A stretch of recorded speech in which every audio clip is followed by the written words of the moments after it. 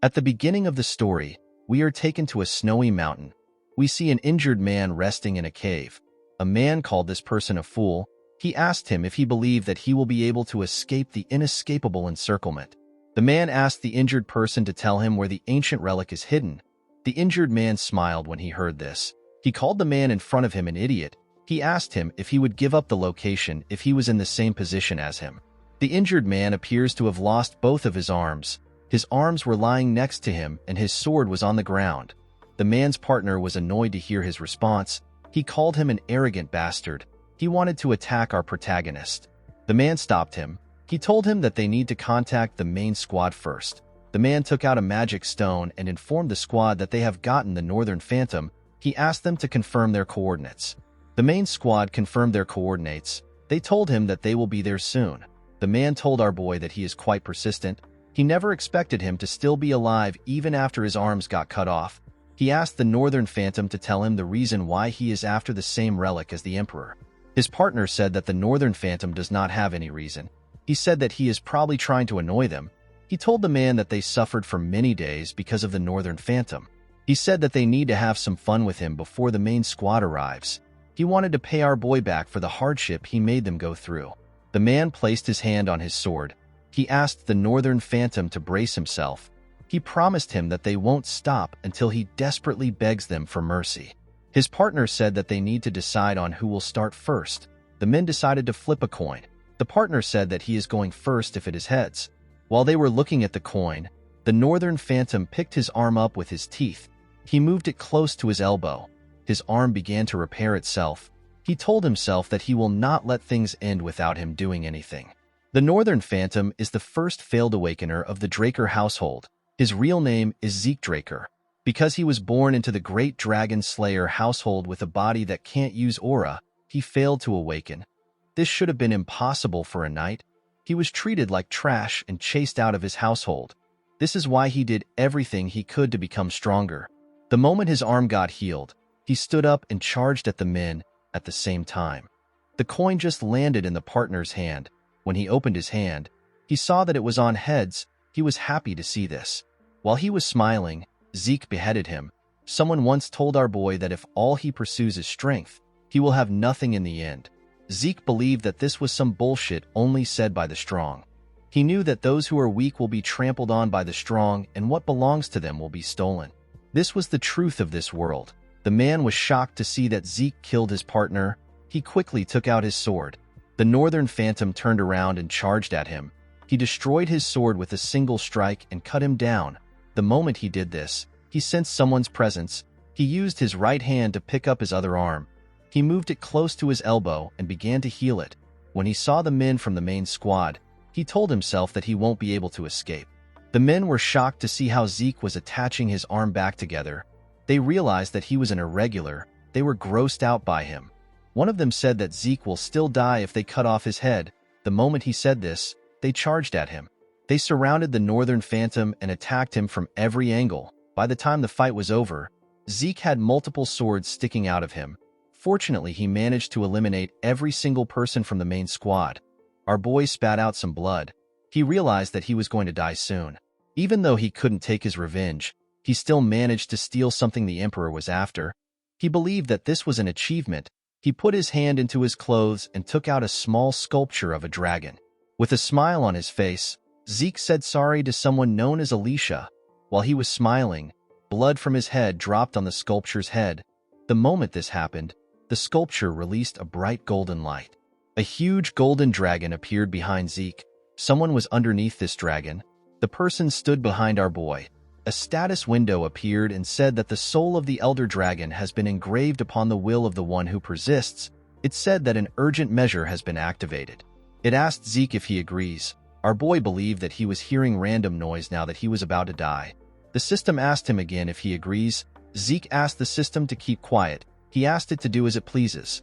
The system took this as Zeke agreeing to its measures. It said that an irreversible promised power is being activated. It said that a countdown will begin now. The system began to count down from 5. This was the last thing Zeke remembered before he woke up in the body of a little boy.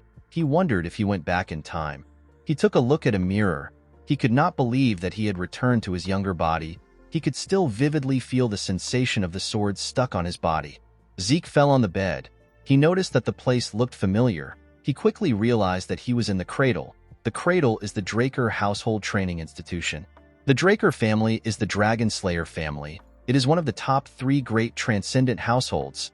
Tarakan Draker was the hero who saved the continent by killing the evil dragon Bahamut in the war 1,000 years ago. His descendants founded the current Draker household. Perhaps it was because they were descendants of the Dragon Slayer. But all the descendants of the Draker bloodline had the blessing of aura. They were able to easily awaken their high-level aura. They became knights. All of them were able to do this except Zeke. While he was resting, the administration system told him that it was restarting. Zeke quickly stood up. He wondered if he was hearing things. The system said that his soul has been confirmed. It said that his soul has been 100% aligned. It said that the soul of the Chosen Awakener has received the will of the Elder Dragon and has completely merged.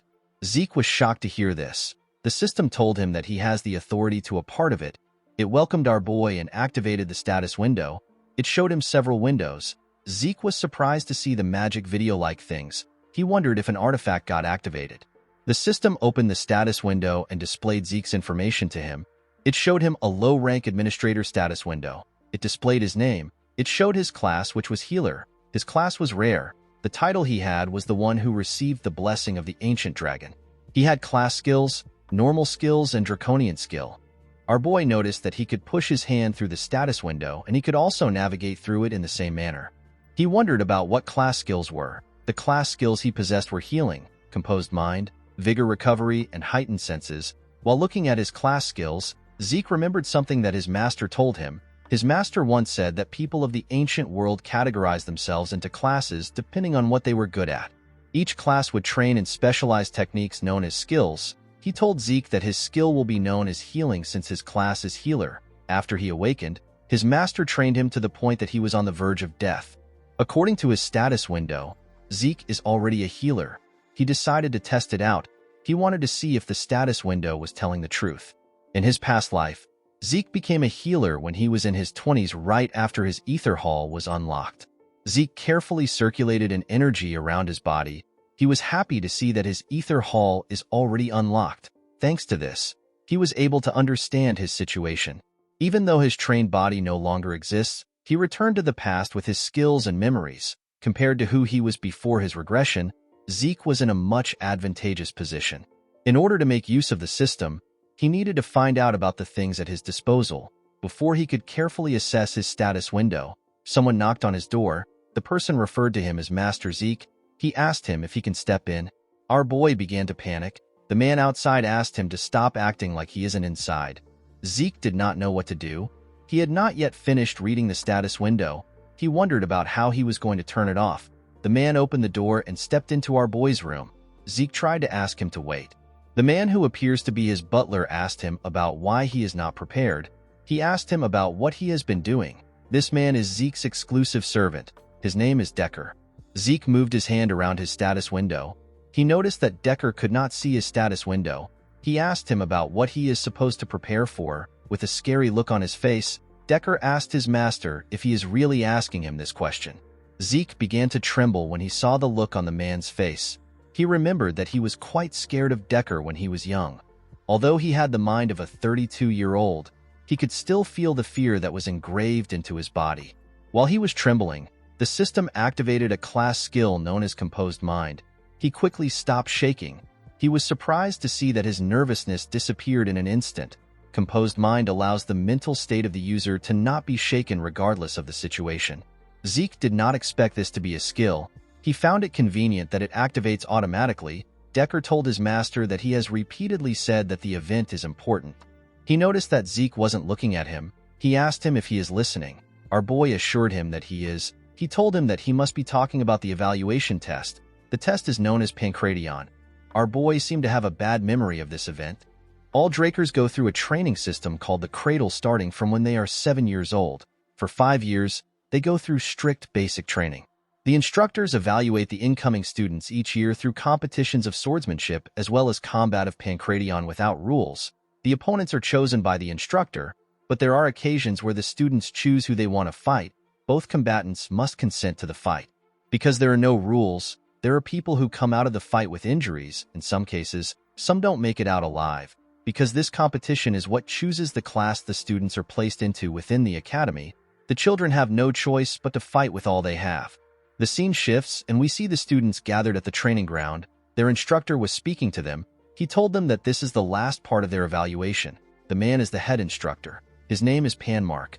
Mark told them that they will start right away. He asked them to prepare themselves. The students accepted his order. While Zeke was standing in line, the other students spoke about the humiliation he faced last year. They wondered why Zeke would come there after facing such a terrible humiliation. They said that they would have ran away if they were him. The students questioned if our boy was really from the direct bloodline of the family. Zeke could not believe that they were openly speaking about him. A boy known as Aaron was asked to get on the stage. He and his opponent took a stance. Mark swung his hand and asked them to start the fight. Aaron charged at the boy. The boy saw Aaron's hand coming towards his face. He believed that he could dodge it.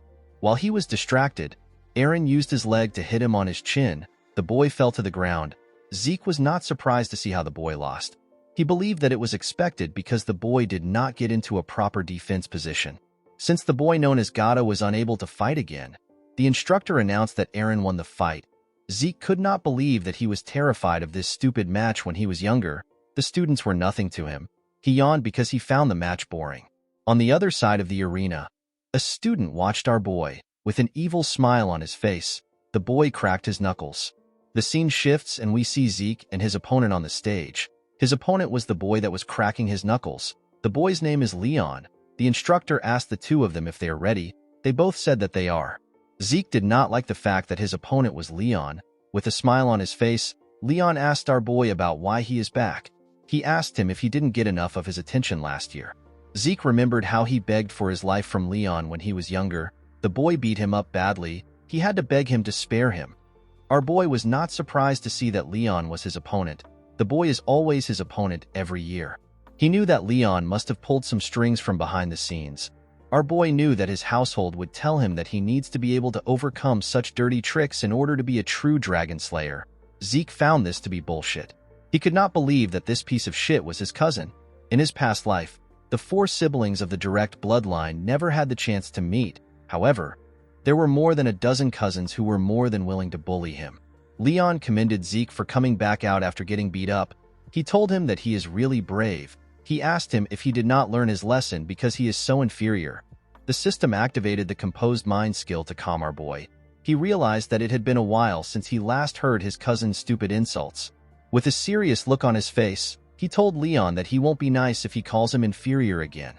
Leon placed his hand on his head. He asked Zeke about what he is going to do. He called him an inferior piece of shit. The moment he said this, Zeke gave him a punch on his face. The attack pushed him back. When our boy punched his cousin, critical strike was activated. The skill inflicts critical damage on the enemy.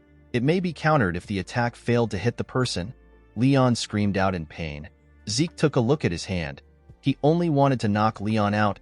He did not expect a skill to be activated when he punched in his normal style. The instructor asked Zeke about what he is doing. He quickly ran to check on Leon. He told our boy that he attacked before he asked them to start. Zeke told Mark that no one says ready, set, and go on the battlefield. With a smile on his face, he said that the person who hits first has the advantage. Mark became nervous. He noticed that he could sense bloodlust from Zeke. Leon told the instructor that he is fine. He pushed himself up and asked Mark to begin the fight. With a look of anger on his face, he said that he will kill the inferior piece of shit. Zeke smiled when he heard this. He told his cousin that he is too stupid to learn his lesson. The instructor swung his hand and asked them to start. Leon quickly charged at our boy. When he got close to him, Zeke attacked him with multiple punches. Leon was able to block it by putting his guard up. He noticed that Zeke's punches did not have a lot of power to them. He was scared because of the punch our boy gave him earlier. He could not believe that Zeke's fist didn't hurt at all. He was certain that our boy was not a threat to him as long as his guard was up. The only thing he was cautious of was Zeke's left hand counter. When Zeke swung his left hand at his cousin, he dodged it by going low. He could not believe that our boy would use such an obvious attack. He grabbed his leg and tried to push him down. He called him an inferior piece of shit and asked him to die. Before he could push Zeke down, he felt some pain in his head. He quickly moved back. The instructor was shocked to see what just happened. He could not believe that a 12-year-old had this level of combat sense. The moment Leon dodged Zeke's counter and tried to take him down, Mark assumed that Leon was going to win. However, Zeke punched Leon's chin and got out of his grasp. It was Leon's fault that he let his guard down thinking that he had our boy. However, Zeke was different. He was still composed despite the fact that his counter failed. The concentration and precision needed to inflict such exact and effective damage is crazy. Mark wondered if this is the same Zeke that he knows. Leon was trembling. He had not recovered from the damage. He knew that he needed to create some distance between himself and our boy. Before he could move, Zeke closed the gap between themselves. He hit him in his leg. Leon was shocked to feel the pain in his leg. He wondered about how Zeke was so strong when his body is so small. He charged at him out of anger. Our boy realized that he was able to control his strength when he hit Leon in his leg. When Leon's fist got close to his face, another class skill got activated. The skill is known as heightened senses. It heightens his senses temporarily. Zeke saw his cousin's hand moving in slow motion. The feeling of the skill felt familiar to him. Since he had gotten used to controlling ether, our boy decided to end the fight. He covered his arms with the energy and grabbed Leon's hand. He slammed the bastard on the ground with a large amount of force. The instructor was shocked to see this. A skill known as precise stab got activated. The skill allows Zeke to stab the weak point of the enemy for critical damage. Zeke used his elbow to hit Leon's rib. He got on top of him and covered his hand with ether. He grabbed his neck and told him that even an idiot like him will be able to learn his lesson. The moment he said this, he began to punch Leon on his face. The boy begged him to stop, but Zeke did not listen. He continued beating him up. The instructor and the other students were shocked to see this. After beating him to his satisfaction, he stood up. Leon's body was covered in his own blood. Zeke told the bastard that this is what happens when he messes with him. After beating the shit out of his cousin, Zeke felt that his head was clear now that he had let out some sweat. He turned to the students and told them that he can now recognize them. He asked them to stop eyeballing him. He asked them to come to the stage if they have something to say. A boy with red hair stood up and called out to Zeke. He told him that he will choose him as his Pancration opponent. He said that he has something to say. This boy is Jakin Vardek. He is also Zeke's cousin. Our boy told him that he accepts his challenge. He told him that the fight will be too boring if it is only him. He asked someone known as Liam Stone to join Jakin. Liam is Jakin's servant. The boy was annoyed to see that Zeke asked his servant to join him. With a smile on his face, our boy told Jakin that it is now a fair fight. Jakin asked him if he just insulted him. With a bright smile on his face, Zeke called him a dumbass and told him that he did. Jakin was enraged by our boy's words. He promised to beat him to death. He and Liam went to the stage. The instructor asked Zeke to not do anything until he asked them to start. Our boy asked him not to worry about it. Zeke smiled when he saw Liam. He found it interesting to see the mercenary king again. In his past life, Liam joined the cradle and the academy as Jakin's servant. But because he was a distant relative, he was left behind in education. He begged to join the higher education of the academy known as Valhalla. He eventually ended up joining the Knight Order of a small nation called Baranon. Once Baranon fell, Liam became a mercenary. In those chaotic times, people flocked to the strong. With his long tenure as a mercenary, he became a Red Knight and started his own stone mercenaries. He united the three largest mercenary groups and was soon called the Mercenary King. As the Empire hired the stone mercenaries, Liam entered the Continental Wars. Our boy and the Northerners faced Liam as a foe. Zeke smiled when he thought of this. He realized that their relationship can be different in this life. The moment he thought of this, Mark asked them to begin. Jakin quickly charged at our boy. He attacked him when he got close to him. To the idiot's surprise, Zeke caught his fist. With a scary look on his face, he reminded the boy that he asked him to fight with Liam. Jakin took his hand back. He told Zeke that he will not play along with his cheap tricks. He quickly used his leg to attack our boy. He felt a large amount of pain in his leg. He quickly moved back. Zeke covered his elbow with ether and used it to block the attack. He advised his cousin to look properly before attacking. The pain in his leg was quite much. He wanted to take a look at it. The moment he looked at his leg, Zeke charged at him. He asked him if he is looking away. Jakin quickly put his arms up to block the attack. Immediately he did this. Zeke told him that he is too scared. He hit his injured leg when he said this. He told Jakin that he couldn't even predict this feint. He told him that this is the reason he asked them to fight together. He moved to his side and gave him a heavy punch on his ribs. Jakin spat out some blood. With a smile on his face, Zeke told the idiot that he is not enough alone. Jakin called out to Liam. He asked him to kill our boy. Liam took out a cloth and wrapped it around his arm. Zeke could not believe that this huge boy was also 12 years old like them. The most annoying thing about fighting Liam is his insane reach. Zeke knew that he won't be able to do anything if he lets Liam attack first. He realized that he needed to take the lead. He quickly charged at him. He launched several punches at him, but the boy managed to block them with his arm. A skill known as Slash got activated. It launches a barrage of attacks at the enemy. It allows Zeke to interfere with their sight. Our boy's attacks got faster. It was leaving after images everywhere. The other students were shocked to see this. They did not know what they were looking at. Even Mark was shocked. He knew that the students would be curious because they have never seen anything like this before. The technique Zeke was using was the Northern Fist fighting technique from the Midlands, a place where swords dominate. He wondered about how Zeke knew this technique. While he was attacking Liam, he began to breathe heavily. He realized that his body was really bad when he was younger. He could not believe that he was already tired from using this simple technique. Aside from this, Liam's monstrous physique was also a problem for him. He did not attack, neither did he dodge. He was simply taking it all in with his guard up. Zeke remembered that Liam was more aggressive in his time as a mercenary. Unfortunately for Zeke, his body was reaching its limit. He clenched his fist and gathered a large amount of ether. He wondered about how strong Liam's body is.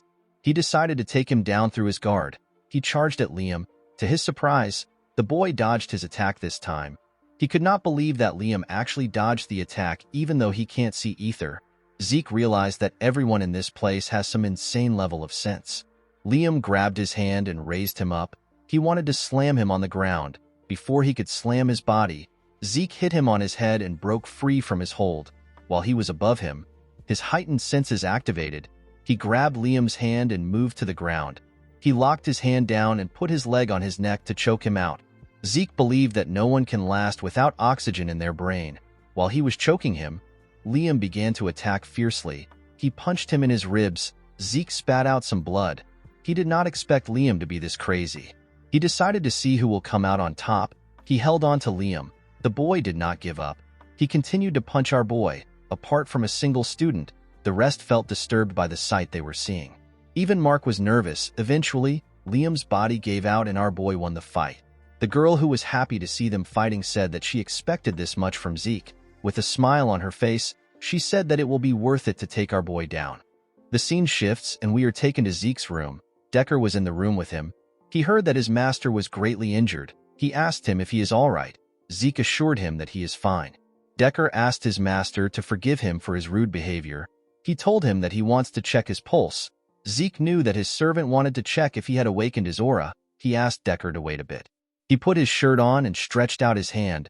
Decker grabbed his master's hand and pushed a blue energy into his body. Zeke was shocked to feel his energy. He did not expect Decker to be a blue knight. In order to check if someone has awakened, people take a look at their dantian. However, Decker was really thorough with the process. He was checking every part of Zeke's body. Imbuing someone else with aura is already quite difficult, yet Decker was able to precisely control his aura. Our boy was certain that he had to be a blue knight. Not all knights are the same. They are classified in accordance to their martial prowess and aura manipulation proficiency. The white swordsman is the novice level. Most children before the blessing rite are white swordsmen. Yellow swordsman is the level where a person has awakened aura and opened their dantian.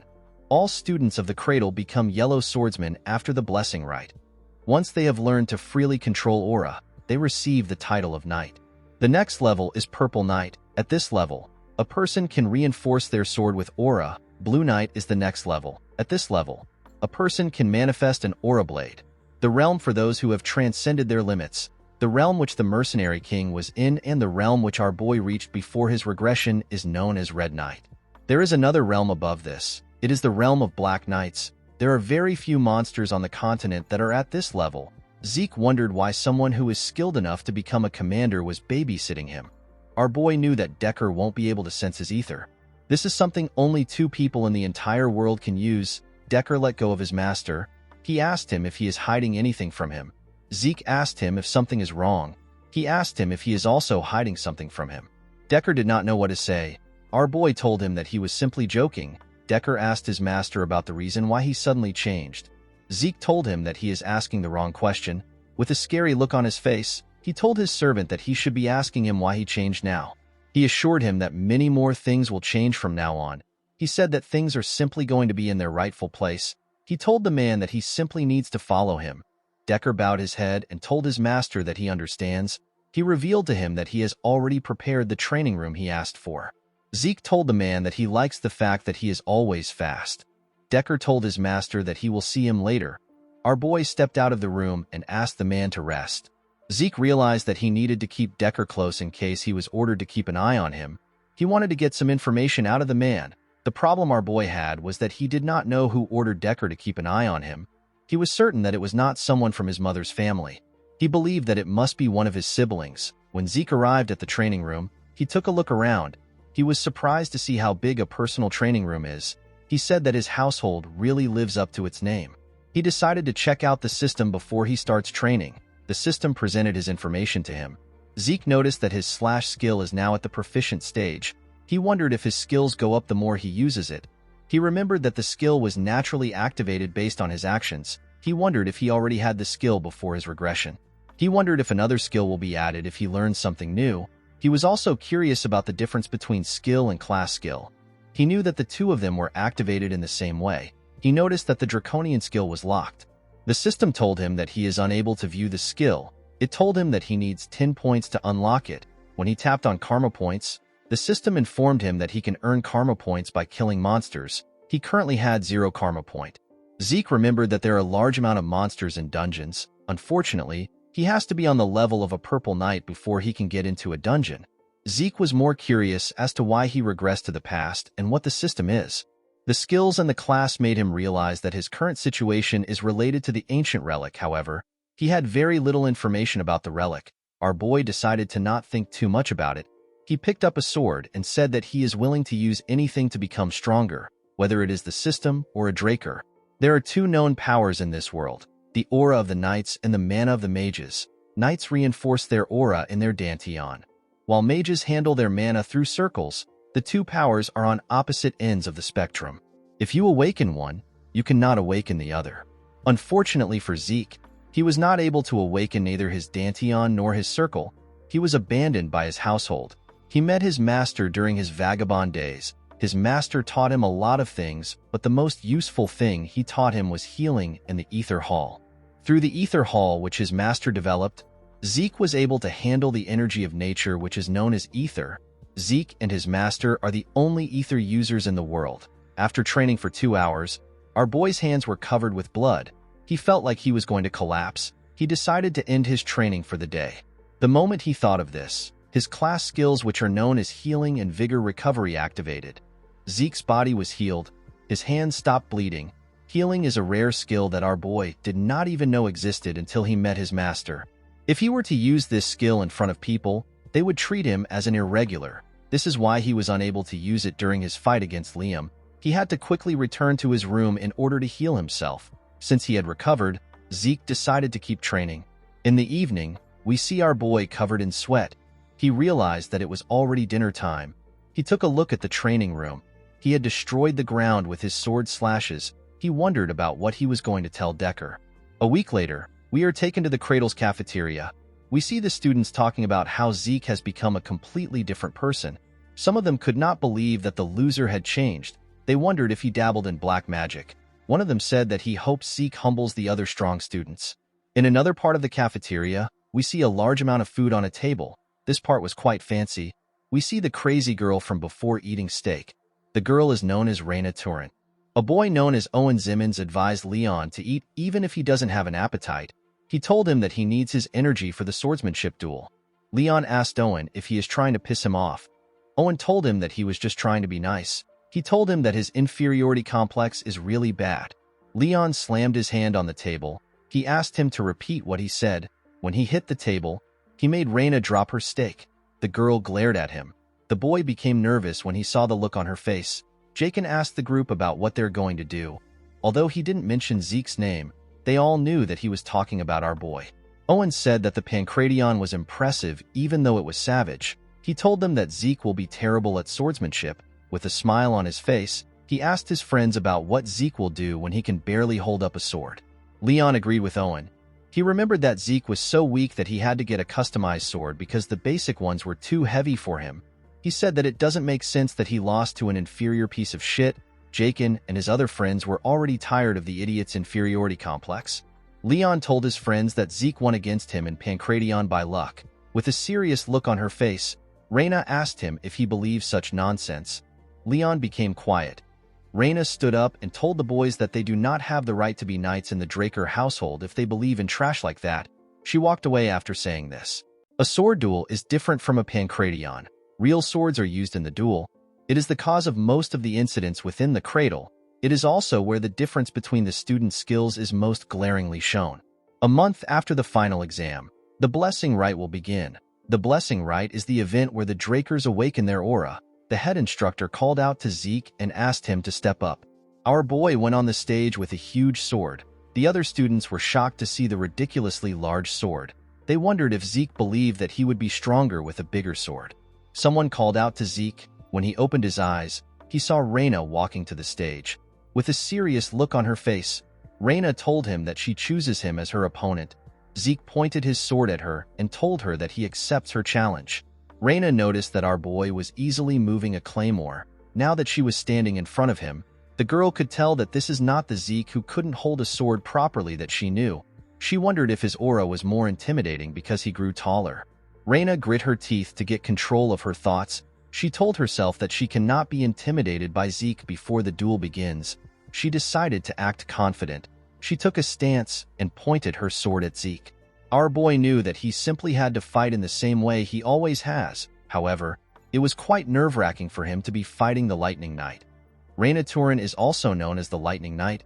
She is one of the knights who made a name for herself during the Continental Wars. She was also noted to be one of the greatest of the next generation of Drakers. This is because she was the one who awakened her aura even before she went through the blessing rite. Zeke realized that Reyna must have already awakened her aura at this point. However, she didn't use her aura in the cradle. She said that she wanted to improve her fundamentals. Mark swung his hand and asked the two of them to start. Reyna quickly charged at our boy. Zeke managed to block her first attack. Reyna got pushed to the side. She disappeared and reappeared behind our boy. She thrust her sword at him.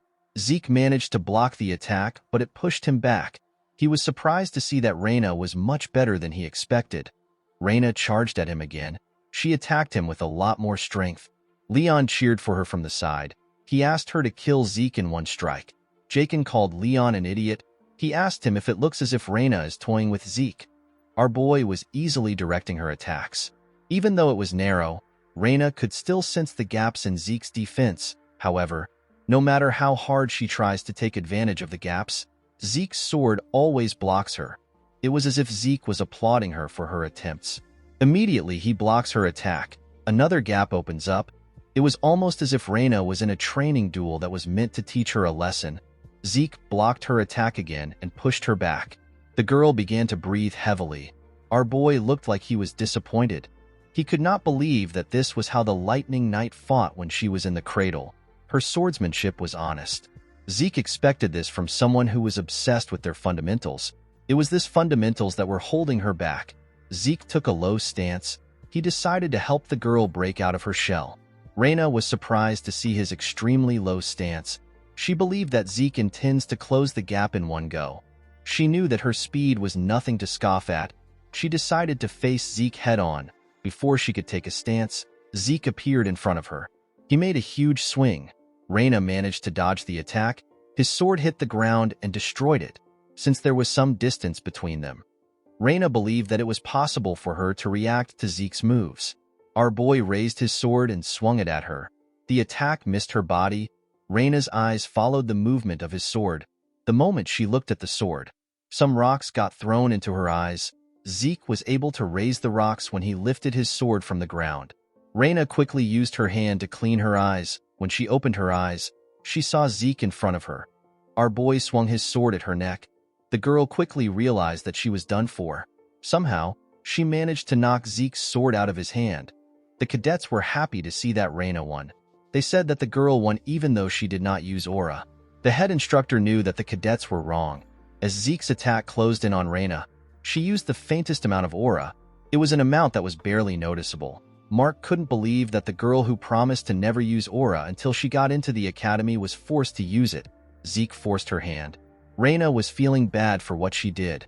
While she was thinking, Zeke appeared in front of her with his fist.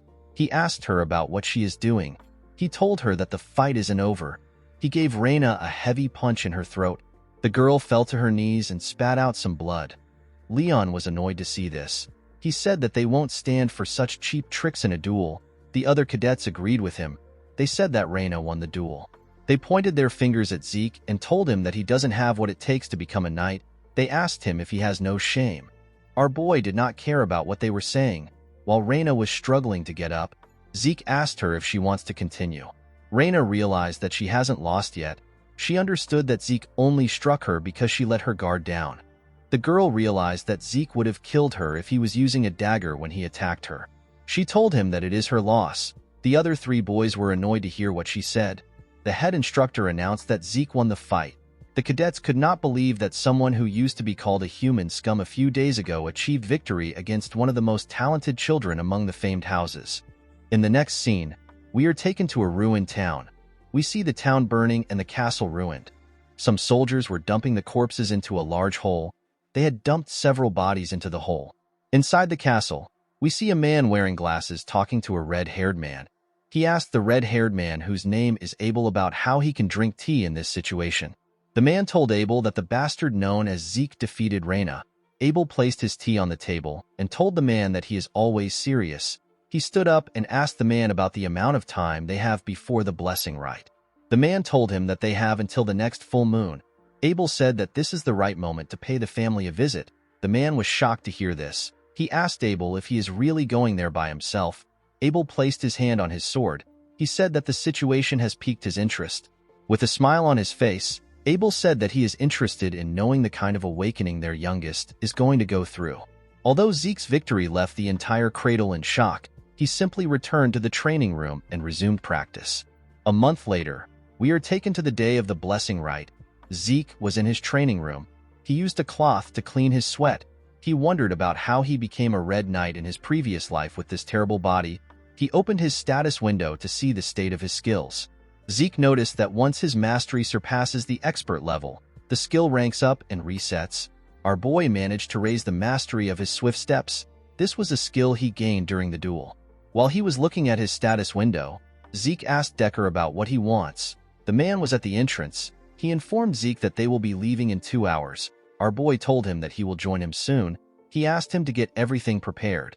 In the next scene, we see the students in carriages. They were all going to the same place. While he was inside the carriage, Zeke realized that it had been a while since he was at the main estate.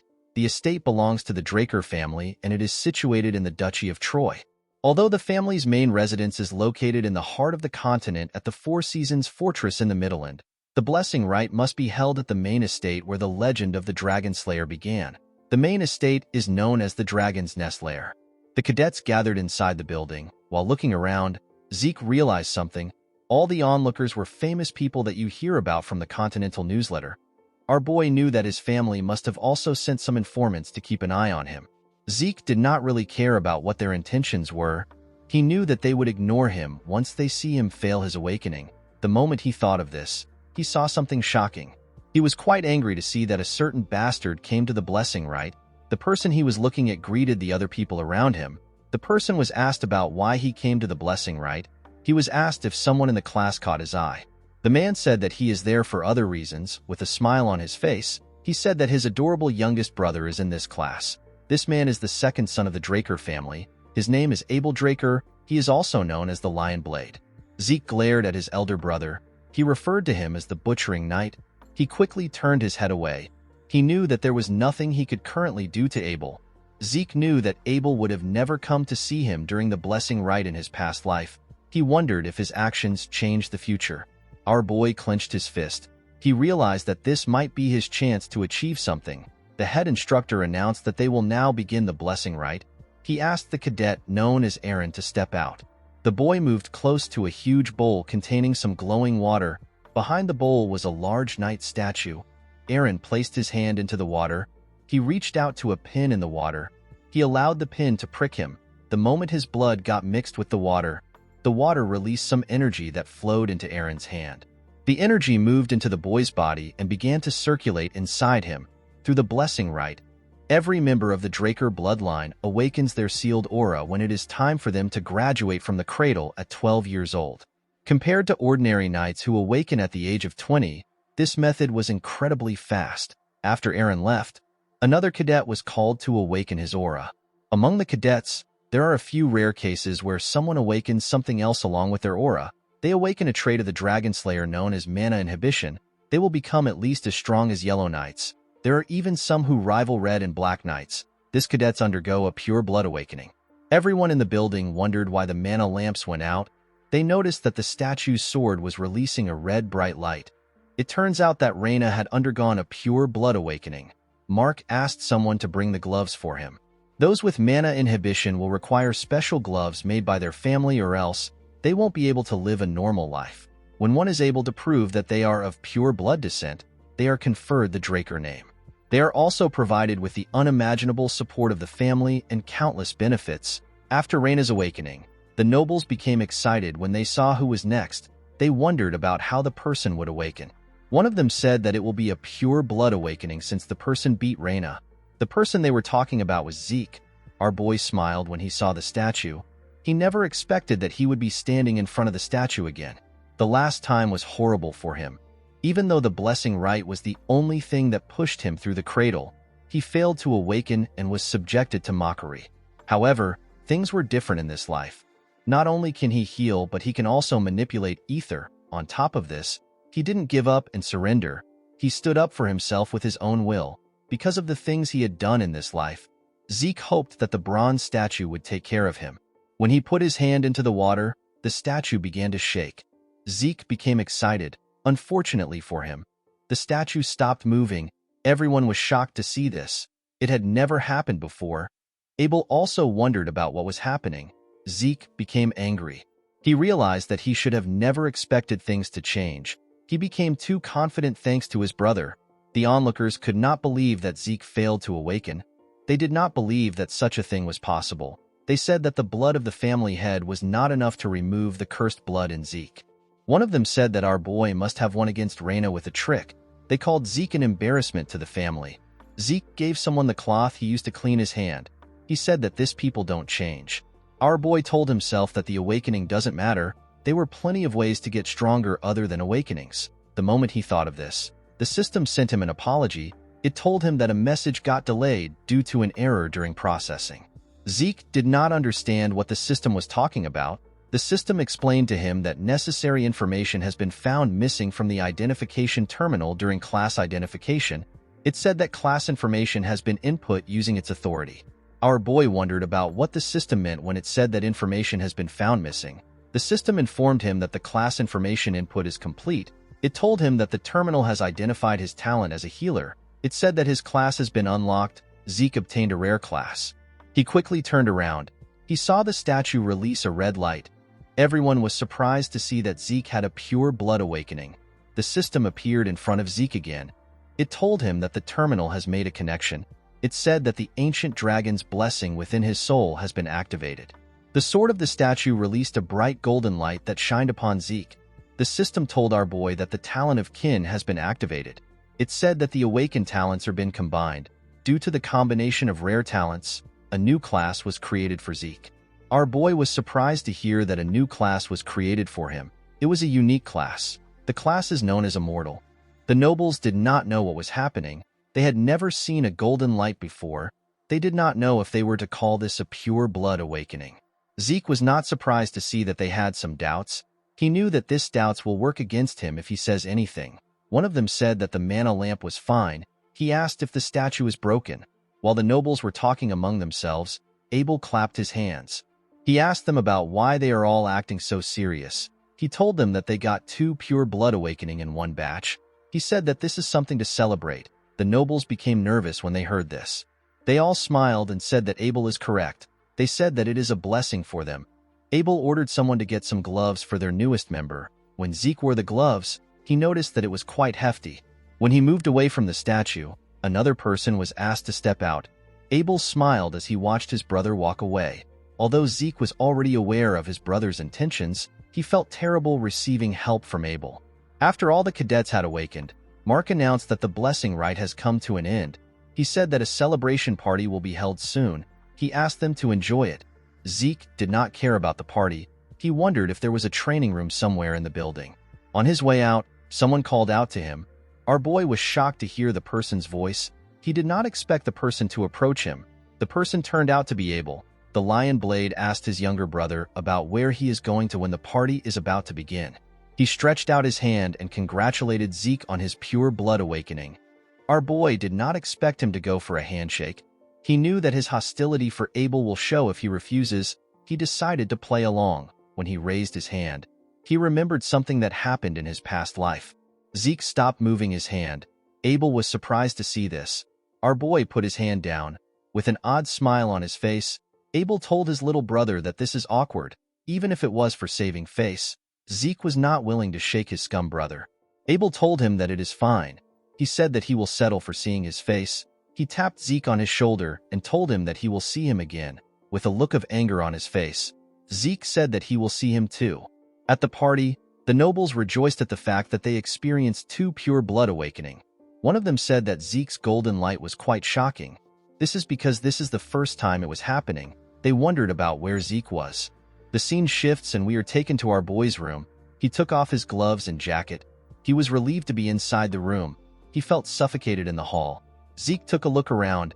He wondered about why he was fine. All pure bloods have the ability of mana inhibition. It is the ability that proves that a person is in opposition of the dragon, which is the source of mana. However, because most machines use mana as their fuel, a pure blood requires the use of the house's gloves. Zeke knew that he should have been experiencing some problems the moment he took off the gloves. This means that he was not a pure blood. He opened his status window. It was much different from before. He got the ability of mana reflection and not mana inhibition. He sat down to check his skills. Mana reflection allows him to create a distortion field to nullify nearby mana. Because the mana lamps were fine, Zeke believed that the skill was not a passive one. Our boy also noticed that he was a rare healer before the rite. Now he is a unique immortal. All the graduates had regular awakenings with blue aura. Only Reina had a red pure blood awakening. Zeke's awakening was red at first, then it later turned gold. Our boy wondered about what it meant. He remembered that the system said that the classification terminal lost critical information. He wondered if the bronze statue was the classification terminal. As soon as the system put in the information, the halted bronze statue began to emit a red light. When he remembered this, Zeke understood what happened. He realized that the bronze statue does not determine whether or not a person is awakened. It determines the user's class. Red is for rare class and gold is for unique. Zeke remembered that the bronze statue is an ancient relic used even before the time of the founder of the family. The concept of class does not exist anymore, so the statue was only used to check if one has awakened or not. The family has mislabeled the red light shown as a sign of pure blood awakening instead of rare class. Zeke could not believe that no family had ever realized this. He noticed that he had also acquired some karma points. He got 100 karma points. He decided to use 10 points to view his draconian skills. The system told him that he can now browse through his list of skills. His draconian skills were all at level 1. He got a skill called Dragon Eyes. The skill allows him to view detailed information of an individual after careful observation. He needed 20 points to unlock this skill. He received a skill called Might of the Dragon. The skill allows him to make his enemies surrender with his aura. He needs 30 points to unlock this skill. The third skill he received was Devour. It allows him to eat and digest a lot. It will cost Zeke 50 points to unlock this skill. Zeke understood the abilities of Dragon Eyes and Might of the Dragon, but he did not understand why he would need a skill like Devour. He decided to get something that is obviously good. He did not want to take a chance. He unlocked the Dragon Eyes and the Might of the Dragon. He believed that the Might of the Dragon was too dangerous to use here. He decided to activate the Dragon Eyes. His eyes turned gold. They looked like that of a dragon. He looked around to see what would happen. He expected to get more details from his surroundings, but nothing happened. He stood up and opened the door that led to the balcony. When he stood on the balcony, he saw something amazing. The statue in the center of the garden looked like it was right in front of him. He realized that this skill will be very useful to him. When he closed the door of the balcony, the system asked him if he wants a detailed information of the object. Zeke was surprised to hear this. Multiple windows appeared in front of him. The system told him about where the items around him were made. His carpet was made from the Room Empire and his drawer was made from the Merc Empire. While he was looking around, Zeke became tired. He quickly sat down. While breathing heavily, he wondered if all draconian skills are like this. He couldn't use them for a long time. While he was breathing heavily, the system activated his healing factor and vigor recovery. Zeke was surprised to see this. He never intended on using the skills. When he opened his status window, he noticed that all his class skills have changed into passive skills and their levels have increased by 1. His healing factor allows his body to automatically repair itself. Zeke smiled when he saw this description. The skill was too broken. Healing may seem like an overpowered skill, but it is not something Zeke can constantly use and its effects are limited. However, healing factor is infinite. Our boy decided to test out the skill. He grabbed a table knife. He used it to cut himself. The moment he did this, his healing factor got activated. When he cleaned the blood on his arm, he saw that his hand looked normal. Zeke remembered that it takes 5 years to finish the academy. With a smile on his face, he said that he will finish within 2 years. Draker Academy is the greatest knight academy on the continent. It is a place that any aspiring knight would give an arm and a leg to enroll in.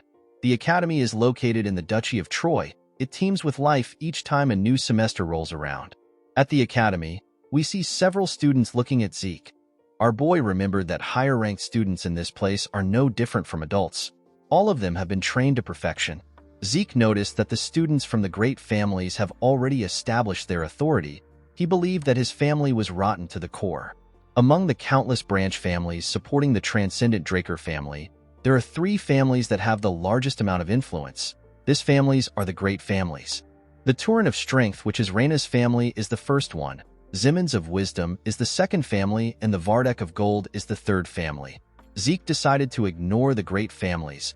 He believed that he had nothing to do with them. He went to his dormitory. Our boy was given a high-class dormitory in the Platinum Mansion. Zeke was given a dormitory in this place because he is a pure blood. The Platinum Mansion is a dormitory furnished with a training hall, a library, and various kinds of facilities. It is only open to the highest-ranked students. Even those from the cradle can't easily get inside. Pure-blood awakeners like Zeke and Reyna are given the special privilege of a floor master. They are given an entire floor at the top of the building. These floors are known as the Platinum Floors. When Zeke went into the building, a maid welcomed him. She told him that she has been expecting him. The maid told him that she will escort him to his assigned floor. When our boy arrived at his floor, a large amount of servants greeted him. Zeke felt like this was too much. He believed that no student deserved this kind of treatment, even if they are purebloods. An older servant informed him that Decker is waiting for him in his room. When Zeke stepped into his room, Decker bowed his head and greeted him. Our boy asked the man to tell him what happened. Decker told his master that he has something to deliver to him. He presented Zeke with a box. When our boy opened the box, he found some gloves inside. They were new gloves given to him for his mana inhibition. Zeke said that the new gloves are quite different from the temporary gloves. Decker was happy to hear that his master liked the gloves. Zeke picked up his sword. He told his servant that he wants to get a new sword. He asked the man about what he thinks. Decker said that it is an excellent decision. He explained to his master that the Duchy of Troy is close to the Giant's Mountain. It is abundant with good quality iron and excellent craftsmen. People even say that the first weapon of an academy alumni is always a Trojan. Decker assured his master that he will find a decent craftsman. Zeke asked him not to worry about it. He said that he already has someone in mind. He wrote the person's name in a paper. With a smile on his face, he told Decker that he will meet the person himself. He asked the man to set up an appointment for him. He stretched out his hand and gave the man the paper. Decker quickly opened the paper. He saw the name of Galleon Halberd. He said that he has never heard of this name before. He assured Zeke that he will contact the person immediately. He reminded our boy that classes are starting tomorrow. He asked him to review the relevant documents beforehand. Zeke told him that he will do it. While he was reading the documents, Zeke realized that he has a lot of freedom to develop his draconian skills because the Platinum Floor is completely isolated. The moment he thought of this, someone knocked on his door. He asked the person to step in. A maid informed Zeke that Reyna has sent him a dinner invitation. Our boy found this odd. He asked the maid to take him there. When Zeke arrived at the top of the building, he saw something weird. He saw members of Reyna's gang standing behind her. The girl was sitting. Our boy wondered about why they were acting like the Southern Cartel. Reina welcomed him to her floor. She apologized to Zeke for the crowd. She said that her family's people are rather peculiar. Our boy sat down. He asked her not to worry about it. Reina said that they can discuss their business after their meal. Zeke noticed that the lightning knight was fully utilizing her lower abdomen to control her aura.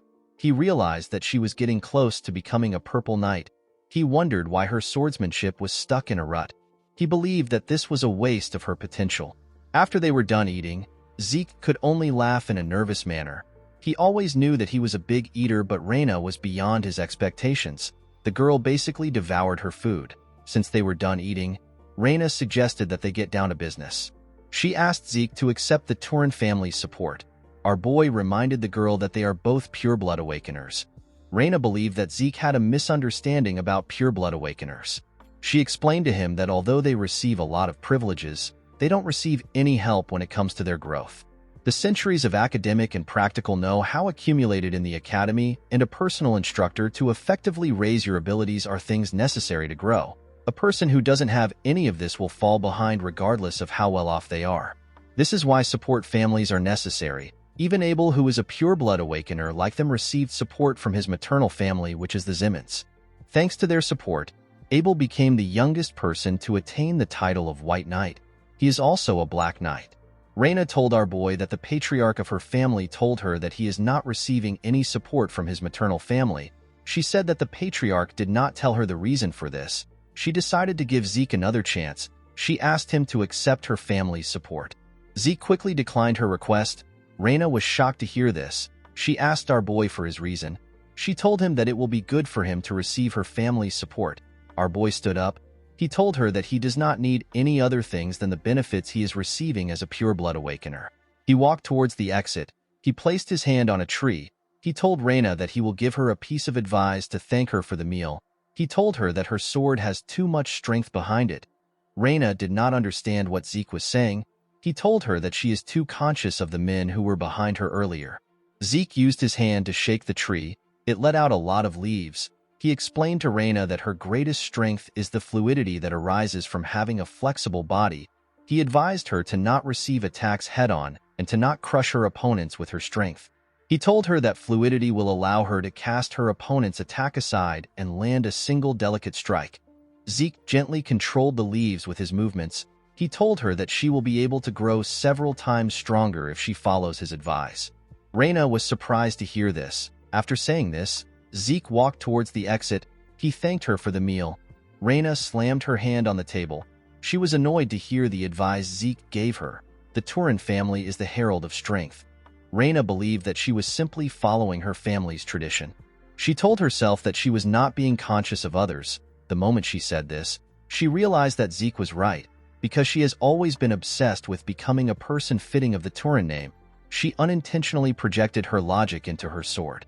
She could not believe that Zeke saw right through her. Reina picked up a leaf that landed on her table. She remembered that everyone praised her as a genius when she was younger. Nobody advised her. Reina wondered about who our boy truly was. In the next scene, we see Zeke stretching his body. He realized that all his changed class skills have insane performances. He could not believe that he was fine even after training all night. Zeke was fine because of his class skill known as infinite stamina. Any fatigue will be offset quickly by an infinite amount of stamina. The skill is a passive skill. In his past life, Zeke saw the academy as hell itself, but now that he is a pure-blood awakener, this place is like heaven to him. Although money and power wasn't everything, they were still nice to have. While our boy was walking, someone called out to him. The person turned out to be Owen. The boy asked him if he is also part of the special class. Owen Zimmons is the third son of the Zimmons family. Plans and schemes are the specialty of this family.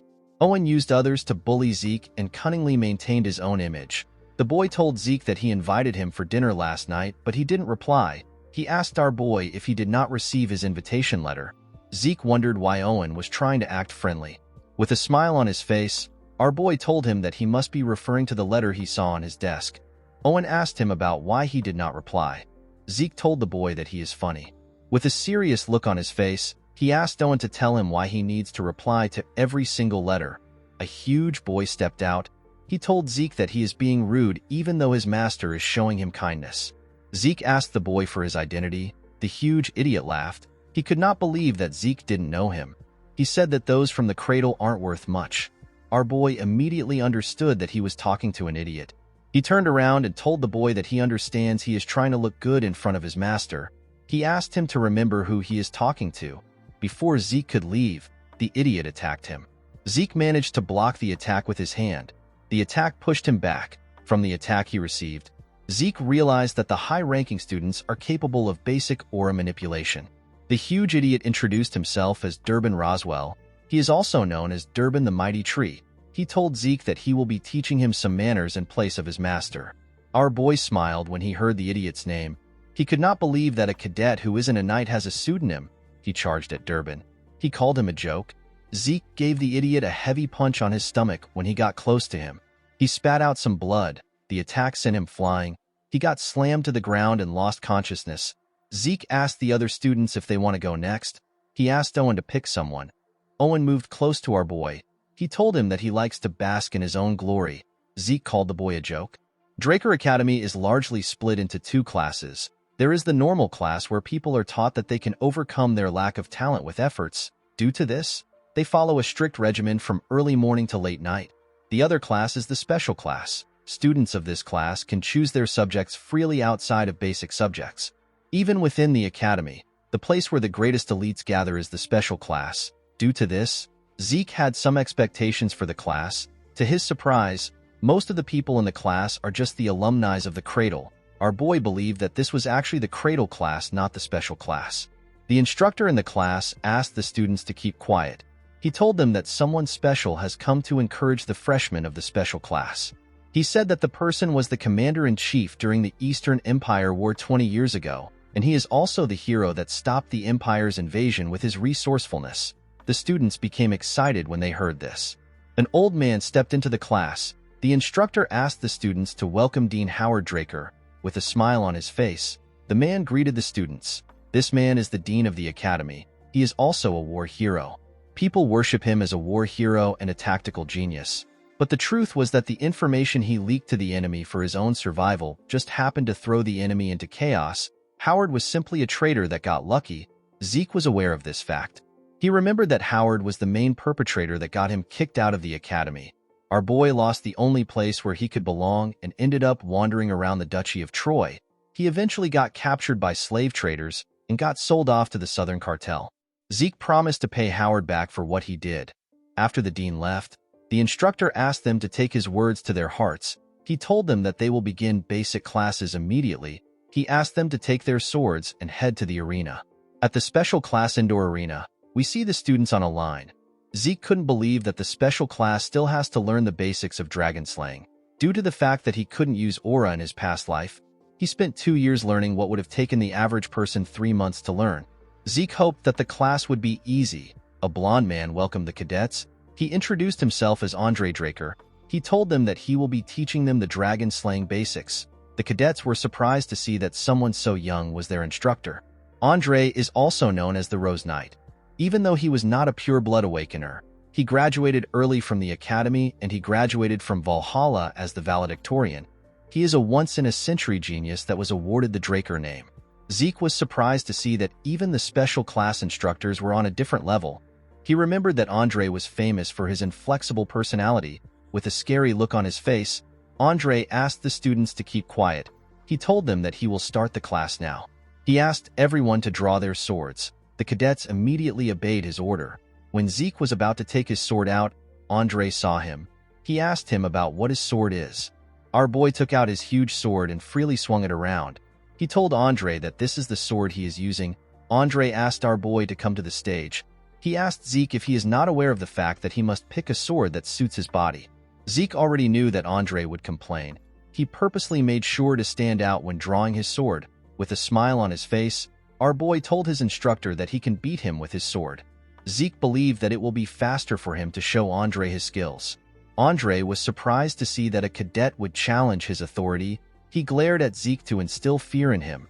The class skill known as Indomitable Mental Defense got activated. It prevented Zeke from feeling any fear. Andre told our boy that he understands if he wants to learn with his body. Zeke was happy to see that he bit his bait. Andre took out his sword. He told our boy that if his blade manages to touch his body, he will be exempted from the punishment for his rudeness. He told him that he will also be exempted from the Dragon Slaying Basics class. Andre assured Zeke that he won't use aura on a cadet. Our boy was happy to hear about class exemption. He was certain that he could beat Andre since he knows his weakness. But he couldn't do anything reckless because Abel was keeping an eye on him. Zeke knew that it will be dangerous for him to garner attention the same way he did in the cradle. He decided to just graze Andre's clothes and lose. He picked up his sword and took a stance. He charged at Andre's neck at a crazy speed. The instructor easily blocked the attack. Zeke was not surprised to see this. He already knew that a blue knight will be strong. He realized that this fight wasn't going to be as easy as he wanted. He began to attack Andre more fiercely. He attacked him from different angles. The instructor still managed to block the attacks. The other cadets were surprised to see the level which an official Draker Knight was at. They could not believe that Zeke has not managed to touch him even after 30 minutes. Andre made a huge swing that pushed Zeke back. The moment he did this, his hand began to shake. He was shocked to see the ridiculous amount of stamina that Zeke had. Even though he was suppressing his aura, he did not think that it would be possible for him to be losing to a cadet. While breathing heavily, Andre said that the existence of pure blood awakeners is unfair. Zeke was not surprised to see that Andre still had the same poor stamina. He knew that the instructor was at a bigger disadvantage because he was suppressing his aura. The Draker aura cultivation method is known for its peculiarity. A person must activate their aura during training, during daily tasks, and even when eating and sleeping. A person must maintain it as if they are breathing. In other words, Andre is basically holding his breath. Zeke charged at him. The instructor managed to block his attacks. He pushed him back. Although our boy planned on losing, it didn't feel right for him to lose this way. He charged at Andre again. He decided to force him into using his aura. Andre still blocked his attack. Zeke realized that creating situations that can be easily handled is useless. He knew that he needed something that will make Andre unconsciously use aura. He needed to create an extreme situation. The instructor pushed him back again. Before his legs could touch the ground, he charged at Andre again with a crazy speed. The instructor was shocked to see how fast Zeke was. He quickly realized that he was using swift steps. Our boy ran around his instructor. He wanted to confuse him. Andre couldn't believe that a cadet knew how to use swift steps. While he was trying to follow our boy's steps, he appeared behind him like a grim reaper that wanted to take his life. His critical strike got activated. The moment it got activated, Andre sensed his presence. He quickly turned around. Unfortunately for him, it was too late. The sword was about to cut him. Andre quickly took a step back in a skillful manner. He raised his sword. He decided to use the dragon-slaying arts. He used the first verse of Chapter 1. The skill is known as Sky Slice. Zeke smiled when he saw this. He quickly raised his sword to block the attack. Andre's attack pushed him back. Aside from Reina, the other members of the three great families were happy to see what happened. Although he managed to block the attack, his sword got broken. The pain was more than he expected. Our boy still had a smile on his face. His healing factor got activated. Zeke threw away his sword. He decided to collapse now. Andre put his sword away. People from the infirmary quickly went to check on Zeke. With a look of anger on his face, Andre announced that our boy no longer needs to attend his class again. He asked the cadets if there is anyone among them who also wishes to be exempted. The cadets kept quiet. They knew that they were screwed if they raised their hands up. With a scary look on his face, Andre told them that he will assume that no one wants to leave. At the infirmary, we see Zeke resting on the bed. He commended himself on his performance. Although he didn't graze Andre's clothes, he got him to use aura and acknowledge his abilities. Our boy considered the situation a win-win because Andre got disciplined and he obtained free time. While resting, he remembered Andre's last attack. The technique is the most basic move of the dragon-slaying arts. However, because the technique was used by a blue knight, the force was ridiculously powerful. Although Andre was powerful, Zeke was still certain that he could beat a blue knight, especially since he had limitless stamina and healing. Even though he was already strong, Zeke did not believe that it was enough for him to live freely. He wanted unrestrained power to live a life where he was not restricted. He wanted the power that won't let him submit to anyone. While he was thinking, someone holding a bottle of liquor asked him if he is Arthur's youngest son. Our boy was shocked to see the man. He did not know who he was. With a smile on his face, the man told him that he has the same eyes as his father. He called Zeke's father an arrogant bastard. Zeke could not believe that he wasn't able to sense the man's presence despite the strong stench of booze. He could not believe that someone had the guts to call his father, who is the current patriarch of the Drakers, an arrogant bastard. He asked the man for his identity. The man asked him about how he did something. Zeke asked him about what he is talking about. The man chugged a large amount of booze. He asked our boy to stop feigning ignorance. He reminded him that he was inflicted with an internal wound. With a smile on his face, he asked Zeke to tell him how he instantly got healed. Zeke was surprised to hear that the man has found out about his healing factor. The moment he thought of this, his indomitable mental defense got activated. Our boy became calm. He realized that it was impossible for anyone to know about healing in the academy. He grabbed his bedsheet. He told the man that he does not know what he is talking about. The man could not believe that Zeke was still keeping up with his charade. He swung his hand at our boy. Zeke managed to react and dodge the attack. The man's hand cut through the pillow and the bed. Our boy assumed that the man was an assassin. He quickly threw the bedsheet at him. It covered the man's face.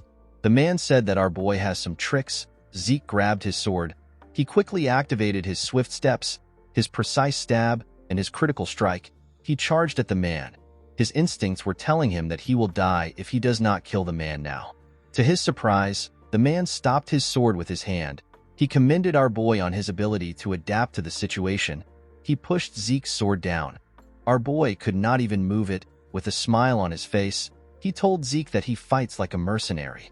Our boy was shocked to hear this. He wondered about who the man was. He quickly stepped back when he heard this. He wondered about why the man called him a mercenary. He wondered if the man knew something about his past life. The man played with Zeke's sword. He found it odd that a Draker abandoned his sword and stepped back. He threw Zeke's sword back to him. He told him that he is better suited to be a mercenary than a knight. Our boy caught the sword. Zeke felt something that he only felt from his master. He became certain after having a brief fight with the man. Our boy felt the overwhelming gap between their abilities. It was to the point where this man could kill him anytime he wanted. Zeke was certain that this man was at least a red knight. The man realized that our boy was using a claymore from the basic supply of the cradle. He told Zeke that he is talented. He asked him about why he is using such a weapon. The moment the man asked his question, someone opened the door. The person seemed to have been searching for the man. The person turned out to be Andre. Zeke wondered why the instructor came there. Andre referred to the man as Garden Keeper Dexter. Our boy was surprised to hear that the man was a garden keeper. The man referred to Andre as a leech-like bastard. He asked him about how he knew he was there. Andre told him that he saw him at the training ground. The man was annoyed to hear this. He realized that Andre is quick-witted. Andre asked Zeke to leave since he is done getting his treatment. Our boy quickly went to the door. Before he left, the man asked him to visit the Academy Western Greenhouse if he has some time. He told him that he will teach him something useful. Zeke declined the offer and stepped out of the room. The man was annoyed to hear this. He told our boy that he has the same personality as his father. Our boy closed the door. He could not believe that the man was pretending to be a garden keeper, someone who has the rank to call the current patriarch by his name. Zeke remembered that this man is the one who only had one disciple throughout his life. Andre was his disciple. This man is Duke Draker. He is also known as the Gale Knight. He is one of the Black Knights who have the martial power to go against a whole kingdom alone. Duke was quite the talk of the town in the past. He suddenly disappeared one day. Zeke could not believe that Duke was living a secluded life at the academy. He realized that this must be the reason why Andre came to the academy. Our boy remembered hearing a rumor that Duke obtained Black Knight status simply because he likes the color black. Right now, Duke is showing some interest in Zeke, however. Our boy was not interested in receiving light teaching due to a simple interest. He wanted to learn Duke's secret move. He promised to change the man's interest into tenacity. In the next scene, we are taken to a classroom. We see an instructor explaining things to the cadets. This man is the Academy's magic theory professor. His name is Fannin. Fannin asked the cadets if they know the next step to what he is teaching them. None of them replied. They were all bored. Fannin decided to just explain it himself. Before he could say anything, Zeke told him that the person will take damage due to resistance. He told the man that he does not understand the mana transfer energy law he mentioned earlier. Fannin was extremely happy to see that a cadet was listening to him. Zeke wondered about why he was staring at him. He called out to his professor. Fannin apologized to him. He told him that this is the first time he is getting a question. He quickly began to explain. When the class was over, the cadets quickly stood up. They did not understand why they were learning magic theory at a night academy. Zeke noticed that the lecture was quite easy to understand. He realized that his professor was not an ordinary mage. Before he could leave the class, someone called out to him. Zeke turned around and asked Fanon if something is wrong. While breathing heavily, the man said that everything is fine. He explained to our boy that this is the first proper class he has had in a while thanks to him. He asked Zeke to come to his research lab if he is ever curious about anything. He revealed to our boy that he is a Delphoa Magic University Scholarship alumnus. He assured him that he knows a lot of things. Zeke was surprised to hear this. He knew that the man wasn't an ordinary mage, but he did not think that he will be an alumnus from Delphoa, the nation where magic originated from. He told the man that he understands. Fanon waved to our boy as they left the classroom. Zeke gently smiled at him. He believed that it would be good for him to get closer to a mage. Mages who are good at math are usually flexible thinkers. Our boy believed that this mages are better suited as colleagues than stuffy knights. He decided to test Fanon to see if he will be useful. The moment he stepped out of the building, he saw something odd. He saw Duke resting on a bench in front of the building. Our boy did not expect the man to be so impatient. It has only been a week since they saw each other. Duke asked Zeke if he is done with class. Our boy asked him about why he came. The man asked him to tell him why he did not come to the greenhouse. He believed that our boy must have understood what he meant when he told him that he will teach him some useful things. Zeke told Duke that he is not interested. Duke was shocked to hear this. He asked our boy to tell him why he is not interested. Zeke told the man that he is well aware that he is incredibly talented. He told him that he is busy with individual training. Duke told him that personal training is truly important. The moment he said this, he appeared behind our boy. He asked him if this is the answer he wanted to hear. Before Zeke could react, Duke used his hand to knock him out. In the next scene, we see Zeke wake up next to a tree. He could not believe that Duke knocked him out. He realized that 1 week was a lot of time to the man. When he looked around, he realized that he was at the western greenhouse. He saw Duke next to him. He was pouring some water on the plants in front of him. Zeke asked the man if he abducted him. Duke told him that he is correct. With a smile on his face, he told our boy that he is a bit interested in him. Zeke was surprised to see that the man was no longer hiding it. He realized that this man was very impatient. He quickly activated his swift steps and began to run. He believed that it was not yet time for him to learn anything from the man. Before he could get far, Duke appeared in front of him. Our boy was surprised to see this. He quickly changed his direction. Before he could get anywhere, Duke appeared in front of him again. Zeke had to stop moving. He understood that the man only saw him as a joke. He realized that he needed to light a fire within him. He asked him to tell him why he is interested in him. Duke reminded him that he asked him about how he was able to heal his injuries instantly. Zeke was surprised to hear this. He smiled when he heard the man's answer. He could not believe that this was what bothered him. He asked Duke to make him give him an answer if he is curious. Duke thought about our boy's answer. He disappeared in front of him. Zeke was shocked to see this. He took a look around. He wondered about where Duke was. While he was looking around, a sword flew towards him. When the sword got close to his head, our boy managed to dodge it. He caught the sword hilt. He asked Duke about what he is doing. The man reminded Zeke that he asked him to make him answer. He told our boy that this is too easy for him. He suggested a bet. He told him that he will grant him any wish if he grazes his clothes. Zeke was surprised to see that both the master and the disciple bet the same way. With a scary look on his face, Duke told our boy that he has to reveal everything that he is hiding if he gives up on the duel. After fighting Zeke for a while, Duke began to wonder if our boy is really a child. They had already fought for 3 hours, and yet Zeke did not seem tired. Duke noticed that Zeke's stamina and wounds are being healed endlessly. Our boy stood up from the ground. He tried to hold himself up. His healing factor and his infinite stamina got activated. He got a hold of himself. He realized that he won't be able to win the bet even if they fight all day. Our boy remembered the skill known as Might of the Dragon. He did not use the skill because it seemed dangerous. He believed that the skill would be perfect against a Black Knight. He took a stance and covered his body with ether. He was completely locked in. With a scary look on his face, he told Duke that they can continue. The Gale Knight was happy to see the look on Zeke's face. He told him that this is how things should be. Our boy gathered his ether in his legs. He activated his swift steps and charged at Duke at a ridiculous speed.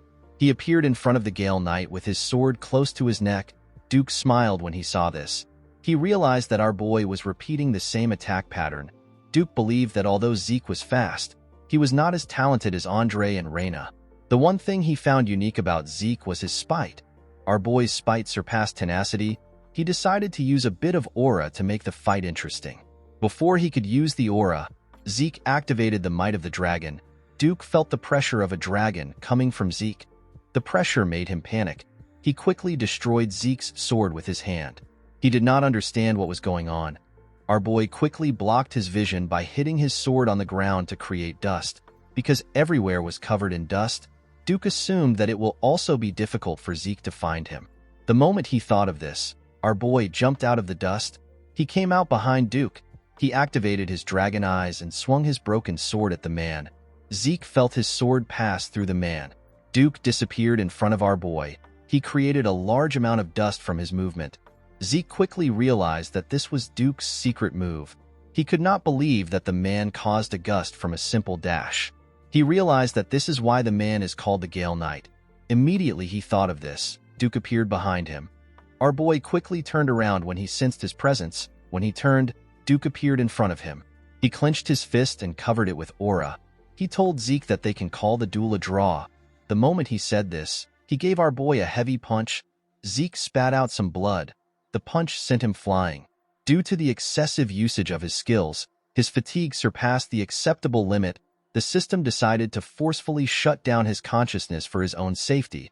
Before he lost consciousness, Duke said some things to him. When our boy woke up, he found himself in his room.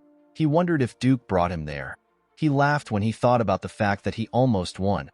Although he lost, he wasn't annoyed because he fought against a Black Knight. Zeke knew that he had done everything that he can do with his current abilities. He tried to get Duke to let down his guard by repeating the same attack 100 times over. At the decisive moment, he used the might of the dragon. He even used the dragon eyes, but it wasn't enough. Zeke was certain that the skill Duke used at the end was his secret move. Although he got knocked out for using the draconian skills too excessively, he was able to see Duke's secret move.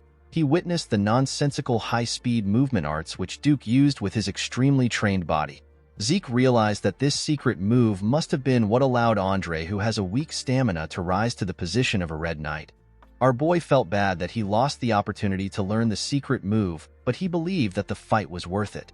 He remembered how the might of the dragon had the pressure that made a Black Knight hesitate.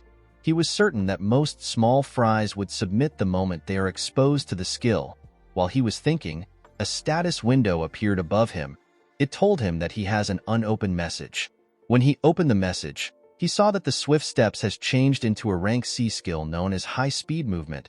The system told him that his soul has developed due to the demonstration of strong will. Along with the development of his soul, his system functions got activated. The system told him that it is possible to activate the next function using karma points. Our boy was surprised to see this. The mini-map function got opened. The geographical terrain features can be seen through the form of a map. Zeke needed 20 points to unlock this function. Another function known as inventory got activated. It allows Zeke to save as many items as it can accommodate. Our boy needed 20 points to unlock this function.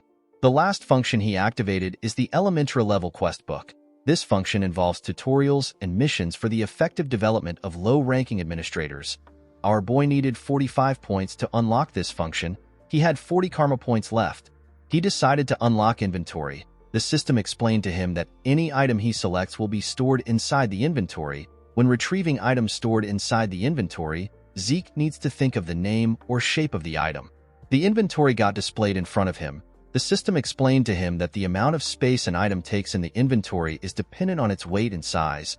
It told him that he can use karma points to increase the size of his inventory if he wants a larger storage space. Our boy grabbed his sword. He remembered that he can activate his skills just by thinking of them. He believed that putting an item in the inventory would be the same way. He raised his sword and asked the system to save it. The moment he thought of this, the claymore disappeared from his hand. Zeke was surprised to see this. He noticed that the claymore took 2 out of the 28 boxes. He now understood what the system meant when it said that the space the item takes is dependent on the weight and size of it. He decided to retrieve it by thinking about its name. The claymore quickly reappeared in his hand. Zeke thought that this was just like a subspace storage, but it turned out to be better. He remembered that the subspace artifact was quite expensive, but it was difficult to find an item stored inside it. He remembered that he can even increase the inventory space with karma points. Zeke could not believe that this overpowered functions belonged to the low-rank administrator. He wondered about what will happen when he reaches a higher rank. Since the points were quite valuable, Zeke realized that he cannot use them recklessly. He believed that he needed to change his plans. While he was thinking, someone knocked on his door. The person asked him if he can step in. Zeke immediately knew that Decker was at the door. He asked the man to come in. Decker revealed to him that he has a message for him. He stretched out a paper to our boy. He said that it came from garden keeper Dexter. Our boy was surprised to hear this. He smiled when he read the message. Duke asked him to come again if he wants to challenge him. Zeke was happy to see that the fight wasn't a complete failure. He remembered that Duke said that the fight is a draw. Our boy was happy to see that he still had the opportunity to learn from the man. The moment he thought of this, Decker told him that he has one more thing to tell him. He revealed to his master that he found the blacksmith he was looking for. Our boy became excited when he heard this. He asked the servant about when the appointment is. Decker told his master that there is a problem. He said that the blacksmith refused the appointment. Zeke was shocked to hear this. He asked Decker for the reason.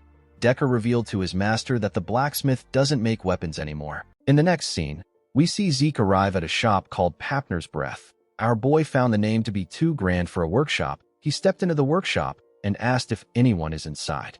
The Sword of Radiance, known as Graham, is the masterpiece that Galleon forged. He gave it to Zeke as payment for saving his life. He is a man who deserves to be called the blacksmith of the soul. It was said that he can read the souls of the users before making their weapons. He lived up to his name by creating a sword that possessed the ability that Zeke needed the most. The sword had the ability to replace ether with aura. Galleon was the greatest blacksmith in the continent. When Zeke stepped into the forge, he saw a man drinking a bottle of wine. He did not expect to see Galleon in this state. Galleon was surprised to see a kid in his workshop. He asked Zeke to get out. Although Galleon has always been someone who has a moody temperament, it has never been this extreme. Our boy wondered about what happened to Galleon before he met him. Zeke picked up a bucket of water and poured it on the man. He threw the bucket on the floor. With a smile on his face, Zeke asked him if he is awake now. He told him that he wants to know the reason why he rejected his commission. Galleon quickly noticed Zeke's gloves. He realized that he is a Draker. He quickly slammed his head on his table. He begged our boy to forgive him for his discourtesy. He told him that he is not taking any commission at the moment. He said that a bastard cannot create what someone wants when he can't even create what he wants for himself. Zeke never expected Galleon to have a stage in life where he also doubted himself. He remembered that Galleon was already the greatest blacksmith in the continent before he met him. Galleon never told him about the life he lived. He realized that the blacksmith never shared his embarrassing past with him. Our boy was not ready to wait 10 years for Galleon to come around. The blacksmith was already having a serious mental breakdown. Zeke called out to him. The man quickly put himself together. He apologized to him for his disgraceful behavior. Our boy asked him not to worry about it. He told him that he wants to see some of his failures. Galleon told him that it is at the back. Zeke decided to guide the man back to the right path. The scene shifts, and we see them at the back of the building. Galleon apologized to Zeke for making everywhere clustered. Our boy assured him that it is fine. He told him that it actually looks charming. He moved forward and picked up one of the swords. Galleon asked him to be careful. He told him that the swords are still very sharp, even if they are failures. Zeke picked the swords and threw them aside. He could tell that none of these swords were failures. Each of them are of similar quality to the things he forged when he was named the greatest blacksmith on the continent. He activated his dragon eyes and took another look at the swords. He asked Galleon if there is a problem with his brazier. The man was shocked to hear this. He asked our boy about how he knew. Zeke reminded him that he asked him a question. He asked him if he utilizes his own style of smelting. Galleon was shocked to hear this. Our boy said that the man has mixed several metals to create a lighter and exquisite material. Unfortunately, the durability of the items is poor. The moment he said this, Zeke used one of the swords to hit another sword. The two swords broke. He told the blacksmith that things like this happened because the impurities weren't properly eliminated during the heat treatment process. Galleon could not believe what he was hearing. He did not expect Zeke to make an accurate analysis of everything. He did not think that our boy would be able to immediately recognize his smelting method. He even analyzed the major flaw and its cause. Galleon realized that the person in front of him is different. He clenched his fist and called out to our boy. He told him that he has something to show him. He took Zeke back inside. He asked him to take a look at something. The moment he said this, he spread a large blueprint of something on the table. Zeke immediately recognized what he was looking at. He knew that this was Galleon's secret blueprint that will be revealed years later. It is the blueprint of a magic brazier. In the past, Galleon showed our boy his brazier. He said that there is no point in hiding something from his savior. He explained to Zeke that it is a brazier where the temperature can be freely adjusted with magic. In the present, our boy told the man that his smelting method will work perfectly with the brazier. Galleon was happy that Zeke was able to understand his idea.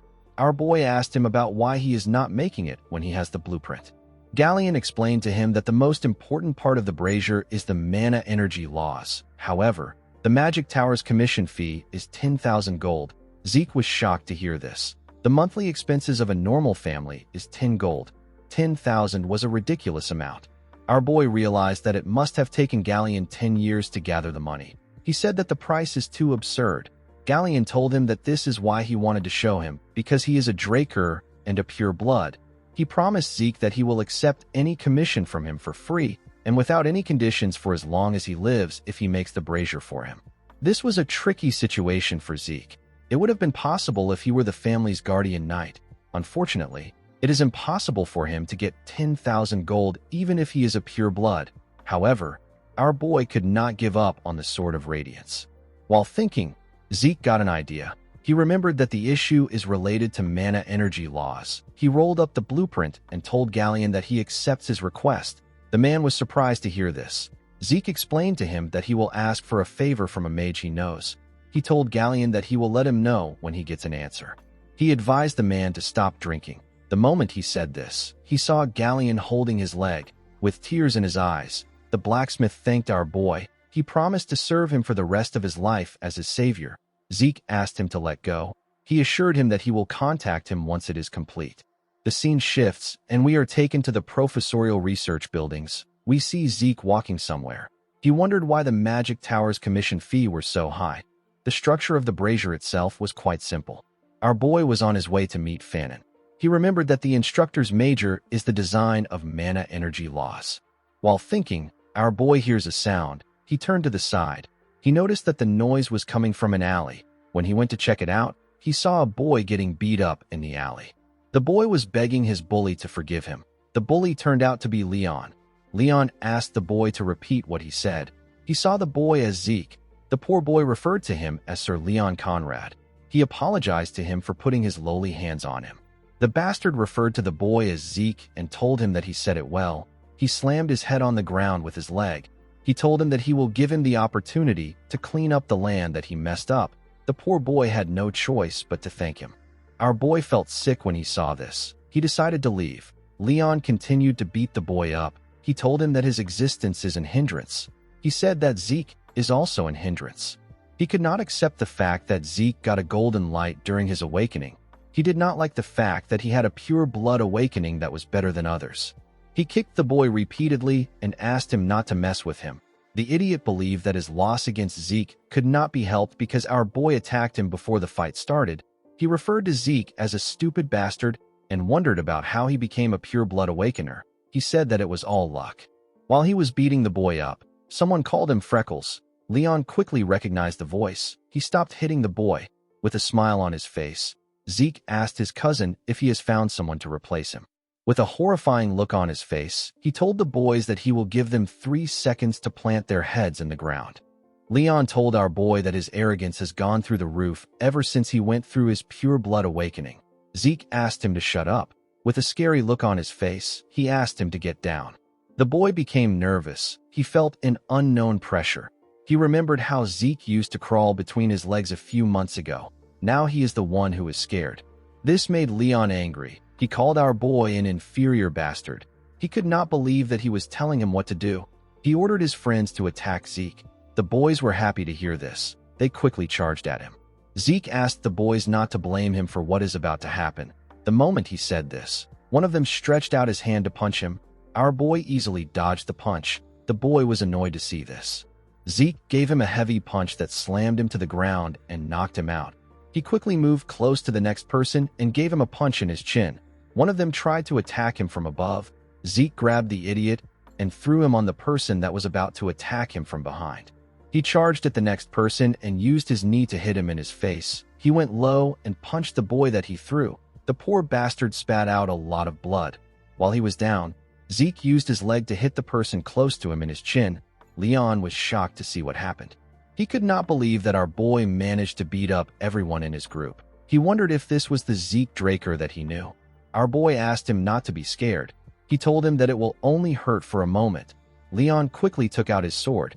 He was shaking like a little girl. He told Zeke that he will cut him if he comes closer. Our boy told him that it was not smart for him to draw out his sword. He asked him if he knows what this means. Leon became more scared. Zeke announced that he needs to draw out his sword in order to face the murderous intent of Leon Conrad, who has unsheathed his sword outside the holy training arena. He pulled out his sword and said that he will retaliate in the name of honor. He released a terrifying energy when he said this. Zeke said that the battle will end once one of them is faced with death. Leon began to tremble when he heard this. Our boy reminded him that the opponent will take no responsibility for the outcome to follow. He asked the boy who Leon was beating up to be their witness. The boy turned out to be Liam Stone. After saying this, he told Leon that they can begin. The idiot quickly dropped his sword on the ground. He said that he is sorry. He actually peed himself. He referred to our boy as Sir Zeke Draker and begged him to let him leave. He begged him to let him go. When Zeke saw this, he remembered how he used to beg Leon to let him leave. He called Leon a foolish bastard. He attacked him with a quick slash. He put away his sword and told his cousin that he will be taking his ear as payment.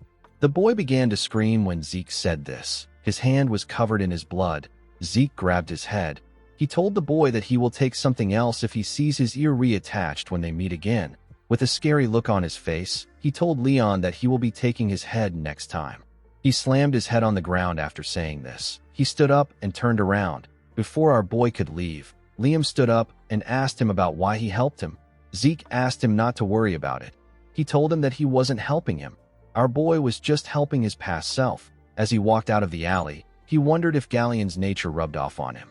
He could not believe that he almost said something that embarrassing out loud. The scene shifts, and we are taken to Fanon's research lab. Zeke asked the man if it is possible for him to make the brazier. Fanon said that it should be. Our boy told him that he wants him to take care of it. The man asked Zeke to wait. He told him that it is better he listens to his explanation. He told our boy that he is correct about the overall structure being simple. However, the problem is the core in charge of power output. The core is considered the heart of the machine, but the circuit has an extremely tricky restriction. Even though it is small, it requires enough power. They will also need a way to adjust output without delay. Fanon said that something like this is unprecedented. Zeke asked him if it is possible. Fanon said that it is. He explained to our boy that they have two options. He said that he can personally adjust the design with the core in mind. He told him that it will take at least 15 years to redo the design for the core. Zeke was shocked to hear this. The instructor said that it really takes a long time. He told our boy that they still have another method. He said that they can avoid designing the core and use an alternative material. Although this would save them a lot of time, the material needed is a high-compression mana stone. Zeke could not believe what he was hearing. He reminded the instructor that this is an ancient artifact that can't be made with modern technology. Fanon told him that he is correct. He said that it is extremely hard to find an artifact in the ruins. To come across a mana stone that can withstand their design, it will cost them over 3,000 gold. Zeke was shocked to hear this. The situation was not looking good for him. He knew that he will get kicked out if someone finds out that he can't use aura. 15 years was too long for him to wait. Unfortunately, he did not have 3,000 gold, but he was still not ready to give up on the Sword of Radiance. Most people think that Zeke is an aura user thanks to the events that occurred during the Blessing Rite. They did not know that it was merely a reaction created from ether and healing. The fact that he is unable to use aura still remains the same.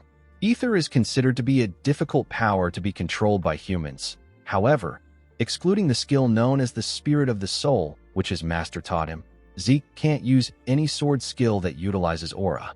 Even with the skill, our boy can only reinforce and swing his sword around. Compared to ether, aura is easier to use and more versatile. This is why Zeke needs Graham. Our boy wondered about how he was going to get a high-compression mana stone. Fanon said that the creator of the blueprint is amazing. Even if they took the complicated core into account, it is still an efficient design. He said that this brazier will be difficult to create even more than the Golden Age relics. The moment Zeke heard about the Golden Age relics, he got an idea. He could not believe that he did not think of this idea earlier. He stood up and asked his professor to take care of his design until he is back. Fanon was surprised to hear this. He asked Zeke if he wants him to use the 15 years to complete the design. Our boy laughed when he heard this. He said that he is going to bring something. With a smile on his face, he told him that he will bring back a high-compression mana stone. The Golden Age is the time when the Liberation War was fought to escape the rule of dragons. The war ended with the defeat of the evil dragon Bahamut.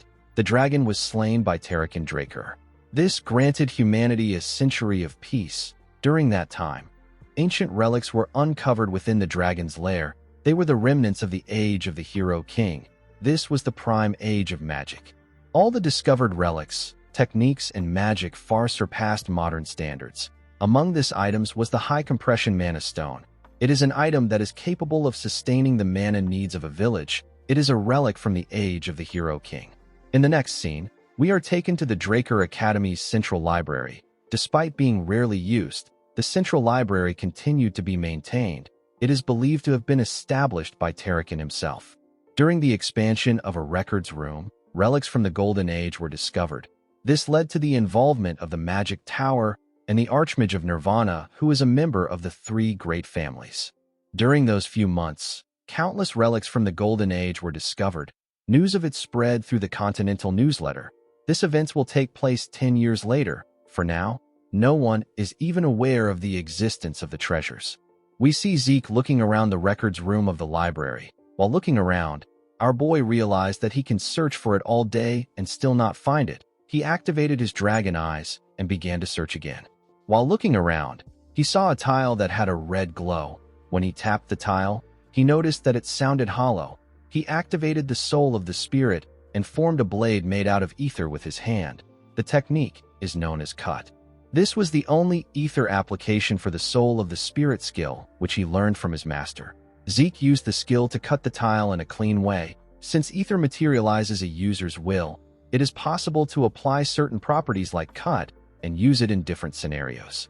However, the skill has its drawbacks. The user must expend a large amount of ether to perform any action. Zeke immediately got a headache after using the skill. It was too much for his body. He opened the tile and jumped inside. In the next scene, we see Zeke holding a torch underground. He did not remember the newsletter saying that the place was this deep. The moment he thought of this, he sensed the presence of something. He quickly put out the torch and hid himself. He remembered that it should take at least a decade for people to discover this ruin. He wondered if someone was already there. He activated his dragon eyes to see in the dark. He found two skeletons holding a shovel and a pickaxe. He was able to tell that the monsters were not made by a lich. This means that the fight should be easy. He took out his sword from his inventory and rushed to attack them. Critical Strike got activated when he attacked the skeleton with the pickaxe. He easily destroyed the skeleton with the shovel. After he defeated the skeletons, the system informed him that he has obtained 2 karma points for defeating the 2 skeletons. His current karma points was now 22. Zeke was happy to see that he can gather karma points by killing monsters.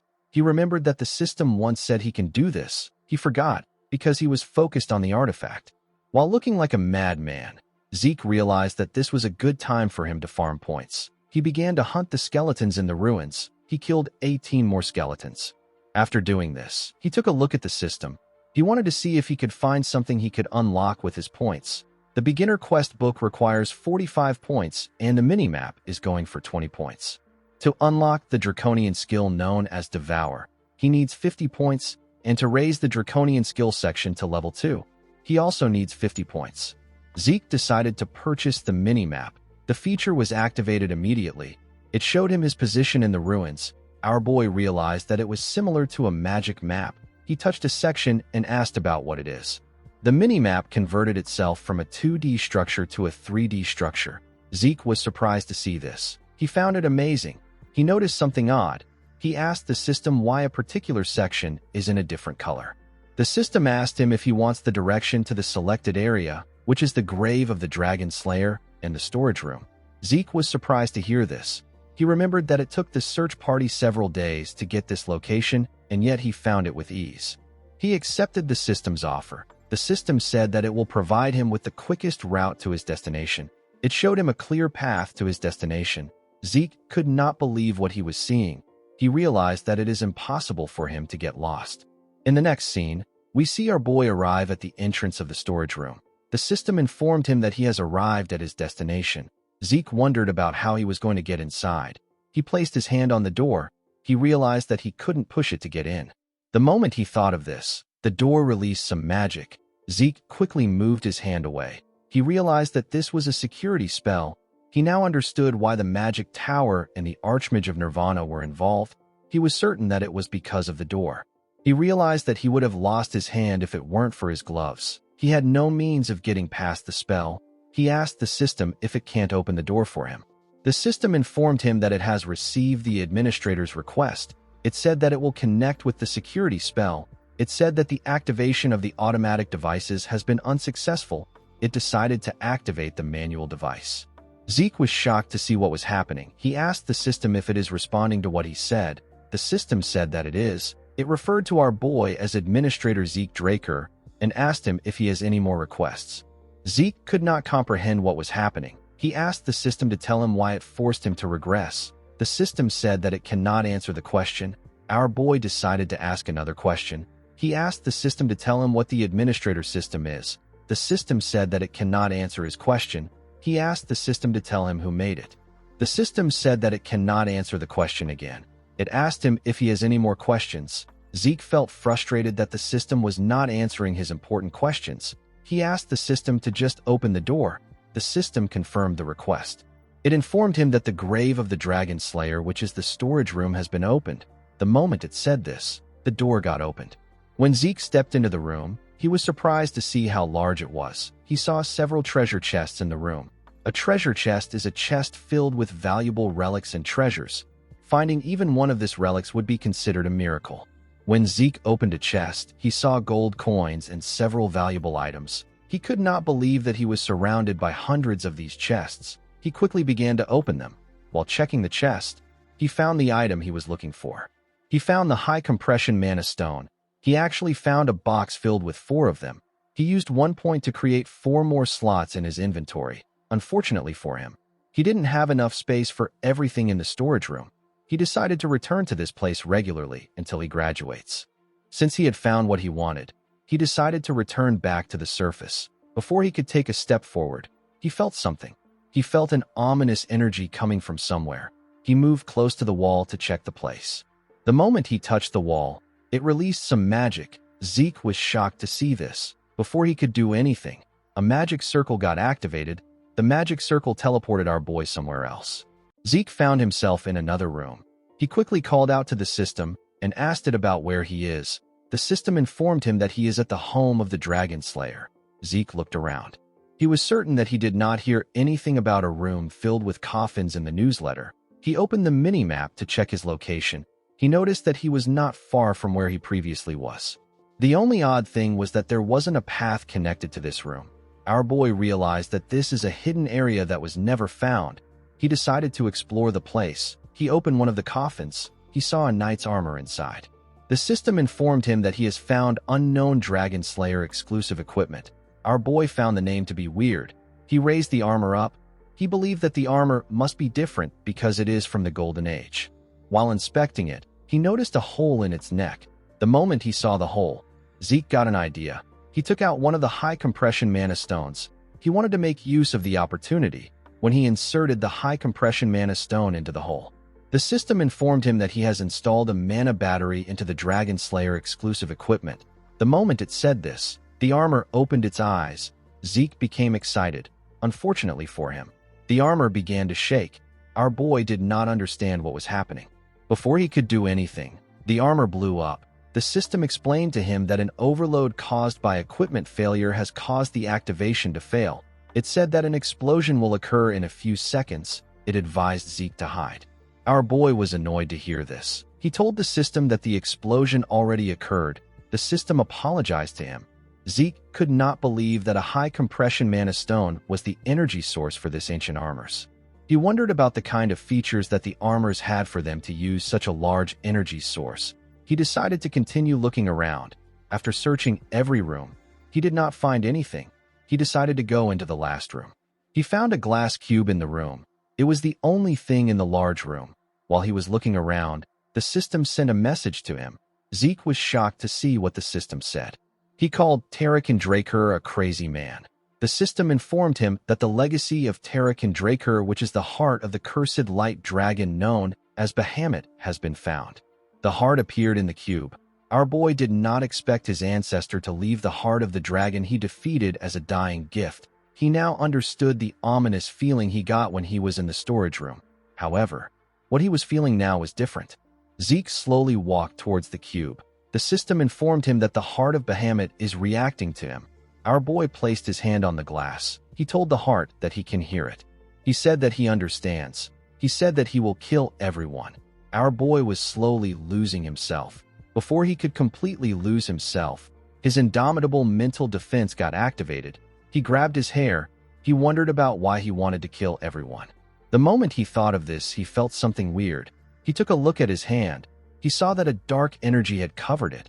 One of his eyes had turned black. The energy surrounded him. Zeke became nervous. He did not understand what was happening. He began to panic. The system informed him that he is about to take Tarakan Draker's test. He was asked to defeat the strong curse from Bahamut's heart. He was told that he will receive Tarakan's dying gift as a reward for clearing the mission. The moment the system said this, it slowly got removed. It tried to activate the indomitable mental defense, but it failed. Our boy fell to his knees. The curse asked him to kill everyone thousands of times. Zeke grabbed his head. He tried to resist the thoughts. The curse asked him to accept it. It said that he will be free when he accepts it. Fortunately, our boy is strong-willed. He hit his head on the glass cube. He asked the curse to stop mumbling. He told it that it is so annoying. As blood gushed down from his head, Zeke smiled at his cursed self. He called it a dumbass and told it that freedom is something to be won. The glass shattered after he said this. The system informed him that he has won against the light dragon's curse. It told him that he will receive ownership over Tarakan's dying wish.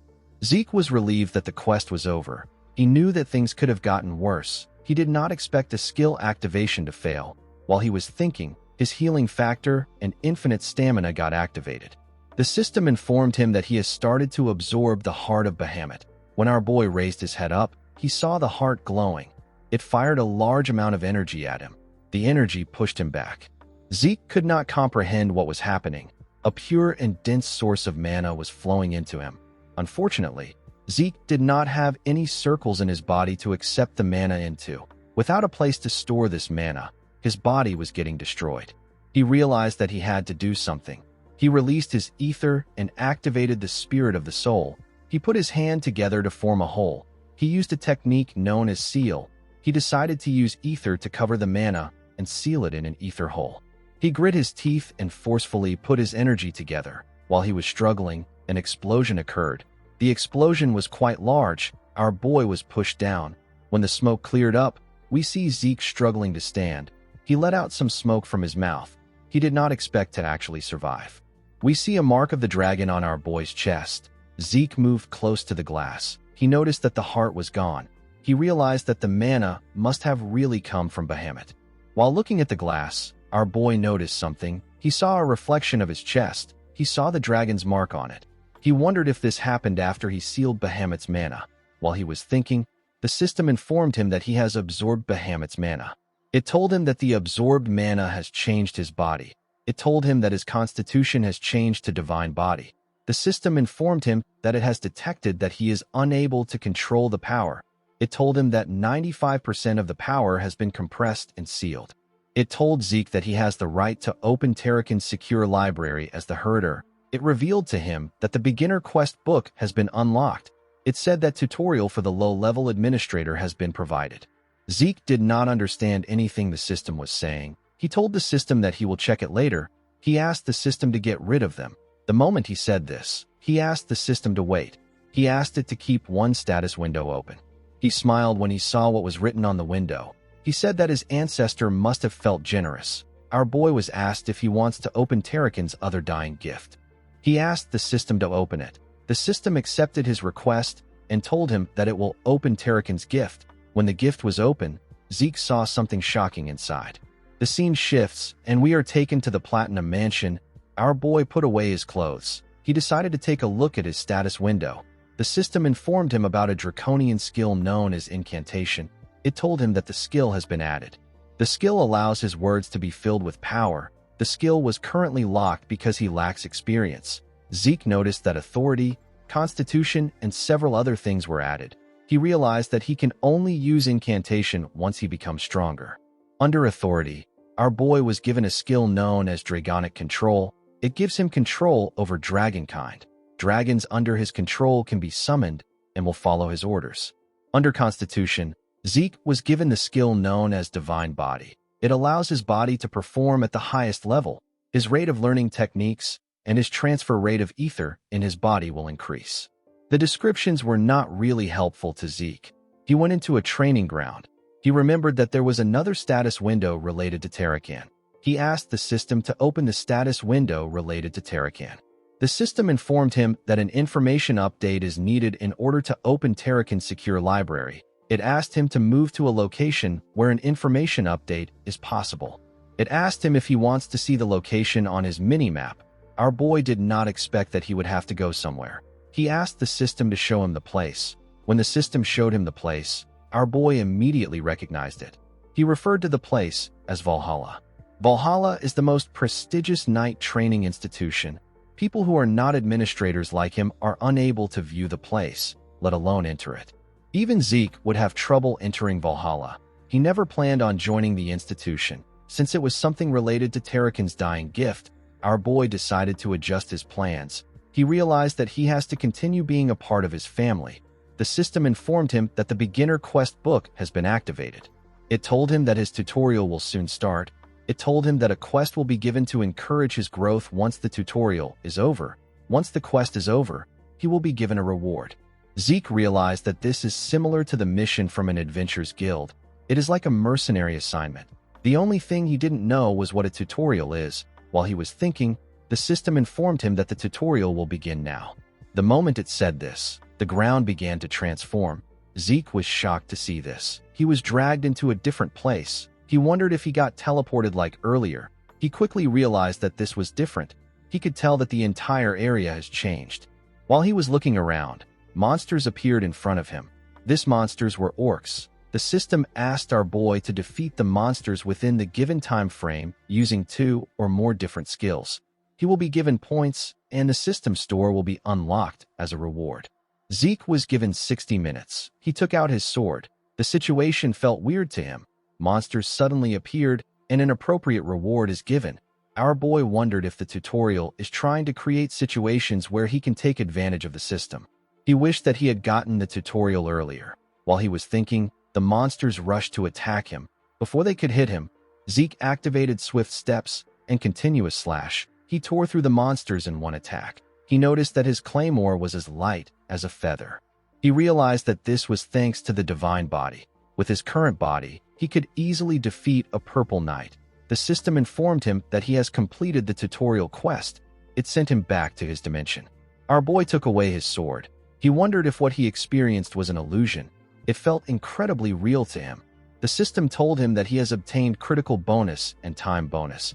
It told him that he has obtained 40 points and access to the shop category. Zeke was surprised to see that he can buy items through the system. He found it amazing. The items there were rare relics that cost a fortune to buy. Our boy wondered if he can make a fortune by reselling the items in the shop. The system informed him that he can also sell items in his inventory. It told him that the training claymore can't be sold. It asked him if he wants to sell an elven dagger for 4 points. Zeke realized that he can only sell ancient relics. The elven dagger could be sold for 100 gold at an auction. The 4 points was a bit too small. Our boy decided not to use it unless he really needs points. He closed the system and decided to leave the training ground. He wanted to get a good night's sleep.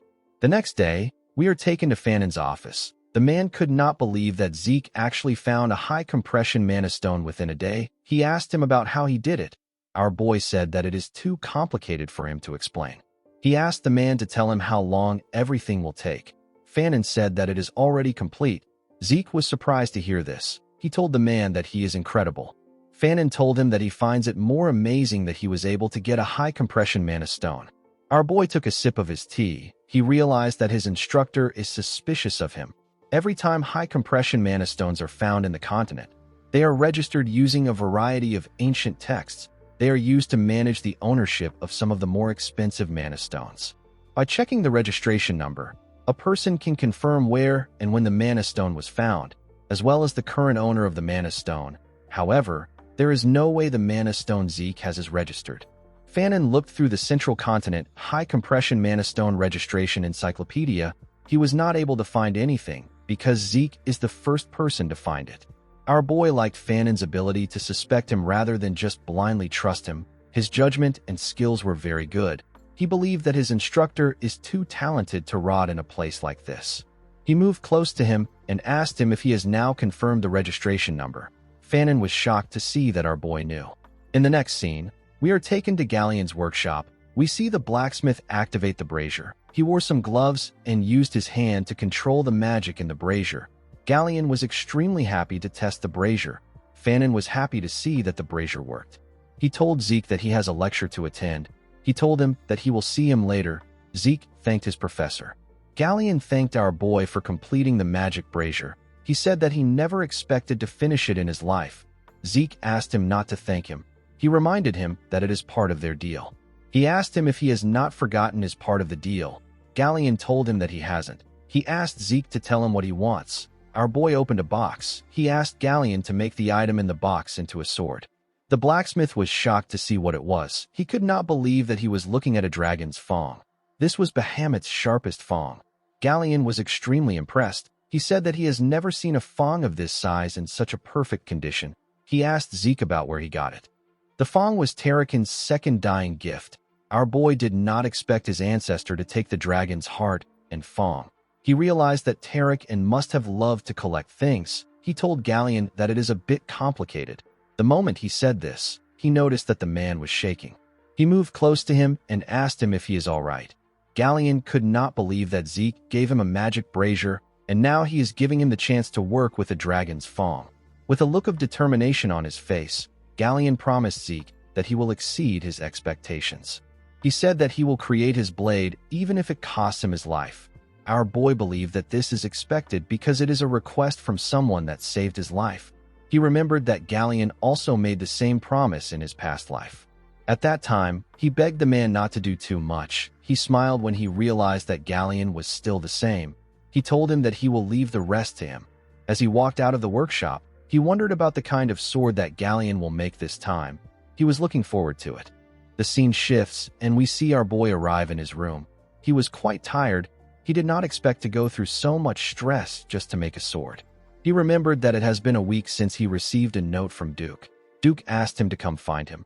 He believed that something will happen sooner or later. While he was thinking, he sensed something. When he turned around, he saw Duke step into his room through his balcony. The man seemed to be angry. He asked Zeke to tell him why he didn't come. Our boy began to shake. With a scary look on his face, Duke asked him to tell the truth. Zeke could tell that the man really wanted to kill him. He reminded the man that he told him to find him if he wants to challenge him again. He told Duke that he didn't come because he had no intention of challenging him again. Duke grabbed Zeke's clothes. He reminded him that he asked him to tell the truth. The moment he said this, he threw Zeke out through the balcony. Our boy was shocked to see himself in the air. He noticed that he was in a really high place. He realized that he will die before he gets the chance to heal.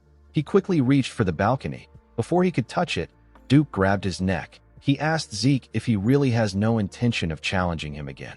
He told our boy that it is impossible for him not to be aware of his intentions. He realized that Zeke didn't come even after reading his message on purpose. He did the same thing when they met at the infirmary. The man realized that Zeke was trying to irritate him. He told him that he will give him 5 seconds. He advised him to tell the truth this time. Zeke smiled at him. He told him that he is funny. The man started counting down. Our boy reminded him that he has not yet even revealed his true identity to him. He reminded him that he is known as Garden Keeper Dexter. Duke smiled when he heard this. He threw Zeke back inside the room. Our boy slammed his head on the wall. Duke told him that he is right. He stretched out his hand and revealed to him that he was once a black knight of their household. He told him that his name is Duke Draker. Zeke placed his hand on his chest and apologized to him for disrespecting a member of the family and an honorable Black Knight. Duke was surprised to see how fast our boy accepted the truth. He asked him if he was planning this. Zeke said that he wasn't. He reminded Duke that he said he was once a Black Knight. The man said that it is not a big deal. He said that he is no longer a Black Knight. Our boy was surprised to hear this. He wondered if this is possible. He knew that it was normal for people to rise in ranks, but he has never heard of anyone who dropped in ranks. Duke asked Zeke to stop talking about it. Our boy noticed that the man's hand was shaking. He decided to drop the matter. He told the man that he will tell him the truth since he also did the same. He revealed to Duke that he was already aware of his identity. The man asked him if he bothered him so that he can become his official apprentice. Zeke told him that he is correct. Duke smiled when he heard this. He told our boy that he likes his boldness. He told him that he will accept him as his apprentice. Zeke was shocked to hear this. He did not expect it to be so easy. He decided to make it official before Duke changes his mind. He went on one knee and referred to Duke as the honorable knight among knights. He declared his intention to become his apprentice. He said that he will gain wisdom and power to bring honor to his master's name under his orders. Duke did not expect Zeke to know the apprentice's vow. He said that most people don't use it anymore. Zeke said that culture is a necessary virtue of a knight. Duke called him a sly snake. Our boy said that he will accept it as a compliment. Zeke referred to him as master and told him that he has a question for him. The man felt a little embarrassed that our boy called him master. He asked him to ask his question. Zeke asked his master to tell him why he accepted him as his disciple.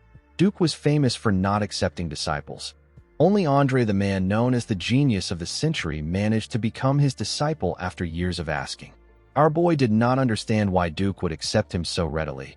He assumed that his master saw that his potential surpasses Andre's own during the duel they had. Duke asked him to guess the reason. Zeke asked his master if it is because he is a genius of the family. The man laughed when he heard this. He told our boy that his confidence is something else. He told him that he would have chosen Reina if he was looking for a genius. He revealed to Zeke that he likes his tenacity. He explained to him that talent isn't the only thing needed to reach the level of a red or black knight. Individuals who never faced any issues usually fall in the face of adversity. Zeke knew that the man was right. Most of the praised geniuses who were projected to reach the level of red knights usually fail to reach this level. They stay at the level of blue knights. Duke stood up. He asked our boy to follow him. He said that it is time for his first lesson. Zeke followed his master to the Western Greenhouse Gymnasium. He was surprised to see how large it was. He did not know that there was a gymnasium underneath the greenhouse. He wondered about what his master was planning. He has been running around the gymnasium since they arrived. Duke realized that our boy has been running for 3 hours. He asked Zeke to stop. Our boy asked him if he no longer has to run. Duke told him that he has a question for him. Our boy asked him to tell him what he wants to know. The moment he said this, Duke appeared behind him. He grabbed our boy's hand. Zeke quickly pushed his hand away. He put some distance between himself and his master. Duke took a look at his hand. He asked our boy if he has a problem with him checking his pulse. Zeke became nervous. The man said that he knew something was off from the start. He noticed it when they fought in the infirmary. He noticed it again when they dueled in the greenhouse. Even after Zeke ran 500 laps around the gym, the man could not sense a single drop of aura from him. Our boy also stopped him from checking his pulse. Duke asked him if he is unable to use aura. Zeke was shocked to hear this. He could not comprehend what was happening. Duke remembered seeing the bronze statue release a golden light. He remembered that there was an uproar about the golden light, which has never been seen. He walked up to Zeke. With a smile on his face, he asked our boy to tell him why he does not want to allow him examine his pulse. Zeke had to look away. He could not look his master in the eyes. Due to the way he spoke, our boy could tell that Duke was not suspicious. He was simply curious. Even though it is a very serious issue for a Draker to be unable to use aura, Duke was more focused on his curiosity. Our boy realized that he is lucky that he is facing Duke. He hoped to get Graham soon so that he can avoid people's suspicions about his aura. He knew that he needed to be cautious until the time he gets his sword. Zeke believed that there was no need for him to tell lies. Unlike his previous life where he was the first failed awakener in his family, Zeke was different in this life. He believed that the truth will cover up his lies. Zeke took off his gloves and told his master that he is correct. He revealed to him that he has mana reflection, which is the proof of his pure-blooded nature. The moment he said this, he activated his mana reflection skill. He was able to turn off the mana lamps in the gym. He informed Duke that he cannot use aura for some reason. Duke was surprised to see that his guess was correct. Zeke apologized for his behavior earlier. With tears in his eyes, he told his master that he will be chased out if people find out that a Draker can't use aura. He told Duke that he is scared. Zeke believed that it will be beneficial for him to put on an act that is befitting of his current age. Duke used his aura to check our boy's pulse. Zeke asked him about how things are. Duke noticed the look on our boy's face. He noticed how desperate and sad he looked. He found this a bit odd. He remembered that Zeke kept malice that was unbefitting of his age. He believed that a child will still be a child regardless of how mature he behaves. Duke wondered why he couldn't sense any aura from our boy despite the fact that he successfully awakened. The man began to think deeper about it. Zeke knew that his master will not be certain even after examining his pulse. This is the level at which the blessing right is absolute for a Draker. The Draker family places all their faith on the blessing right. Even though our boy told him the truth about his aura, he knew that Duke would find a way to deny it to himself. While he was thinking, his master placed his hand on his shoulder and told him that he is an irregular. Zeke was not surprised to see that Duke came to this conclusion. He believed that it was natural for the man to think like this since he isn't aware of the concept of class. Our boy pretended as if he didn't know what an irregular is. He asked Duke to tell him what an irregular is. Duke said that it is a term used to refer to people with anomalous abilities. An example of this is the ability to use aura and mana together. Another example is an irrational ability of peering into the future. Due to their abilities, irregulars are not treated well. Duke asked our boy not to tell anyone about his ability. As Zeke ran after his master, he asked him to tell him why he thinks he is an irregular. Duke told him that he has an insane amount of stamina and incredible recovery. No matter how light the damage is, treating internal wounds take time. Yet Zeke was able to recover almost instantly. He told our boy that it must have taken a ridiculous amount of energy for him to heal instantly. The man asked Zeke to tell him what he thinks energy is. Our boy told him that it is aura. Duke explained to him that his energy is being constantly consumed in exchange for stamina and regeneration. Thanks to this, there is barely any energy left for him to sense. He told Zeke that this is just his own theory. Our boy realized that his theory actually makes sense. It was quite plausible. He asked Duke if he will never be able to use aura. He told the man that he won't be able to meet his expectations. Duke laughed when he heard this. He walked up to the stage. He asked Zeke not to worry about it. He revealed to him that his Gale art is a special art that doesn't use aura. Zeke joined him on the stage. The man explained to him that a special art is a special skill personally developed by a knight who has reached great heights. Normally, the special arts is a specialization of dragon slaying, so it would be proper to use aura. However, the Gale arts uses only a trained body. Duke told Zeke that he will show him a demonstration. He asked him to pay attention. The moment he said this, the man moved at a crazy speed. Zeke had to quickly follow him with his eyes. All he was seeing were afterimages of his master. After displaying his technique, Duke returned back to his original spot. He asked Zeke if he was able to see it. Our boy stood up. He asked him if he can follow his footsteps. Duke asked him if he will be fine if he does not show him again. Zeke told him that this is enough. The man smiled when he heard this. He told our boy that his confidence is that of a black knight. He asked him to give it a try. Zeke crouched and took a stance. He looked around and began to move. He put his legs exactly in the same place Duke left his footsteps. Duke was shocked to see this. Now that he was directly mimicking the man's movement, our boy could see things that he couldn't before. He noticed that Duke moved as if he was sparring with someone. Each and every step has a purpose behind it. Some were for attacking, some were for dodging an attack, others were for closing the distance, and also to increase it. There were no wasted movements. After he was done copying it, Zeke went back to his original position. Duke could not believe what he was seeing. It wasn't as if Zeke wasn't gifted a week ago, but he wasn't this good. He wondered about what happened to our boy during that 1 week. The difference was like heaven and earth. Duke smiled like a crazy person. He said that Zeke is perfect. With an arrogant look on his face, Zeke asked him if he has done enough for him to get the confidence of a black rank. Duke realized that his disciple's only problem is his arrogance. He put him in a chokehold. He reminded our boy that he was just crying his eyes out some seconds ago. He asked him to be humble. Zeke asked his master if he is going to spread this story around. Duke referred to him as his arrogant disciple and told him that it depends on his attitude. Our boy told him that a black knight shouldn't have such a loose tongue. The scene shifts, and we are taken to the academy's dining hall. We see Zeke put a large amount of different foods on his plate. It has already been a month since Duke started training him. His appetite just keeps on increasing. While Zeke was shoving his food down his throat, someone approached him. The person turned out to be Andre. The instructor asked him if he could give him some of his time. Zeke told the man that he is a bit busy. He told him that they can talk now. Andre sat down and asked our boy to tell him how he managed to convince Sir Dexter. Zeke did not expect him to go straight to the point. He understood why Andre was acting like this. Since the man has not yet become Duke's disciple, the news that our boy became his disciple must have made him a little anxious.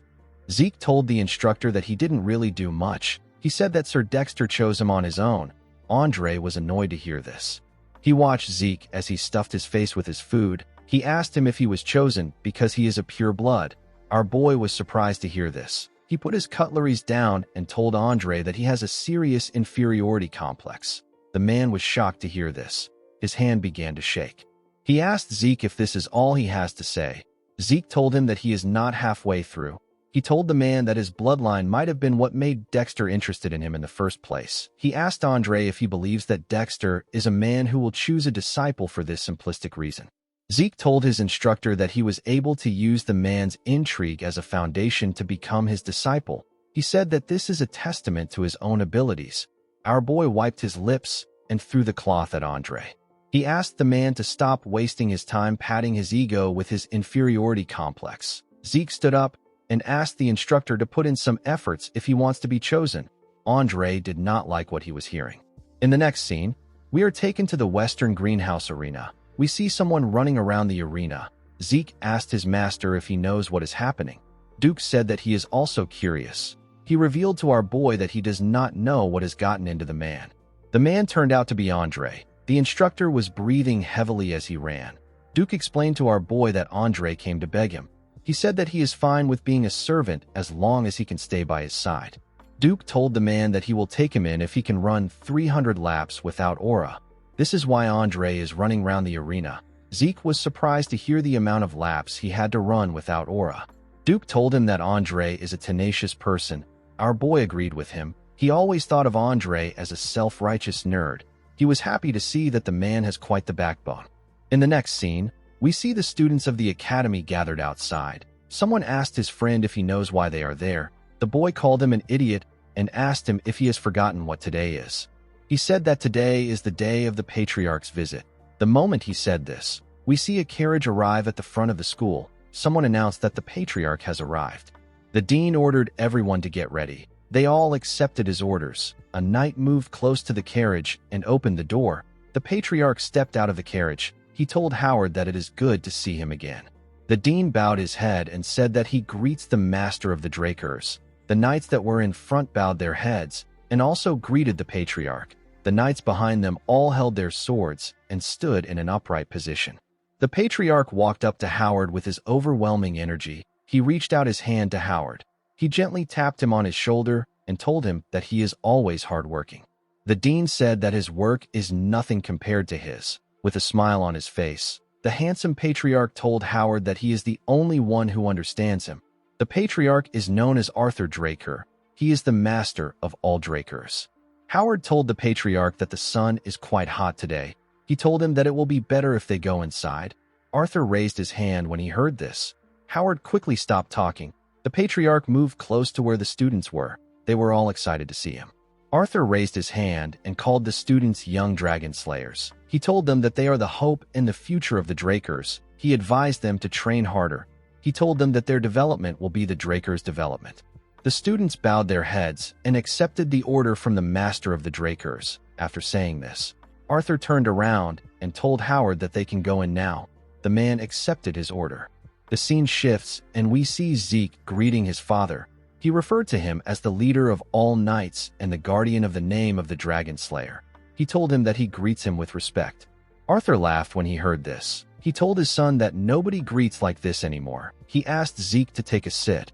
Arthur placed a tray containing tea and other snacks on the table. He told our boy that he heard that he likes tea. He said that he prepared something rare. He told him that he hopes he likes it.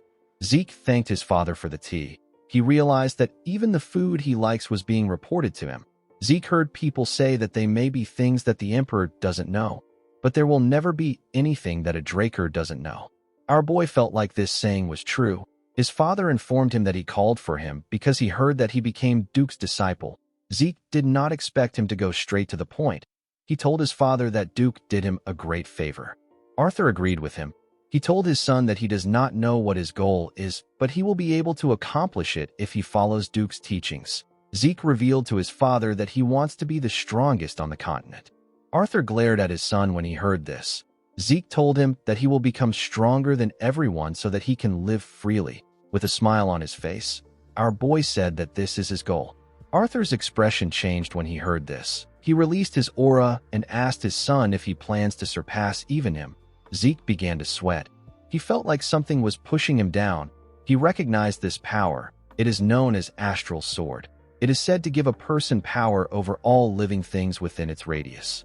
It is the pinnacle of aura usage that only Black Knights can reach. Arthur began to smile. He noticed that his son was pushing back. Zeke told his father that he will surpass him. The patriarch seemed to be pleased. He took away his astral sword. He told his son that this is the most interesting thing he has heard in ages. Zeke did not expect the master of the Drakers to be this powerful. The man is a real Black Knight, the pinnacle of strength. Duke was already ridiculously strong, but the patriarch was on a whole other level. Zeke was scared. Arthur informed his son that he came to support him in the academy. He said that his support is no longer enough. He put his hand into his clothes and brought out something. He placed it on the table. He told his son that this is a gift for becoming Duke's disciple. Zeke was shocked to see what it was. It was a card that had the Draker emblem on it. Our boy called it a black card. Due to his son's reaction, Arthur was able to tell that he already knew what it is. The black card is a credit card only given to a select few. Our boy never thought that he would get to see one in person. Just having the card gives one incredible benefits. The card also doesn't have a limit. Arthur explained to his son that he will put the card under both their names so that he can use it freely. Zeke bowed his head and thanked his father. He said that he will use it only when necessary. Although his father was acting nice, Zeke was aware of his true intentions. Using a credit card leaves a record. Arthur wanted to keep track of what his son is doing. Due to the fact that his father was using this method instead of opting for the Black Martial Squad, Zeke was able to deduce that his father must not yet see him as a threat. Arthur told Zeke that he doesn't want to waste any more of his time. He said that he must be busy training to become the strongest on the continent. He told our boy that he is excused. Zeke bowed his head and left the room. The patriarch rested his head on his chair. The moment he did this, Duke told him that he is sickening. Arthur asked Duke to tell him why he is so angry. Duke told Arthur that he is suddenly playing father to his son after he neglected him for a long time. The patriarch told the man that he had no choice as the head of the household. He told him that what he just said counts as defamation of his character. Duke sat down on the chair and asked Arthur to take him away. The patriarch smiled when he heard this. He told the man that he is the only one that he can talk to without worries. The moment he said this, he put his hand into his clothes and brought out something. He showed Duke a bottle of liquor and told him that they can have a drink to go with their conversation. Duke became very excited. He referred to the drink as the dragon's breath. The patriarch poured his friend a drink. He asked him if he knows that the atmosphere in the continent has been very strange lately. Duke said he cannot know anything because he has been cooped up in the academy. He asked Arthur to tell him how he is supposed to know. The patriarch reminded his friend that he has eyes and ears all over the place. Duke called the patriarch a snake. He told him that he asked a question when he already knows his answer. Duke told his friend that he heard that the emperor has gone crazy over the idea of immortality and is looking all over the continent. Arthur asked his friend if he thinks that it is possible to be immortal. Duke told him that magic can make a person look younger, but it can't grant them immortality. The patriarch agreed with Duke. He asked the man if it will be different when the relic the emperor is looking for is related to the elder dragon. Duke was shocked to hear this. While the patriarch and Duke were talking, we see Zeke in another room. He activated his ether and used the spirit of the soul, which is also known as soul manifestation. He used a skill known as hearing. He was able to spread his senses around the floor. Zeke began to listen to what his father and Duke were talking about. Duke told the patriarch that it might be possible if it is related to the Elder Dragon. He asked Arthur if the Emperor has already located the relic. The patriarch said that it is possible that he has. He revealed to him that the Order of Black Knights has already reported to him. He said that the relic is most likely within the northern continent. Duke asked Arthur if the Empire's people have gotten this information. The patriarch said that they haven't. He said that it is only a matter of time before they find out. Duke was reminded of the past. He reminded his friend about the time the crazy emperor first ascended to the throne. He started a war to unite the continent. Only after he took over half the central continent did the war stop. Duke told his friend that he assumed that the emperor would give up on his decrepit, absurd dream. Arthur said that if even one of these artifacts can grant immortality, then the continent will be engulfed in a sea of flames again. He revealed to his friend that he agreed to go to the north himself due to how important the issue is. Duke was shocked to hear this. He could not believe that the patriarch wanted to leave his seat empty. He told him that the bastard of an emperor would run amok if he does this. Arthur told his friend that this is why he wanted to see him. Duke told the patriarch that he is as sly as a fox. He clinked his glass with Arthur's own. Arthur told him that he is the best. Duke told him that he only ever picks him for annoying things. The moment he heard this, Zeke began to sweat. He was struggling to maintain his skill. He had to give up. He fell to his knees and began to breathe heavily. He had used the soul manifestation for too long. Even after our boy absorbed the heart of Bahamut, he couldn't do anything about the side effects. Zeke remembered that the statue he was holding before he regressed was an artifact of the Elder Dragon. The voice he heard just before he died and the system messages he saw after regressing were all functions of this artifact. Things began to make sense to our boy. He realized that he stole the artifact that the Emperor wanted to use to make his wish come true. The Emperor even mobilized a unit under his direct control to chase after Zeke. The unit is known as the Hunting Dogs. At the time, Zeke was so obsessed with revenge that he did not care about any of this. Now he has gotten a clue that the administrator system that sent him back to the past was a function of the Elder Dragon's artifact. This made our boy wonder about who created the artifact and why the person created the artifact. In the end, Zeke just ended up with more questions. While our boy was thinking, Duke stepped out of the room with the patriarch. He told him that it was a good drink. He said that he will make his move immediately. Arthur told him that he will put his faith in him. As he walked towards the door of his room, Arthur stopped moving. He looked at another door in the hallway. Something was off about the room. Zeke was still thinking about his situation. He wondered about how the artifact of the Elder Dragon was related to immortality. While he was thinking, he sensed something. His father opened the door. Somehow, the room was empty. Arthur was relieved to see that there was no one there. Zeke had actually jumped out through the window. In the next scene, we see Zeke on the training ground. Someone knocks on the door. Our boy reminded Decker that he doesn't like to be disturbed when he is in the training hall. The man apologized to him. He told him that a fellow student has come looking for him. He asked Zeke if he should send the person away. Our boy was surprised to hear that someone came to look for him. He knew that he didn't have any friends in the academy. He asked Decker to let the person in. To his surprise, the person turned out to be Liam Stone. The boy went on his knees and bowed his head to Zeke. Liam begged our boy to take him in. Zeke remembered saving the boy from his cousin before. He realized that he should have just left him alone last time. He asked Liam to explain what he means. He asked him if he is trying to become his subordinate. Liam told him that he is correct. He pledged his allegiance to Zeke. Our boy asked him to tell him why he is not with Jakin. Liam scratched his hand on the hard concrete ground. He told Zeke that Jakin abandoned him. With a desperate look on his face, Liam said that he must go to Valhalla. He begged Zeke to take him in. Our boy remembered that Liam was like this too in his past life. He wondered why the boy was so obsessed with Valhalla. Zeke asked Liam if he is stupid. He asked him to go to the Turin or the Zimmons. He turned around and told Liam that he is not a support family. He told him that he won't be of any help to him in entering Valhalla. Zeke grabbed his sword and asked the boy to tell him how he is supposed to believe him. He told him that he could be a spy sent by Jakin. Liam was shocked to hear this. He took out a knife. He held his ear and cut it off with his own hand. He told Zeke that it is natural for him to doubt him. He promised to prove himself to him no matter what it takes. He said that he will cut off his tongue if he wants him to become mute. While shaking in pain, He told Zeke that he will cut off his foot if he wants him to become a cripple. He referred to our boy as his lord and told him that he will place his life in his hands. Zeke did not expect this. He remembered that he cut off one of Leon's ears before. He believed that Liam was trying to show him how serious he is. The boy begged Zeke to take him in. Our boy was reminded of the time he met his master. He told him that he wants to become stronger than anyone else. He begged his master to teach him. Liam continued begging Zeke. Our boy threw a sword at him. He told the boy that he will take him in if he manages to withstand even one strike from him.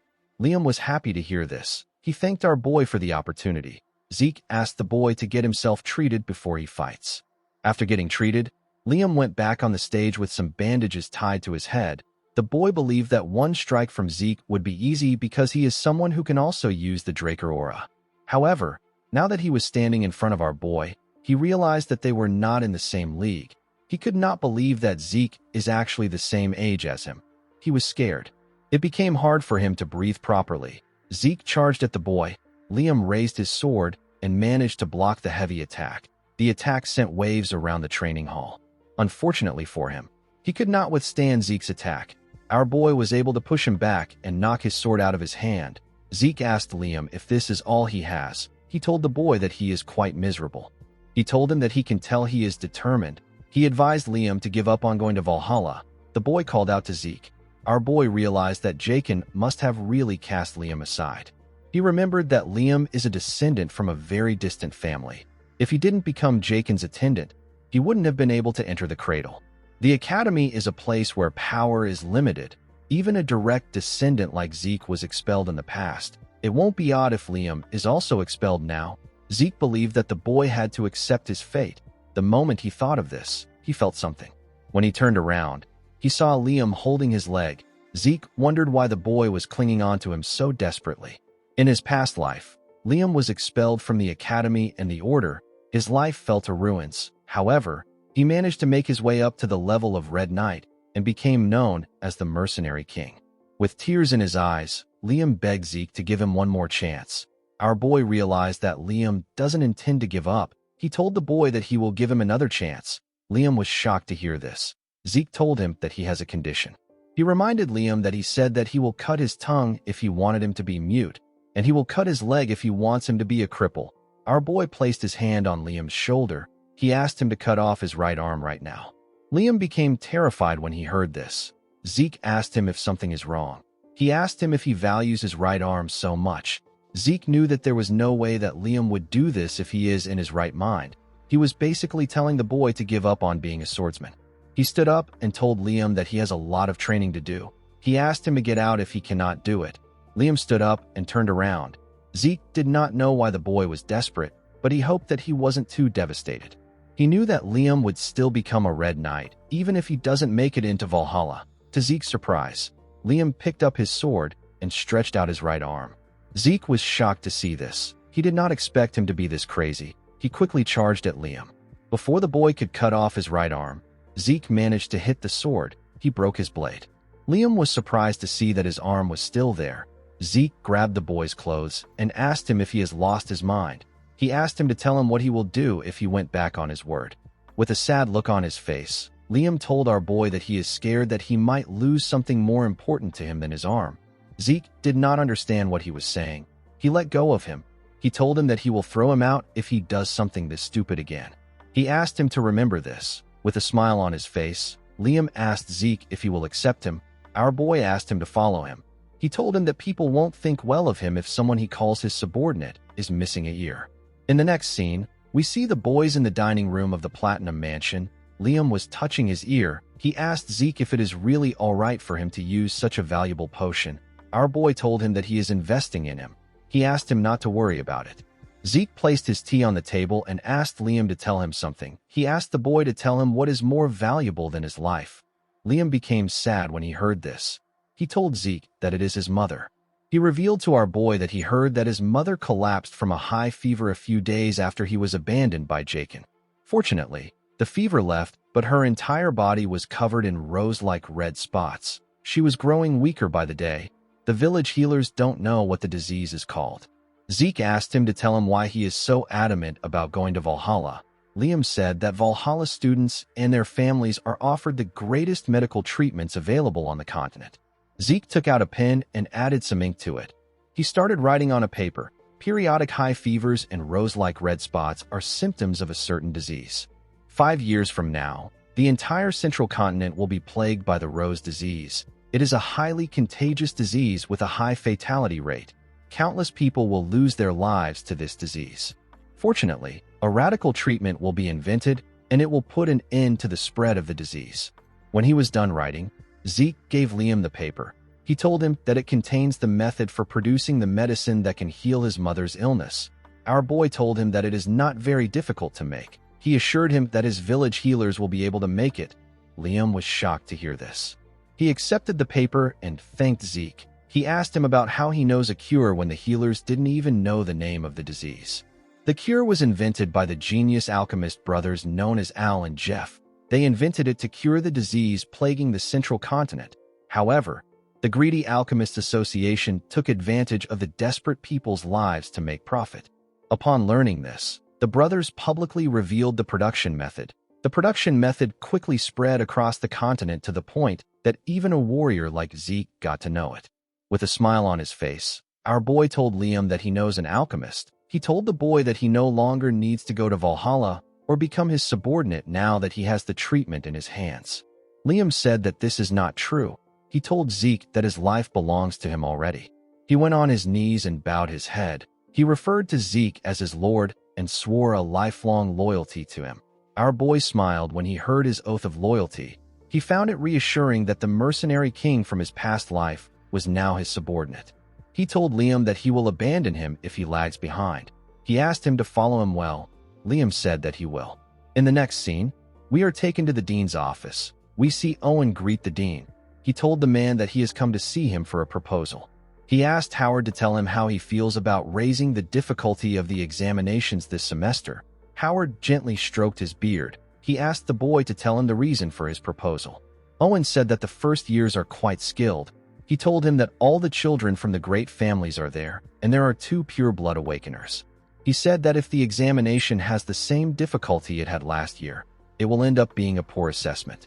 Howard told the boy that what he said makes sense. He told him that he is truly a child of Zimmons. He said that he will consider his proposal positively. Owen bowed his head and thanked the dean. He left his office. Howard turned to the window. He said that the apple doesn't fall far from the tree. He said that Owen thinks just like someone. He realized that he needed to nip the issue in the bud in order to avoid future problems. In the next scene, we see the students gathered somewhere. They were there for the semester exam. They came for dungeon exploration.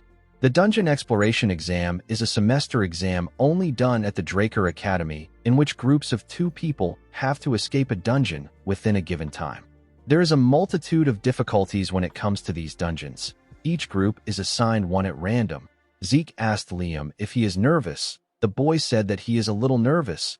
Our boy told him that this is natural. He said if a person is too nervous, they can make a mistake, and if they are too relaxed, they can become arrogant. He said that a suitable amount of tension will guard against both these outcomes. While he was talking, we see Reyna trying to calm her nerves. Zeke and Liam were asked to step out. Someone stopped them from entering a dungeon. He pointed at another dungeon and asked the boys to enter it. Zeke glared at the man. He felt like something was off. The man referred to him as Cadet and asked him about why he is just standing. Our boy said that he will do as he ordered. He walked into the dungeon. He and Liam walked down the stairs of the dungeon. Although the difficulty varies from dungeon to dungeon, they are all still exam-used dungeons under the management of the Drakers. Due to this, there isn't a lot of danger. Since escaping within the time limit is the goal, each group is given a timer that activates upon entry. Each timer is given 96 hours. Because basic battle abilities are graded as well, a group can earn extra points by bringing the heads of the monsters they subjugated. The most important thing is to leave the dungeon before the time elapses. If they are not able to escape within the time limit, they will receive a failing grade. After eating, Zeke told Liam that it is better he get some sleep. The boy reminded our boy that he set up camp and prepared their meal all by himself. He asked him to rest first. Zeke told Liam that he will be fine even if he doesn't sleep for 4 days. Liam said that he feels shameless. He told our boy that he will sleep first. Zeke assured him that he will wake him up if something happens. After Liam slept, our boy watched the campfire. He looked at their timer. He noticed that it has been 16 hours since they entered the dungeon. Zeke had been training before the day of the exam. Due to this, he has been awake for 3 days. In other words, he has spent 90 hours awake. Infinite stamina only recovers physical fatigue. It does not recover mental fatigue. Within a dungeon where a person doesn't know what to expect, our boy believed that he needed to reduce as many risk factors as possible. As he slowly dozed off, our boy remembered that he will switch out with Liam once he wakes up. The scene shifts, and we see a bell ring in a place filled with snow. The bell was attached to a pillar. There was a flag in this place. On the ground, we see a blonde woman covered in blood. As Zeke heard the bells ring again, he woke up from his dream. He began to breathe heavily. He could not believe that he had this same dream again. He remembered that he heard a bell in his dream. The moment he thought of this, Zeke recalled that they set a string of bells at an entrance to alert them. Our boy quickly took a bottle of water and poured it on the fire. He woke Liam and told him that they have an enemy. He said that he will check out the situation first. He asked the boy not to light the fire. Liam told him that he understands. Zeke stood next to a wall close to the entrance. He knew that it will be dangerous for him to use dragon eyes in an exam that will last for 4 days. He decided to adjust his eyes to the darkness. While he was trying to look around, he caught a particular scent. Our boy immediately knew that this was the scent of sulfur. He knew that there is one monster that gives off the scent of sulfur and often hunts in packs. A monster with a danger level of rank 3. This monster is the dog from hell. It is known as a hellhound. Our boy remembered that Reyna hunted an orc in his past life, but he never expected hellhounds to be in the dungeon. He quickly took out his sword. While listening to the monster's sound, Zeke noticed something odd. The leader of a hellhound pack will weigh several hundred kilograms at most. Judging from the echoes, it sounded like it weighs several tons. Our boy wondered if it is a mutant. He used his sword to carefully mirror the entrance in front of their room. He saw something shocking. He did not expect to see this monster. The monster charged at the entrance. Our boy quickly jumped back. Liam grabbed his sword and took a stance. Zeke managed to stop himself when he got close to Liam. The boy asked Zeke if he is all right. Our boy remembered that the instructor who asked them to step into this dungeon had the emblem of the Zimmons on him. He called the Zimmons crazy bastards. He wondered about what they were planning. The head of the hellhound leader stepped into the room. It turns out that another monster was holding this head. The monster threw away the hellhound and screamed loudly. It was holding a giant club. Zeke realized that the Zimmons are out to kill him. Liam was surprised to see a troll. Trolls are rank 1 monsters. They are dangerous to the point where they can casually eat orcs and hellhounds. Liam moved in front of Zeke. He told him that he will act as a decoy. He asked him to use the opportunity to flee. Our boy smiled when he heard this. He asked Liam to not say something so depressing. He stood up and told him that he is not a lord who abandons his subordinate. Zeke asked Liam to not believe in him. He asked him to believe in his own efforts. He told him that he is not weak. He asked the boy to do whatever he likes. He assured Liam that he will support him. The boy smiled when he heard this. He thanked his lord. The two of them charged at the troll. They both landed several slashes on the monster. Our boy attacked the troll from the air while Liam attacked it from below. While he was in the air, Zeke took a look at Liam. He realized that the boy is very good. It was already impressive that he managed to wound a troll despite its tough skin. Liam actually landed his attacks precisely on the monster's joint. Zeke realized that Liam was studying monsters in his spare time. The troll fell to its knees. It swung its club at Liam from behind. Zeke managed to land behind the boy in time. He used his sword to parry the attack. He was able to cut the giant stick. Liam apologized to our boy. Zeke told him that it is fine. He told him that he is doing well for his first real battle. He told him that he made a good decision by aiming for the comparatively soft joints. However, he overlooked the troll's regenerative ability. The troll was annoyed to see that Zeke broke its club. Our boy explained to Liam that trolls are able to instantly heal small cuts. A person cannot keep up with their regeneration with proper attacks. While Zeke was explaining to the boy, the troll raised its hand. Zeke told Liam that this monster is too much for him. He took a stance and said that he will finish things up. Zeke easily killed the troll. The system informed him that he had subjugated the troll. He received 30 karma points for this. He asked Liam to dissect the troll. He told him that this should get them a lot of extra points. While Liam was cutting the troll, Zeke received another message. He was given a quest known as 2 birds, 1 stone. He was asked to hunt 100 monsters of 10 different species in the dungeon. The time limit for the quest is 72 hours. The karma points gotten during the mission will be doubled as a reward for completing the quest. Zeke was happy to see the reward. He took a look at his watch. He realized that he had 79 hours left before the exam comes to an end. Hunting 100 monsters wasn't a problem for our boy. However, hunting 10 species was quite troubling to him. No matter how large this dungeon may be, it is still an exam-use dungeon. This means that there should be about 4 species inside. Due to the fact that this was a trap set by the Zimmons, Zeke believed that it is possible to find 10 species if he looks around thoroughly. He realized that he has a lot of work to do. While he was thinking, Liam informed him that he is done. The students were given a head collection bag and a timer. The bag is far inferior when compared to a subspace pocket, but it is good enough to carry the drops. Zeke told the boy that they are moving forward. He asked him not to fall behind. When the timer was at 60 hours, we see the boys fighting hellhounds. At 47 hours, we see them taking the drops of goblins. At 39 hours, we see them defeat a huge bat. As time went on, the boys decided to rest. Since they have hunted many monsters, Zeke asked Liam if he has gotten used to real combat. The boy said that he is not sure. Zeke told him that this is normal. He told him that it normally takes a while to get used to it. Our boy took a look at his system. He saw that he had 50 minutes left. He had hunted 9 species already. Zeke took a look at the dungeon's layout. He noticed that he had already looked everywhere. He said that the Zimmons are really useless. He believed that they should have prepared 1 more monster for him. While thinking, our boy sensed something. The cave they were in began to shake. The ground began to crack. Zeke drew out his sword and ran towards Liam. He ordered Liam to leave the bag. The boy was surprised to hear this. Zeke managed to get close to Liam in time. He quickly cut the rope that the boy tied to his clothes. The moment he did this, something came out of the ground and ate the bag.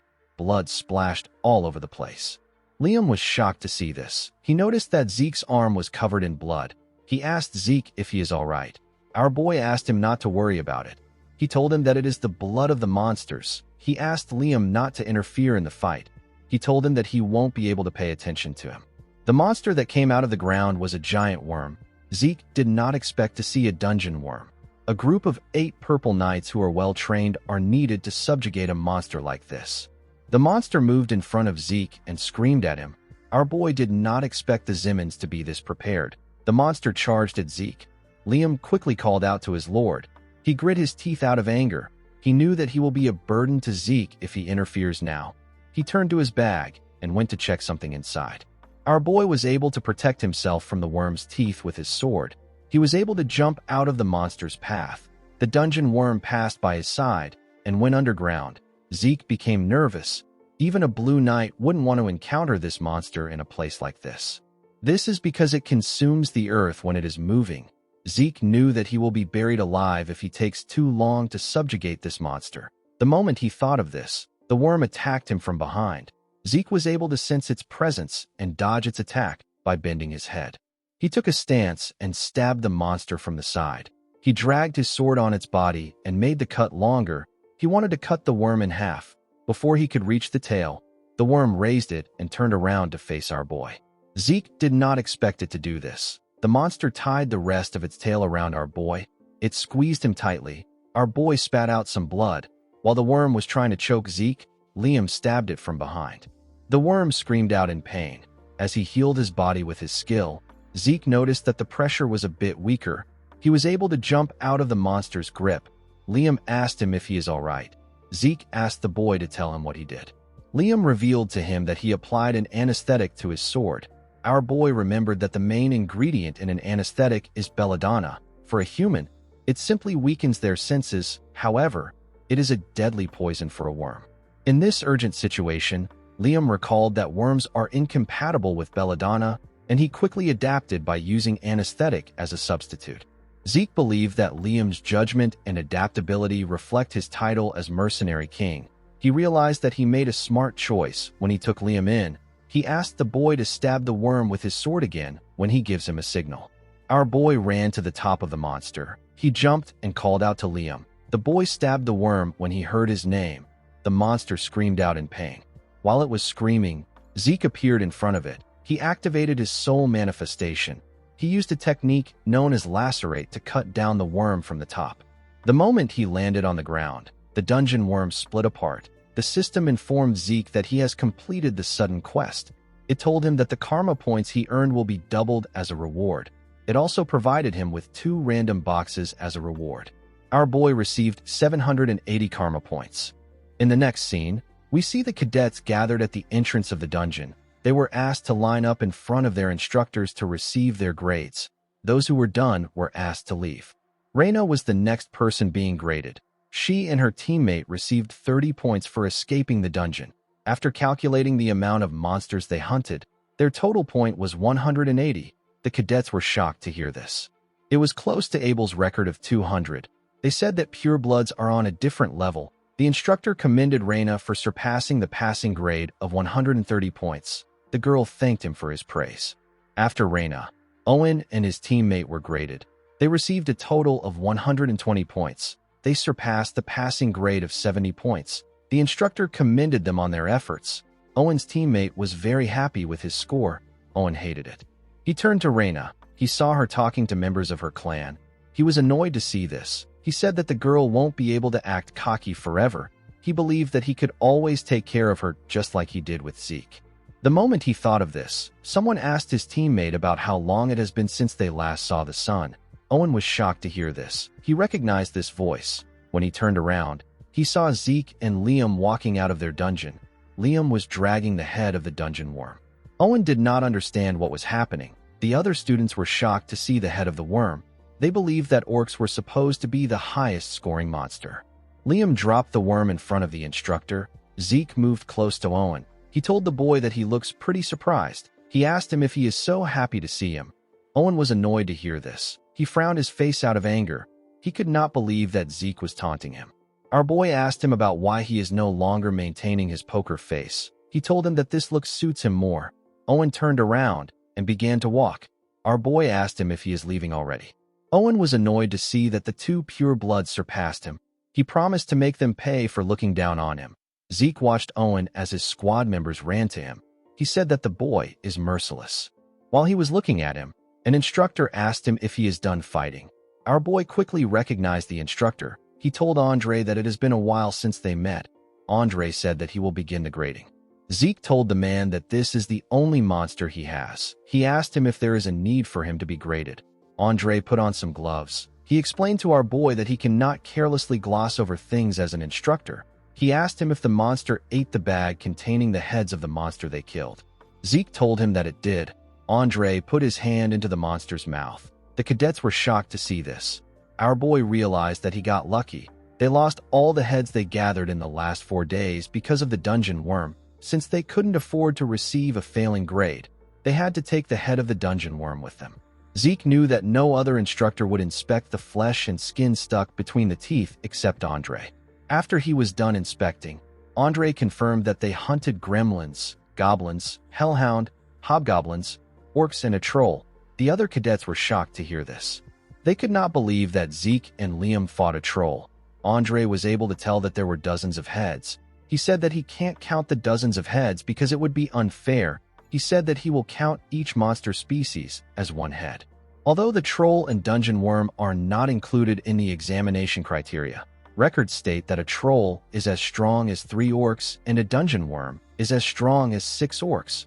Andre decided to give the boys 90 points for the troll and 180 points for the dungeon worm.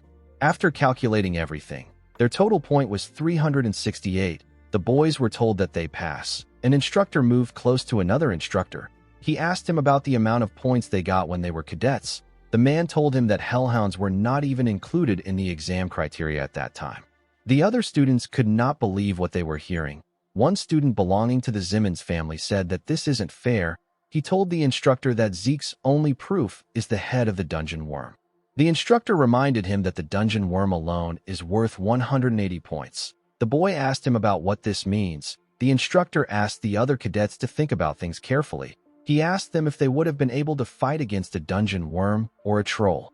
The cadets wondered if Zeke was always this strong. Our boy did not like the fact that they were making a lot of noise. It was different from how he used to be mocked in the past. Zeke didn't feel bad, but he did not like the fact that he had done something to stand out again. He could not believe that the Zimmons went as far as to manipulate the exam use dungeon just to eliminate him. He wondered if this was Owen's decision alone. He quickly realized that the boy was not powerful enough to mess with the Academy's examination. He understood that it was the Zimmons as a whole that made this decision. Our boy realized that he was being observed more than he thought. He decided to try to adapt and keep an eye on the situation. While he was thinking, someone called out to him. The person turned out to be Reina. The girl walked past him and told him that he wins this time. Zeke watched her as she walked forward. He did not understand what she was talking about. He did not know what he won. The scene shifts and we see Zeke on the training ground. He decided to check his system. He took a look at a draconian skill known as gluttony, which allows him to eat a lot and digest a lot. Zeke had been ignoring this skill because it looked useless. However, now he has 780 points. He could easily invest 50 points. The system asked him if he will activate the skill. Our boy told it that he will. He noticed something shocking. The skill description had changed. The system explained to him that when he is in a state of gluttony, he will be able to eat and digest anything and convert it into energy. If he consumes a monster with bloodline abilities, he will be able to absorb that monster's ability.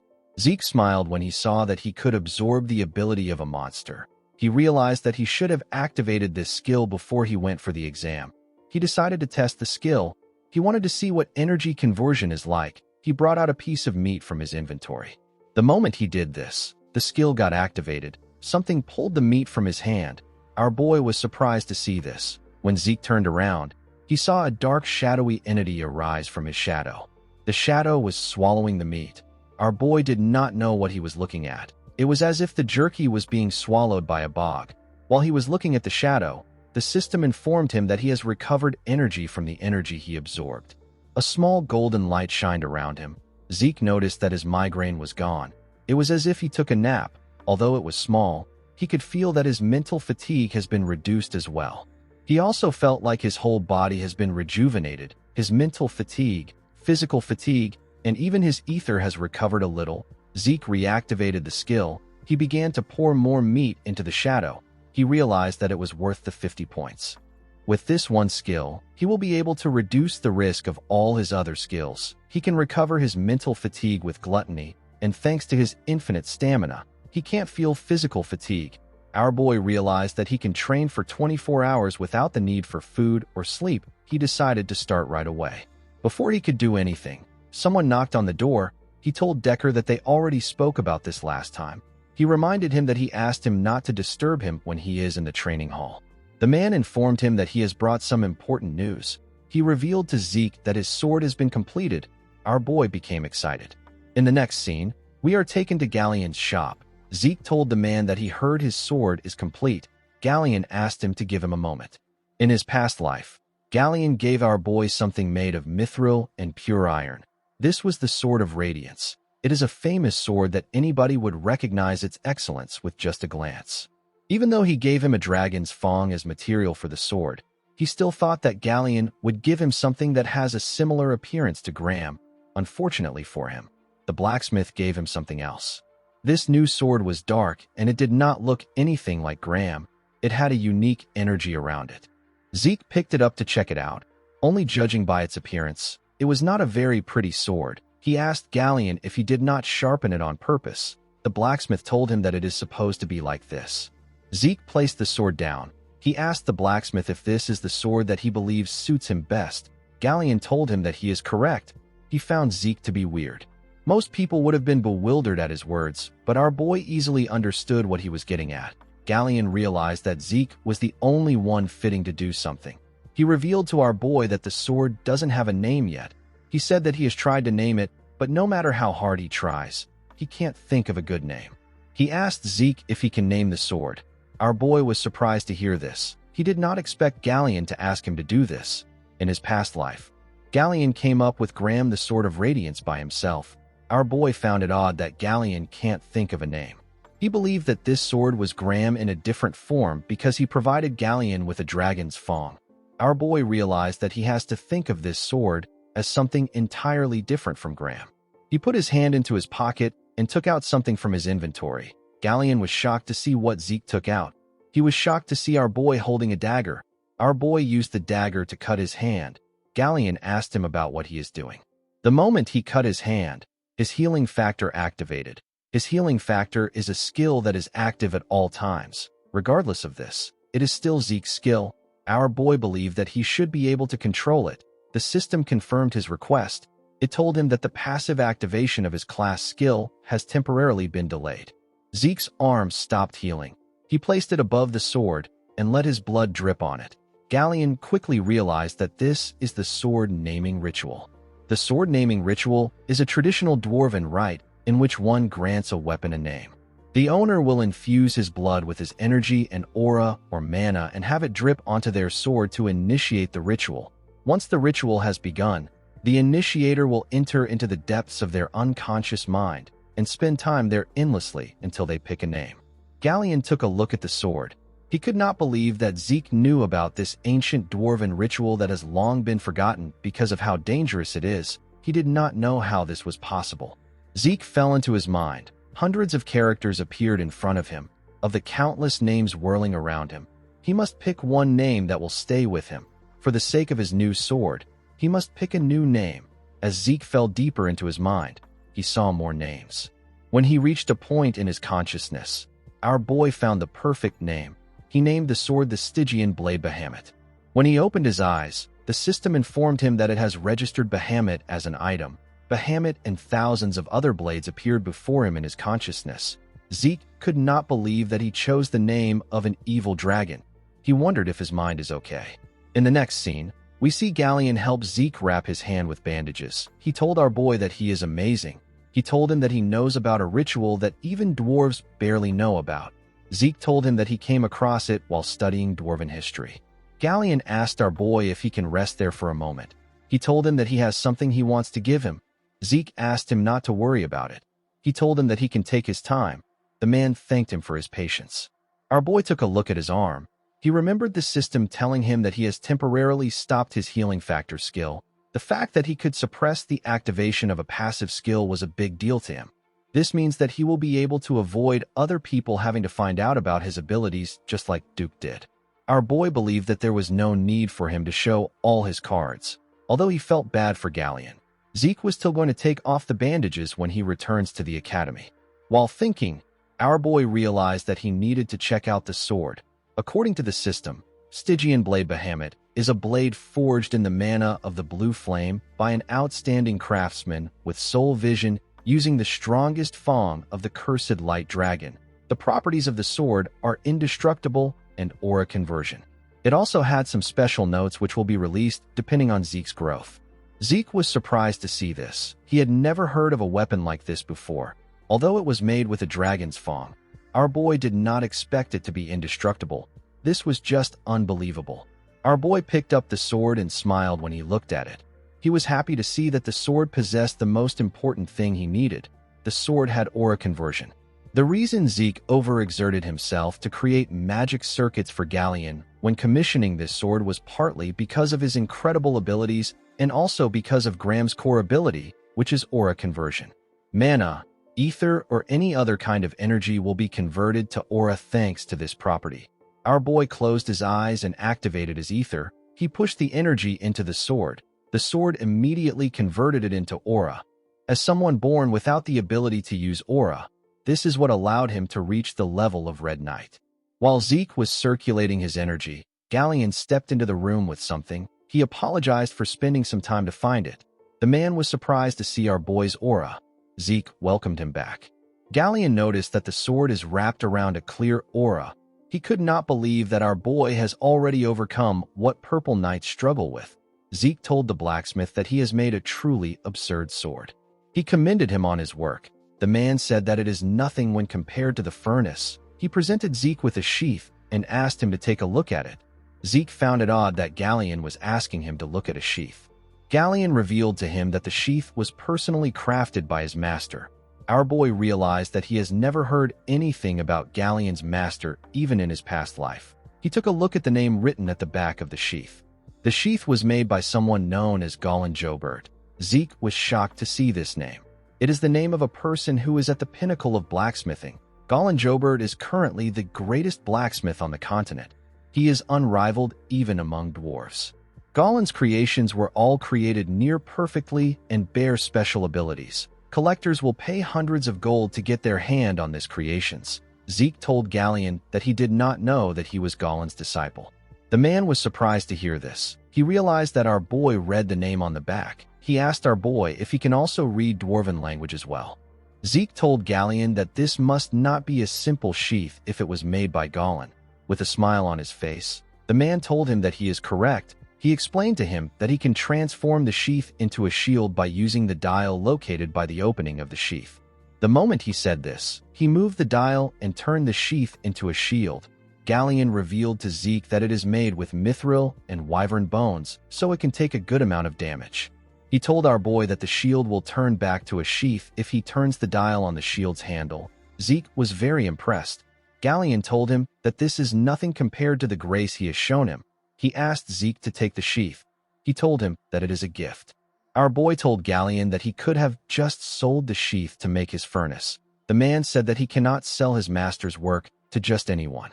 Zeke revealed to him that he could have sold it for several hundred gold coins. Galleon was shocked to hear this. He asked our boy to just accept it. Zeke noticed that the sheath was smaller than the sword. He believed that Golan must have some special ability that will make the sword fit in. The moment he put the tip of the sword into the sheath turned to fragments and created a shape that perfectly fit the sword. This far exceeded Zeke's expectations. He thanked Galleon for giving him such a valuable gift. The man told him that he is happy he likes it.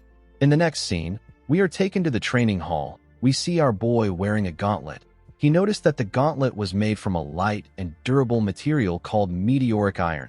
It doesn't have any properties. Zeke was told that the properties will activate when he wears a full set of meteoric iron.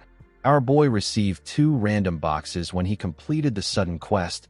He thought that it would be similar to a treasure chest, but there was something more valuable inside. Zeke decided to check the second box. When he opened the box, he found something odd inside.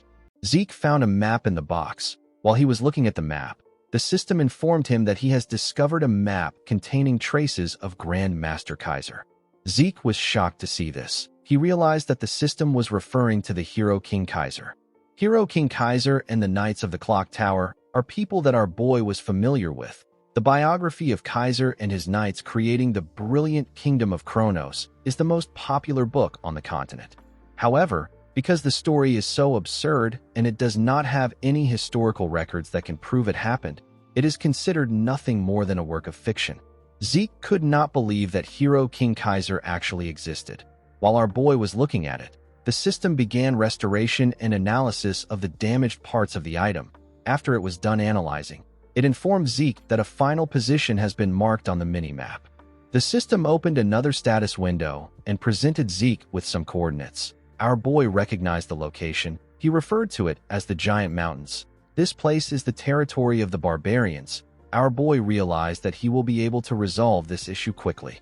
While he was looking at the map, another status window popped up. The system informed him that the tutorial will be concluded due to his skill. It told Zeke that he has discovered a potential quest item.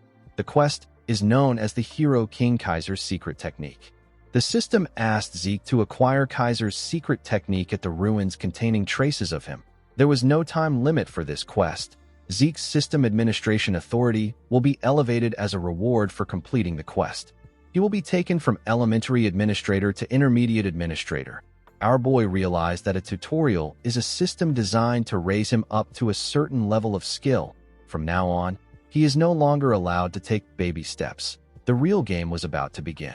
Our boy noticed that the reward for this quest was on another level compared to the tutorial. He stood up from the floor. He promised to claim every reward that comes his way. He decided to use up the points that he has been saving. He used 50 points to unlock level 2 Draconian skills. One of the level 2 Draconian skills was Dragon Scale Armor. Dragon Scale will grow and harden on the user. It provides incredibly effective magic resistance.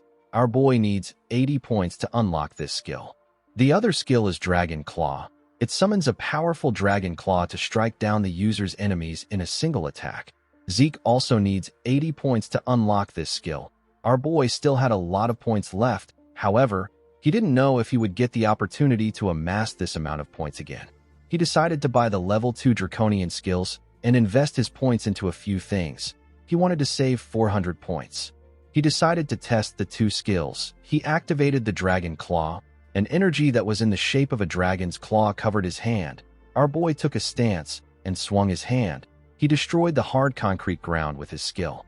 Our boy was surprised to see what he did. The skill was much better than he expected. He decided to test the other skill. He raised his sword and activated the dragon scale armor. An energy that had the shape of scales covered his hand.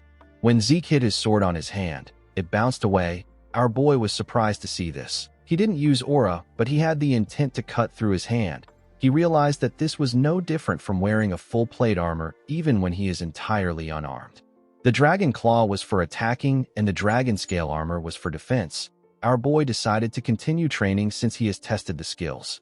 In the next scene, we are taken to the central training hall of the academy. We see the cadets gathered at the hall. An instructor informed them that a practical aura exam will take place before the semester exam. He decided to explain things to the cadets. He told them that the things behind him are basic training use dummies. The dummies were specifically made so that it will be difficult to even scratch it with plain physical force. However, if the cadets use aura, they will be able to destroy it. The instructor informed them that they will fail if they are not able to dent it. He said that all following exams will be considered null, and they will be forced to start over from the basics. The cadets were shocked to hear that they won't be able to advance if they fail. The instructor ordered them to keep quiet. He called out to a boy known as Aaron and asked him to come up. The boy ran to the stage. Owen believed that it was natural for the people called first to be flustered. However, it is different for him. This practical is similar to the aura training he familiarized himself with at home. The Academy's aura education is something that the Zimmons have already established. Owen believed that even the purebloods won't be able to match him in aura control. While he was thinking, he was called to the stage. He was asked to start. The boy drew out his sword with a smug look on his face. He took a stance and released his energy. It shined brightly. The students were shocked to see that Owen had achieved sword resonance. The instructor who was jotting down information about the cadets was quite impressed with Owen. He told his superior that Owen is using sword resonance at barely 13 years old. He said that he is incredible. The man said that this is expected from one of the great families. Owen charged at the dummies. He charged at them at a decent speed. He left his mark on each one of the dummies around him. The cadets were shocked to see this. The instructor who was jotting told Owen that he is incredible. He said that this is expected from a Zimmons. He tapped the boy on his shoulder and told him that he will soon surpass Abel. The boy was annoyed to hear this. He pushed the instructor's hand away. The man asked his senior if he did something wrong. The senior said that ill-mannered. The boy frowned his face as he walked down the stage. After Owen, other students took their turns, but they barely scratched the dummies. The junior instructor asked his senior about why everyone was having such a hard time. The man said that they were intimidated by Owen's performance. Even though he said this, there wasn't a single student who failed.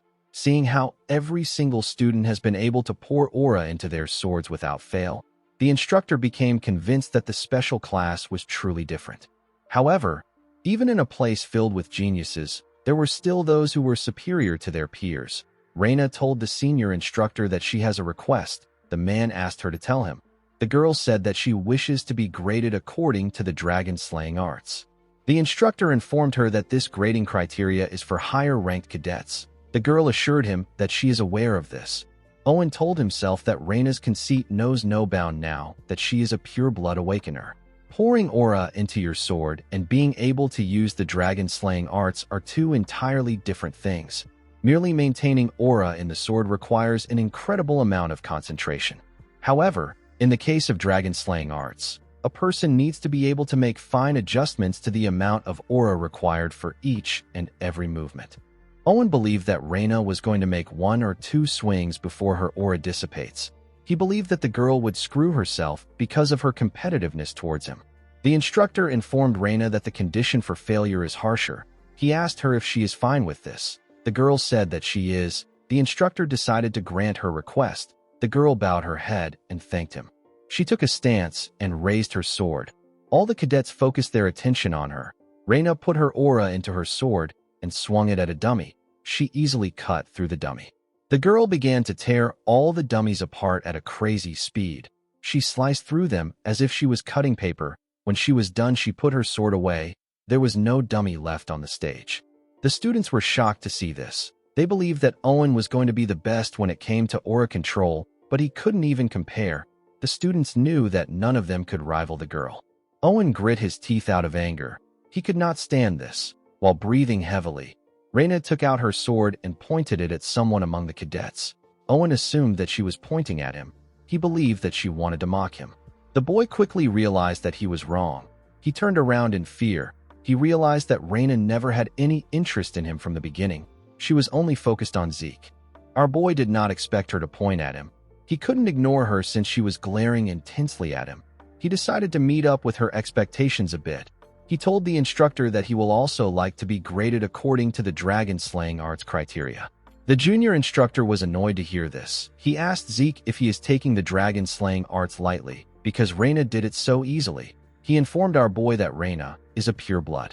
The senior instructor cut him off and told Zeke that he will be given the same conditions as Reina. He asked our boy if he is fine with this. With a smile on his face, Zeke told him that it is good with him. The junior instructor asked his senior to tell him why he accepted Zeke's request. He said that all attendance has been processed, and he has never seen Zeke attend the class even once. The senior revealed to him that our boy won a bet against instructor Andre. He told him that he doesn't know about it because he was just assigned there recently. He revealed to his junior that Zeke is the Golden Light Pure Blood Awakener. He is also the unprecedented recruit who broke Abel's record in the dungeon escape exam. The senior told the man that he is looking at Zeke Draker. Our boy closed his eyes and circulated his ether. The system informed him that Bahamut has detected ether. It told him that the sword's aura conversion ability has been activated. Zeke covered his sword with aura. It was a bit difficult for him to control his strength. He was able to put in the right amount of aura. When our boy raised his sword, Reina was startled. She recognized the technique he was about to use. Zeke took a stance and raised his sword up. He decided to use the first verse of Chapter 1 of the Dragon-Slaying Arts. The technique is known as Sky Slice Stance. Reina realized that our boy technique was comparable to hers. She quickly realized that she was wrong. It was actually on the same level as Andre's technique. Zeke easily tore through the dummies at a crazy speed. He moved very fast with his huge sword. Our boy practiced the dragon-slaying arts so thoroughly during the 2 years before he regressed that he can do this in his sleep. His sword and movements, his positioning and footwork, even the flow of his aura was trained to perfection. These things are ingrained into his body to the point that it doesn't even require conscious thought. Zeke was extremely bored with the dragon-slaying arts, but starting over from the basics made it more interesting to him. After he was done tearing through the dummies, he put his sword away. He believed that this would be enough to stir up Reina. The cadets could not believe that Zeke wrapped his sword in aura. They did not expect Zeke to be on the level of a purple knight. Our boy quickly realized that he messed up. He turned around to look at the dummies. He wondered if he got too absorbed in the test. His aura ended up leaking out unconsciously. He wanted to do something on the same level as Reina, but he ended up standing out again. The instructors could not believe their eyes. They could not believe that a first-year student is a purple knight. Owen began to shake. The boy became hopeless. He could not catch up to the 2 geniuses in his class.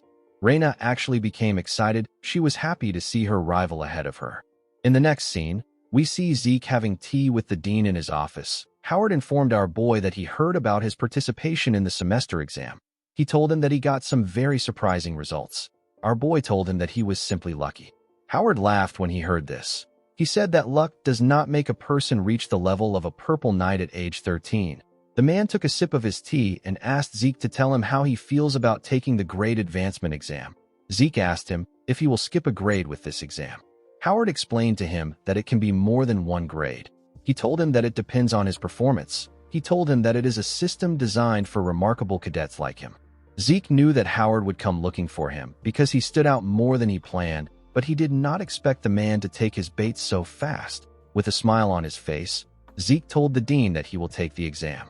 As he walked out of his building, Zeke realized that Howard has something planned. He decided to play along with the man. After Zeke left, Howard turned to the window and took out something from his clothes. He took out a stone. He used the stone to inform someone that Zeke and Reina have decided to take the exam. The person gave him some orders. Howard told the person that he understands. He said that he will take some measures. With a smile on his face, Howard said that things are getting interesting. The scene shifts, and we are taken to the upper-class training hall of the academy. We see Zeke and Raina inside the hall. The girl was staring at our boy, but he looked away. He wished she could pretend that she was not staring at him. While he was looking away, someone apologized to them for making them wait. He presented their examiner to them. He introduced the man as an upper-class knight from the main family. The knight had white hair and a scar on his face. He was introduced as Sir Al Draker. Zeke was shocked to see the man. He quickly realized that he was looking at Dieback Blade. The scene shifts, and we are taken to the past. We see an older Al carrying a dead young boy in a destroyed town. While Al was digging a hole for the boy with his hands, someone walked up to him from behind. The person turned out to be the older Zeke. Our boy quickly recognized the Draker uniform on the man. He grabbed his sword and called Al a damn dog of the Empire. He asked him about what he is doing there. Al didn't say anything. He just continued digging a hole. Zeke saw the dead boy next to the man. When he turned to the side, he saw a large amount of graves that Al had made with his hands. While the man was still digging, our boy pushed a shovel into the ground. Al quickly covered his hand with aura when he heard the sound of the shovel. Zeke asked the man if he needs help. He pushed his shovel into the ground and began to dig. He told Al that he will help him even if he says no. Al did not expect this. Our boy introduced himself as Zeke Murray. He said that he is a member of the Northern Allied Forces. He asked Al if he is a Draker. The man said that he is no longer a Draker. He said that he left. Zeke revealed to him that he also did the same. He asked the man to tell him what he wants him to call him. Al asked him to call him Dieback Blade. In the present, Zeke was surprised to find out that his real name was Owl. He believed that it fit the Kurt Dieback Blade perfectly. Our boy and Raina bowed their heads to greet the man. Zeke did not expect them to bring an upper-class knight for a first-year grade advancement exam. The supporting pillars of the Drakers are the upper-class knights. One must possess power and experience equally in order to be granted this title. It is a high-ranking position. An instructor explained to Zeke and Raina that the examination method is one that is familiar to the alumni of the Cradle. It is a swordsmanship battle. He told them that they can continue as long as they don't lose consciousness or give up. He advised them to do their best. Raina placed her hand on her sword. She said that she will go first. Al declined her request. He told her that there is no need to fight separately. With a serious look on his face, he asked Zeke and Raina to fight him together. Raina was annoyed to hear this. She wanted to charge at him. Zeke placed his hand on her shoulder and asked her not to get too heated up. He told her that she should be aware of the difference in their skills. He revealed to Raina that the test has already began. He explained to her that she would have lost some points if she had failed to control her anger and charged at the man. When Raina heard this, she turned around. She saw that the instructor was jotting down things that were happening. She took a deep breath and calmed herself. She asked Zeke about what they should do. Our boy was impressed that the genius was able to make a quick judgment. He revealed to her that there is a perfect strategy that they can use in this situation. He said that they have to get one strike in. The two of them surrounded the man. Al drew his sword. Zeke found his sword to be weird. It only had a single edge. It came from the Eastern Empire. It is known as the Wando.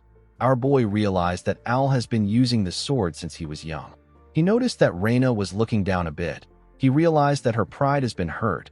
However, Zeke didn't care because pride and honor is worthless to the weak. He hoped that she wouldn't make things personal and she would just focus on the strategy. Zeke and Raina charged at Al at the same time. Al was able to block our boy's attack first. Raina tried to use the opportunity to attack him, but he blocked the attack too. She attacked him again from behind, but the man was able to block it again. The girl was impressed with the power of an upper-class knight. Zeke advised her to focus on attacking Al's blind spots. Raina was not able to land any effective blows on him. She was not even able to scratch him. She decided to attack the man with the intent to kill. She covered her sword with aura and used verse 1 of Chapter 3 of the Dragon-Slaying Arts. The technique is known as Half-Moon Slash. She swung her sword in a clean and swift manner. Al was able to dodge the attack by moving his body to the side. While Raina was still in the air, the knight gave her a kick in her throat. The girl spat out some blood. She was sent flying. She crashed into the wall. Two attendants in the room moved to the wall to check on her. They asked her if she is all right. Reina stood up from the rubble and told them that she is fine. She advised them to step back because it is dangerous. For a moment, the girl lost consciousness. She realized that she had no hope of creating an opening in Owl's defense. Even Zeke was getting pushed back. Reina wondered if it was really possible for our boy to create an opening. Earlier before, when Zeke was explaining his plan to Reina, the girl said that she cannot participate in such a shameful strategy. She asked our boy if he intends to tarnish an honorable duel. Our boy asked her if honor puts food on the table. He tapped her on her shoulder and reminded her that this isn't a match between knights. He said that it is an exam. He told Reina that they are testing their ability to kill. The girl told him that she understands. She knew that she was the one who asked Zeke for his help. She asked our boy if he really believes that his strategy will work. She reminded him that Owl is an upper-class knight. Zeke explained to her that they have to create a situation where the plan works. He reminded her about the fight that they had when they were in the cradle. He asked her if she knows why she wasn't able to dodge the rock. Reina said that it is because she didn't expect him to use such a method. Zeke told her that she is correct. He said that it is the same thing with Owl. He asked her to just wait for his signal. He assured her that it will work. He told her that a small opening is all they need. Our boy charged at the man again. He used the Gale Art's shadowless step to charge at Owl. He created several afterimages of himself. Owl looked around. He quickly realized that this was Duke's technique. He was actually able to sense Zeke and block his attack from the side. With a smile on his face, our boy told Owl that he has to get serious from now on. The moment he said this, the lights in the building went out. Owl did not expect this. He immediately realized that they were taking advantage of a pure blood's trade of mana interference. He knew that Reina was the one responsible for this. He pushed Zeke back. Our boy charged at him again in the darkness, but the man was still able to block his attacks. He believed that this was a childish ploy. He could not believe that they expected that they would have an opportunity to defeat an upper-class knight like him by simply obstructing his vision. While he was blocking the attacks, the man got a strange feeling. He did not understand how Zeke was able to move within this pitch darkness where even he could barely sense the things around him. It was as if Zeke's vision was unperturbed. Our boy was using his dragon eyes. He put some distance between himself and Owl. He decided to use his dragon claw. He has been looking for an opportunity to use the skill. He knew that Owl isn't the type of person who would go around talking about what he experienced in a fight. Zeke covered his hand with the golden energy and fired an attack at Owl. The man was shocked to feel the weight of Zeke's attack. He was shocked to see that this was the sword strike of a first-year cadet. He quickly realized that this wasn't a sword strike at all. It was something different. Owl didn't actually care about what it was. All he knew was that Zeke has long surpassed the level of a cadet. He noticed that Reina couldn't move in the dark like Zeke. He wondered if our boy disregarded unnecessary forces to restrict him. This was something that would only work against an opponent of a similar level. While he was thinking, Zeke charged at him again. The man was able to block the attack. He decided to make his attack faster. He and Zeke moved at a crazy speed. Our boy was able to keep up with his attacks, but it was a bit tough for him. He noticed that Owl's attacks are starting to resemble what they were before the lights went out. He did not expect him to have already adjusted to the darkness. While he was in the air, Owl swung his sword at him. He noticed that Zeke had disappeared. He could only make out a hazy figure. It was like fighting a shadow. The moment he thought of this, someone appeared behind him. Owl swung his sword. He ended up cutting something different. The man noticed that he tore through a mana light. Our boy was cutting the ropes holding the lights in the air. He allowed them to fall on Owl. The man realized that this extraneous noises were covering up any traces of Zeke. While he was trying to sense his presence, our boy attacked him from above. Owl managed to block the attack. Immediately he did this. Zeke asked Reina to do something. The girl threw something at them. The scene shifts, and we are taken to the past. We see Fanon telling our boy that he can create something since its structure and ingredients are simple. He said that it is only a one-time use item. He asked Zeke about the kind of spell he wants to store in it. He asked him if it is explosion magic. Our boy smiled and told the man that it isn't. He said that a flash and the sound of an explosion is enough. The scene shifts, and we are taken back to the present. We see our boy's magically engineered flashbang get released in the air. Zeke was able to hide behind his sword and cover his ears. The bright light blocked Owl's vision, and the sound affected his hearing. The man knew that they got him. He realized that he made a mistake by disregarding Reina as unnecessary. The girl and Zeke charged at him at the same time. Our boy was happy to see the man cornered. Al decided to use verse 1 of chapter 4 of the dragon slaying arts. The technique is known as the full moon slash. The attack covered the area around him. It caught Zeke and Reina off guard. It sent them flying. They both crashed into the ground.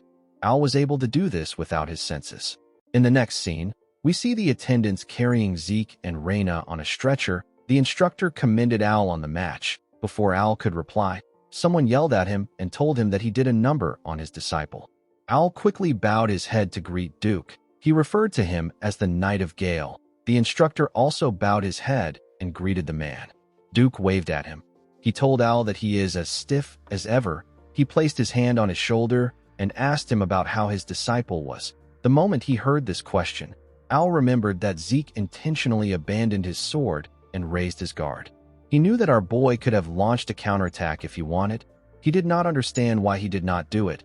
He wondered if Zeke did not do it because his goal was to advance and not to gain victory.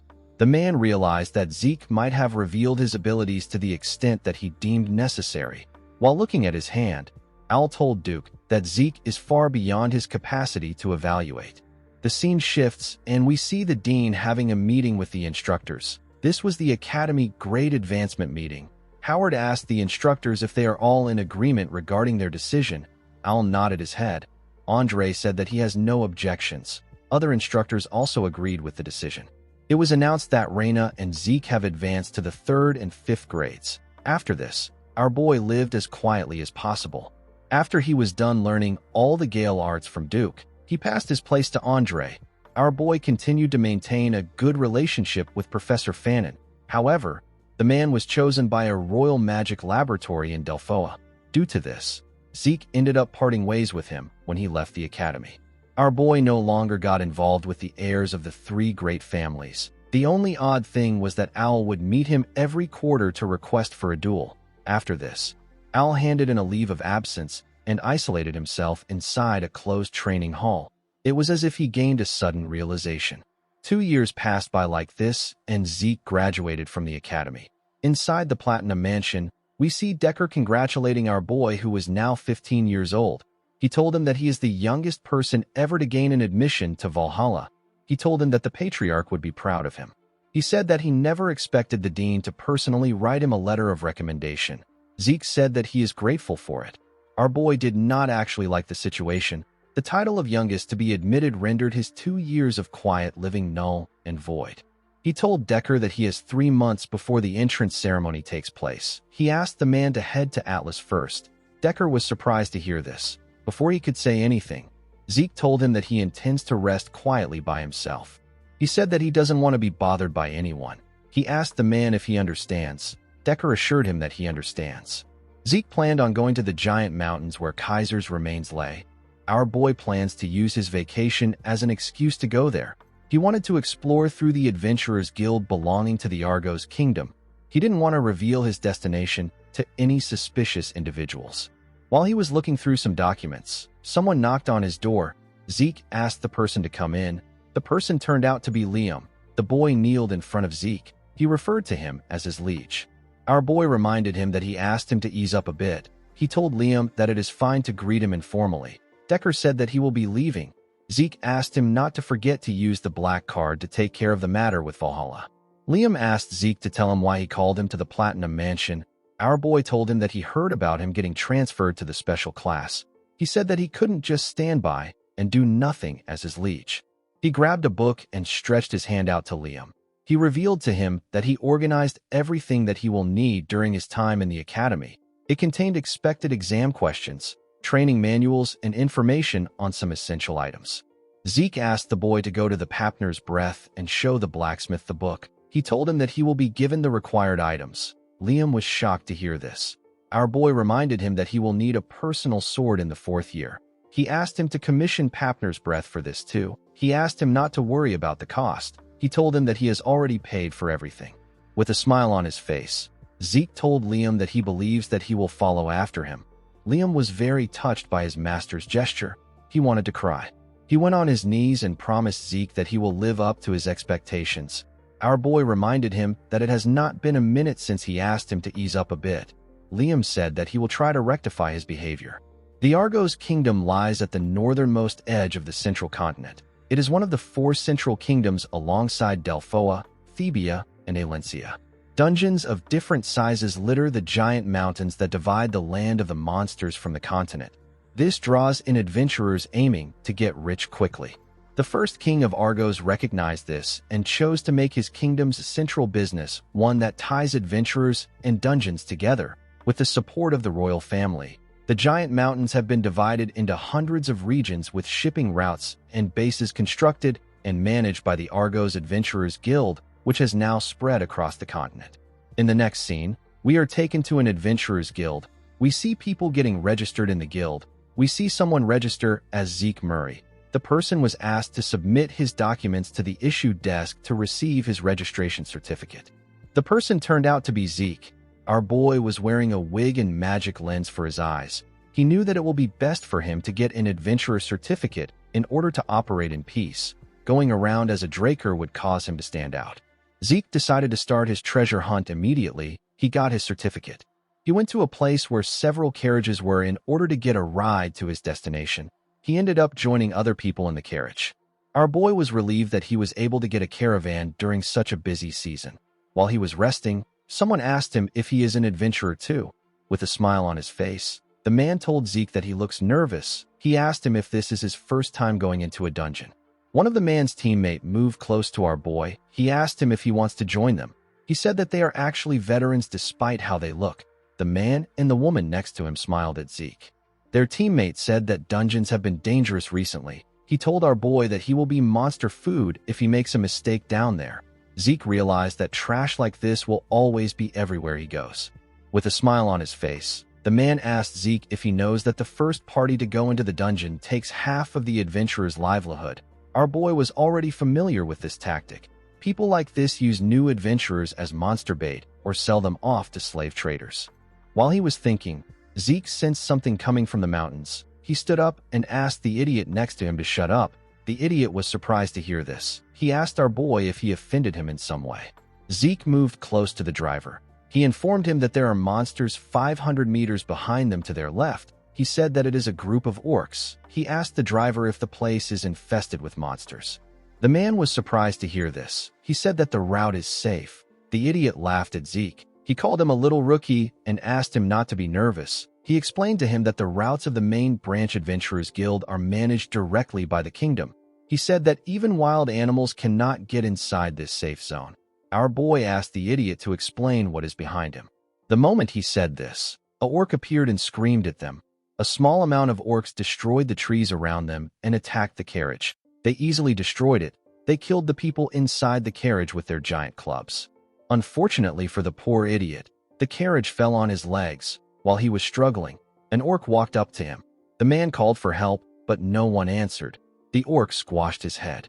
Zeke hid behind a tree and watched as the orcs tore the carriage apart. He realized that the base was not operating properly for there to be orcs roaming around in a safe zone. When our boy arrived at the base, he saw dead bodies everywhere. He did not expect the Argos soldiers to lose. With this much manpower, most monsters wouldn't even stand a chance. While looking at the bodies, Zeke noticed something odd. He saw the cuts on the bodies. He quickly realized that the soldiers didn't lose to the monsters. They were actually killed by humans. The humans intentionally left massive damages on the bodies to make it look like a monster attack. However, if this was truly done by a monster, the cut wouldn't have been so clean. On top of this, there is almost no trace of resistance. The men were killed in a clean manner with a single attack. Our boy realized that the people who did this must be on the level of a purple knight. He knew that he will create some misunderstandings if he stays there any longer. He decided to leave. Finding traces of Kaiser was his top priority. As he walked deeper into the forest, Zeke saw a basket filled with human skulls. He knew that this is a symbol that marks the barbarian territory. The mini-map informed him that he is almost at Kaiser's ruins. While looking at the skulls, Zeke wondered about what the Empire's hunting dogs were doing there. They were hiding behind some trees and watching our boy from afar.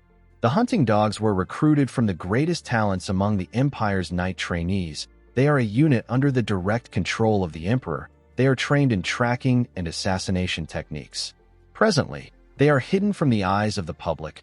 Only those in the highest positions are even aware of their existence. However, they will make a grand entrance in the public eye as the main fighting force during the Continental War waged by the Empire. On his way here, Zeke had been watching their movements. He could never forget their unique tracking techniques. This is because they were the ones who killed him. Zeke remembered that Duke mentioned that the Emperor is obsessed with immortality, and he is turning the continent inside out to find it. Our boy remembered that the Emperor was obsessed with rare artifacts even before his regression. Not only did he bear the foolish dream of unifying the continent, he also dreamed of something as insubstantial as immortality. Zeke wondered if the Empire has already discovered Kaiser's ruins. He realized that he needed to confirm this by himself. He disappeared in front of the hunting dogs when he thought of this. They were surprised to see what happened. They turned to a man to signal him to do something. The man put his hand into his clothes. He brought out a flare gun. Before he could fire the gun, Zeke reappeared and cut off his hand. Our boy looked at the gun, which fell to the ground. He saw a golden robe tied to its bottom. He realized that the man was going to fire a gold flare, which signifies an emergency. He became certain that the man was the team leader. Due to the fact that there were only 3 of them, our boy asked the man if they are the perimeter guard team. He said that they should normally be 12 men on a team. One of the man teammates asked Zeke to tell him who sent him. Our boy cut off the head of the man in front of him when he heard this. The other 2 were shocked to see this.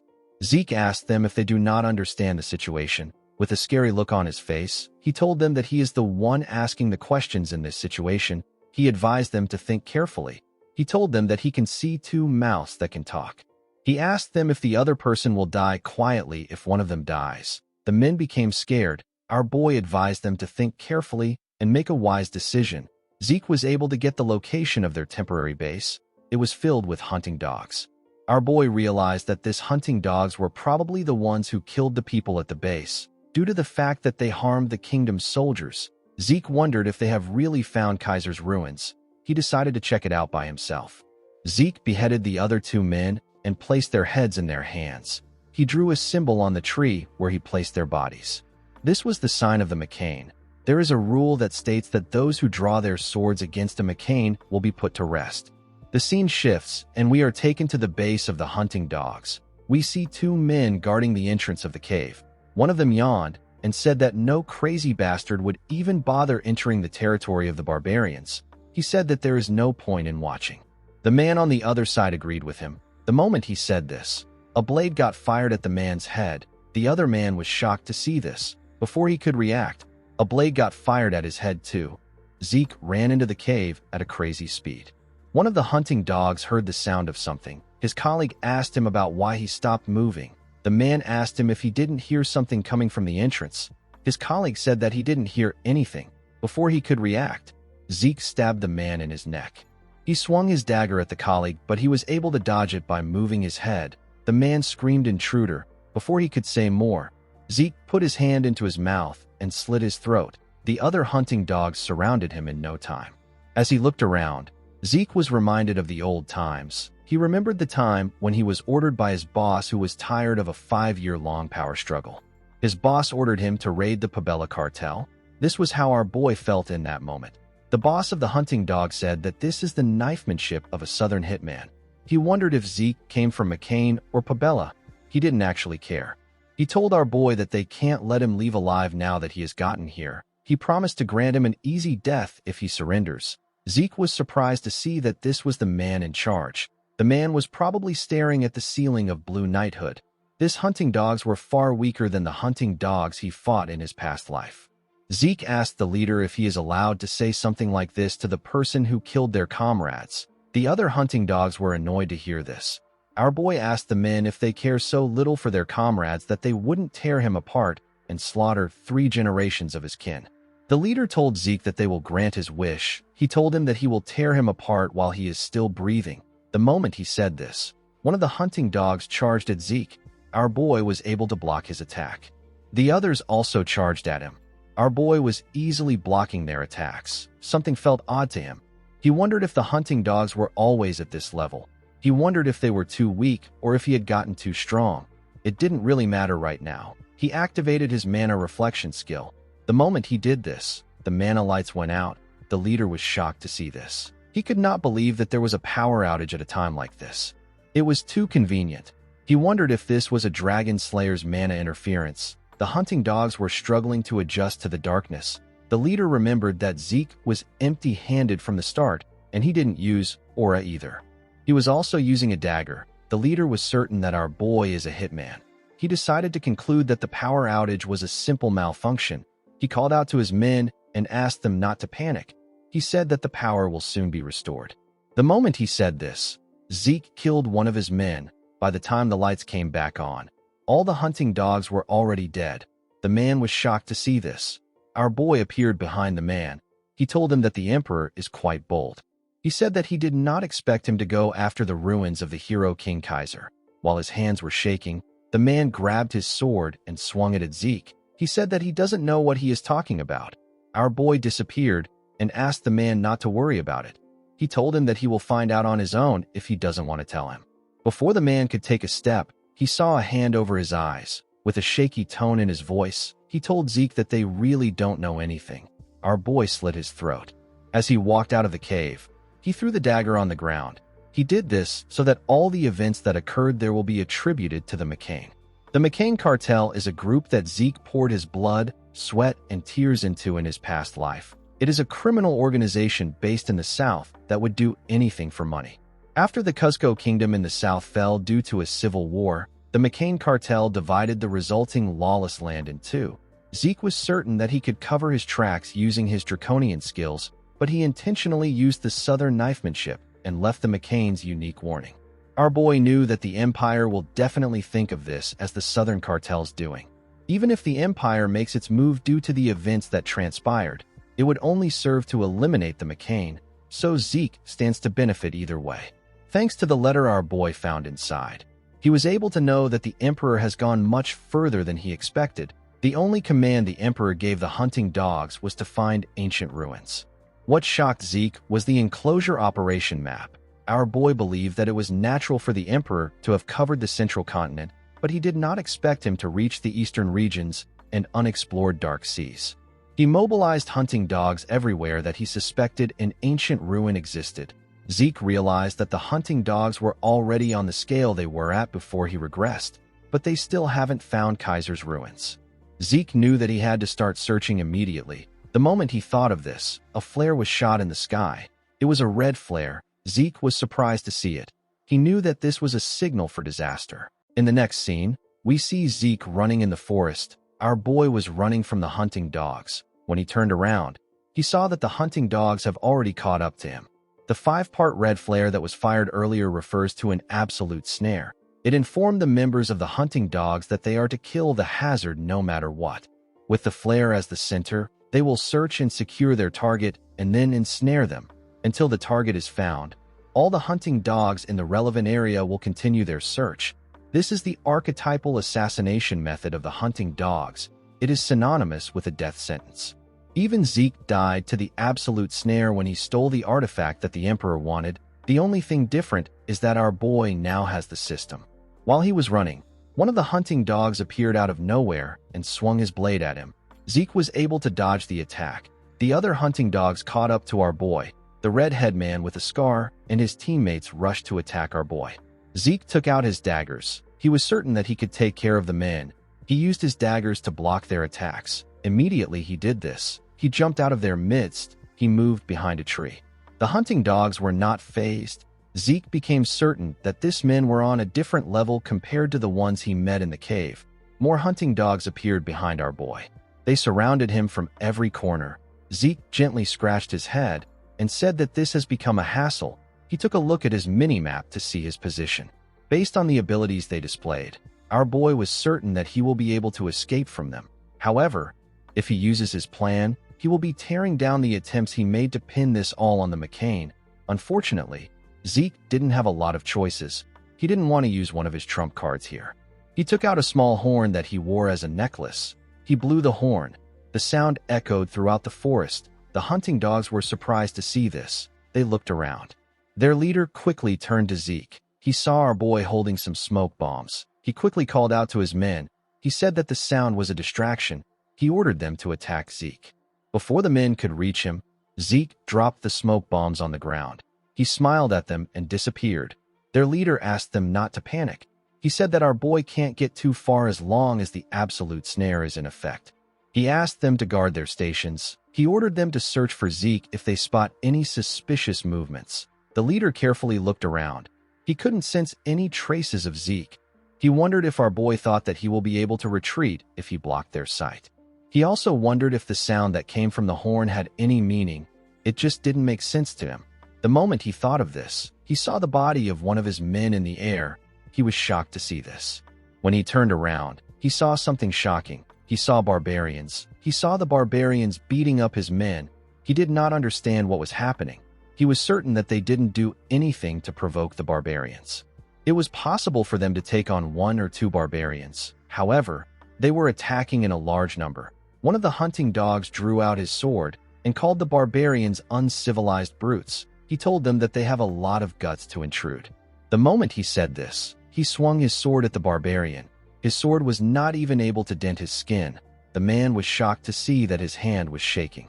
The barbarian crushed his head with a single blow. The leader realized that this was his first time seeing them so enraged. He understood that they are at a disadvantage with their current force. He took out a flare gun and fired a flare to the sky. He informed his subordinates that they are withdrawing the absolute snare. The barbarians chased after the hunting dogs. After they all left the area, Zeke came out of the ground. He said that the horn was far more effective than he expected. The barbarian's horn was created to be an efficient means of communication during the chaos of battle. It is a barbarian tool of war. When Zeke looked at his necklace, he noticed that the horn has broken. In his past life, he was able to develop a friendly relationship with the Mohawken tribe. They taught him how to make and use the horn. The signal Zeke sent with the horn was to tell the tribe that there were outsiders intruding upon their sacred motherland. The barbarians are considered to be simplistic and uncivilized savages. However, they have clear cultures and traditions, and they live in their indigenous civilizations. Zeke took off the necklace. He realized that he could only use this shoddy replica once. Our boy ran into the forest. He decided to find the real ruins. When Zeke arrived at the entrance of the ruins, he hid behind some rocks. He saw something shocking. He did not expect to face another problem today. At the entrance of the ruins, there was a monster with multiple heads walking around. The system informed Zeke that he has discovered a fallen dragonborn corrupted by contaminated energy. Our boy did not know what a fallen dragonborn was. All he knew was that the door leading to the ruins was next to the monster. He asked the system if it can open the door. The system confirmed his request and connected to the home of the hero King Kaiser. It informed Zeke that it will now open the home of the hero King Kaiser. The moment it said this, the door began to move up. The Dragonborn also saw this. It screamed when it saw this. Zeke realized that the monster was now on high alert. He knew that he couldn't walk past it. He decided to use the dragon-slaying arts. He charged at the monster. He used the shadowless steps of the Gale arts to create numerous afterimages. The Dragonborn charged at the afterimages. Zeke decided to pass through the entrance after interfering with the monster's view with the shadowless steps. Before our boy could reach the door, one of the monster's heads appeared next to him with its mouth open. It pushed our boy back. Zeke grabbed his sword and used the first verse of Chapter 7 of the dragon-slaying arts known as Dragon Head Severance to cut off one of its head. The monster's blood splashed on him. He noticed that the blood was acidic. His healing factor quickly activated. Zeke realized that he knew this monster that has acidic blood and 9 heads. It is a monster that even his master barely subjugated in his past life. This monster is Hydra, the 9-headed dragon. Zeke decided to face the Hydra. In the next scene, we see the Hydra trying to bite our boy. Zeke stood his ground with his sword. The monster pushed him away with its huge body. Our boy got slammed to the ground. He used his sword to hold himself up. He could not believe that he was struggling this bad. In this age where dragons are extinct, Dragonborn monsters are said to be the closest to dragons. Zeke's attacks were not working on the monster at all. No matter how much he cuts it down, it heals itself immediately. This was quite frustrating for Zeke. He realized that the Hydra was too much for his current self. He noticed that he was about 30 meters away from the door. He pointed his sword down and ordered the system to close the door. The system confirmed his request and told him that it will close the door of the home of the hero King Kaiser. The door began to slowly descend. Zeke pressed his sword into the ground and released some energy. The heads of the monsters slowly surrounded him. Our boy dragged his sword on the ground and used the fifth form of the Gale arts known as Wind Splitter. He used the technique to fire an attack that cut off one of the Hydra's heads. He was able to clear a path for himself. He quickly ran towards the door. He decided to give up on the monster and get through the door before it closes. The Hydra saw through Zeke's plan. It quickly charged at him with multiple heads. Our boy carefully used his sword to hold the door and pass through it. He quickly turned around to see what happened to the Hydra. Immediately he did this. One of the monster's heads passed through the door and grabbed his hand with its teeth. Zeke grit his teeth to withstand the pain. He did not expect this. The Hydra used part of its neck to hold the door. Two of its heads were able to enter the ruins. Zeke did not think that the Hydra would follow him here. Since the head was holding on to his hand, our boy added his ether to his sword and used it to cut it off. While he was in the air, his arm began to regenerate. One of the heads fired a poisonous gas at him. The system informed him that he has been poisoned by the Hydra. Zeke added ether to his sword and activated his soul manifestation. He used lacerate to cut off the head that poisoned him. He easily cut through it. Unfortunately for him, there was still one head left. Our boy was breathing heavily. He was quite exhausted. The head charged at him while he was breathing heavily. Since he was tired, Zeke decided to use one of his draconian skills. He activated the dragon's dignity. He used it to create a terrifying image of a dragon. With a horrifying look on his face, Zeke asked the monster to screw off if it doesn't want to get crushed. The Hydra could feel Zeke's terrifying power. It became scared. It quickly moved back and left the room on its own. Our boy did not think that dragon's dignity would walk on the Dragonborn. He realized that he should have tested it earlier. Zeke wondered why he was so tired. He knew that his infinite stamina is active. He wondered if this was because of the poison. A status window appeared in front of him while he was thinking. It informed him that he has struck fear into the fallen Dragonborn. It asked him if he will activate Dragonic control to subjugate the target. Zeke was surprised to hear that he struck fear in it. He wondered if he struck fear in it with the dragon's dignity. He couldn't believe that he had a chance to subjugate this powerful monster. He decided to give it a try. Zeke was quickly disappointed. The system informed him that he lacks the required administrator authority to be able to subjugate the Dragonborn. It told him that he has failed to subjugate the target. Zeke stood up. He said that he was looking forward to it. He realized that it would have been weird if such a cheat skill doesn't have any restrictions. The moment he thought of this, he felt a large amount of pain. The system informed him that the Hydra's poison has surpassed dangerous levels. Zeke fell to the ground. He could not believe that his healing factor was not working on the poison. He believed that there has to be a way to overcome this. He recalled that gluttony can consume bloodline abilities. Since it is such a potent poison, our boy was certain that the monster must have a bloodline ability that involves resistance against poison. He quickly activated gluttony. The shadow came out of his body and ate the head of the Hydra that he cut off. After the shadow was done consuming the head of the Hydra, the system informed our boy that the rank of gluttony has increased after absorbing the life of an elimination target life form. Gluttony increased from beginner to expert level. Zeke recovered the energy that he lacked. The system informed Zeke that he has absorbed the bloodline ability of the Hydra. It told him that he only consumed a portion, so he acquired an incomplete constitution. He now had poison resistance. Due to the effect of the poison resistance constitution, the Hydra poison was neutralized. Zeke smiled and raised his head up. According to the system, poison resistance constitution grants him immunity to most poison, and it will neutralize most poison. Our boy realized that he doesn't have to worry about poison anymore. On top of this, gluttony, which hasn't risen for a while, has finally gone up. He wondered if this is because he absorbed an elimination target life form. According to the system, an elimination target life form is a monster that is designated by the system to be subdued. Zeke will be given additional rewards for subduing such monsters. Our boy decided to continue his mission. He went into the ruins.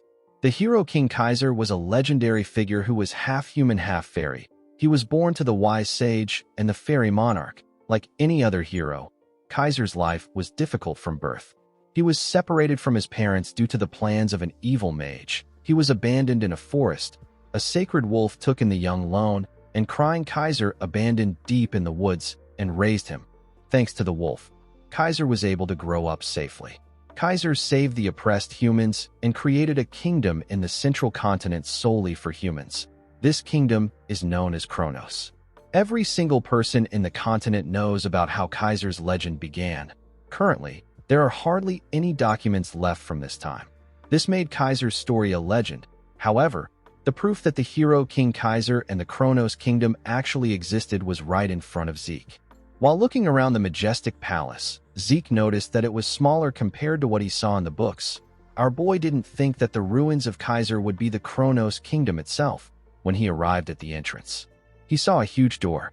Zeke realized that the home of the Dragon Slayer was also like this. The system helped him open the huge door. When Zeke stepped inside, he saw a huge glowing rock in the middle of the room.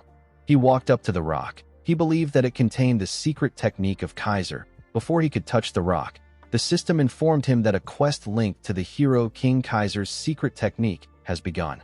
Zeke was surprised to see this. The system told him that he can't leave the area until he completes the linked quest. The moment it said this, the door got locked. The system asked him to acquire Kaiser's wisdom from the remnants of his presence left in the ruins.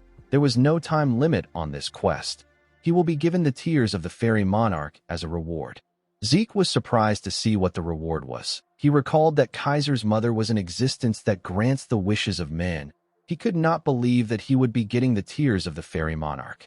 Although our boy didn't know how to use this treasure, he knew that it is a cheat-level treasure. He asked the system to tell him how he can obtain the wisdom. The system confirmed his request and began to extract the data within the magic video recording device. It discovered entry 546 of Kaiser's magic video records. There were 12 entries in entry 546 that corresponded with Zeke's request. The system decided to play the first video among the 12 magic video entries. It detected that the language used in the video was ancient Kronosian, which is no longer in use. It translated the language into the central continent language which Zeke speaks. The moment it did this, the device released a video of a man. This was the man of legends, the hero King Kaiser. At the beginning of the video, Kaiser said that a sword is simply a sword. He said that the senile old men who don't even know how to swing a sword always spout this kind of nonsense. Immediately he said this, he noticed that his recording device was shaking. He asked someone whose name is Sheltern to get himself together. He told him that the device is shaking. Zeke quickly recalled that Sheltern is the man known as Kaiser's most loyal knight. Kaiser asked our boy about what he needs to do to wield a sword well. He said that a person doesn't need to do much. He said that they simply have to swing their sword often and with vigor. He asked Zeke if he is curious about the amount of times he needs to swing his sword. He told our boy that he needs to reach this goal. The moment he said this, he took out his sword and made a simple and powerful swing. Zeke felt like he was cut in half. He basically died while looking at the attack. Our boy fell to the ground. He began to sweat and breathe heavily. He could not believe that this overwhelming spirit was able to affect him even though it was just a recording. He could not believe that this was the wisdom of the hero king. Zeke smiled nervously. He said that he likes it. He stood up and asked the system to replay the video from the beginning. The system accepted his command. In the next scene, we see Zeke swing his sword. It has been about 4 days since he locked himself in here to train. He discovered 3 other doors across the entrance.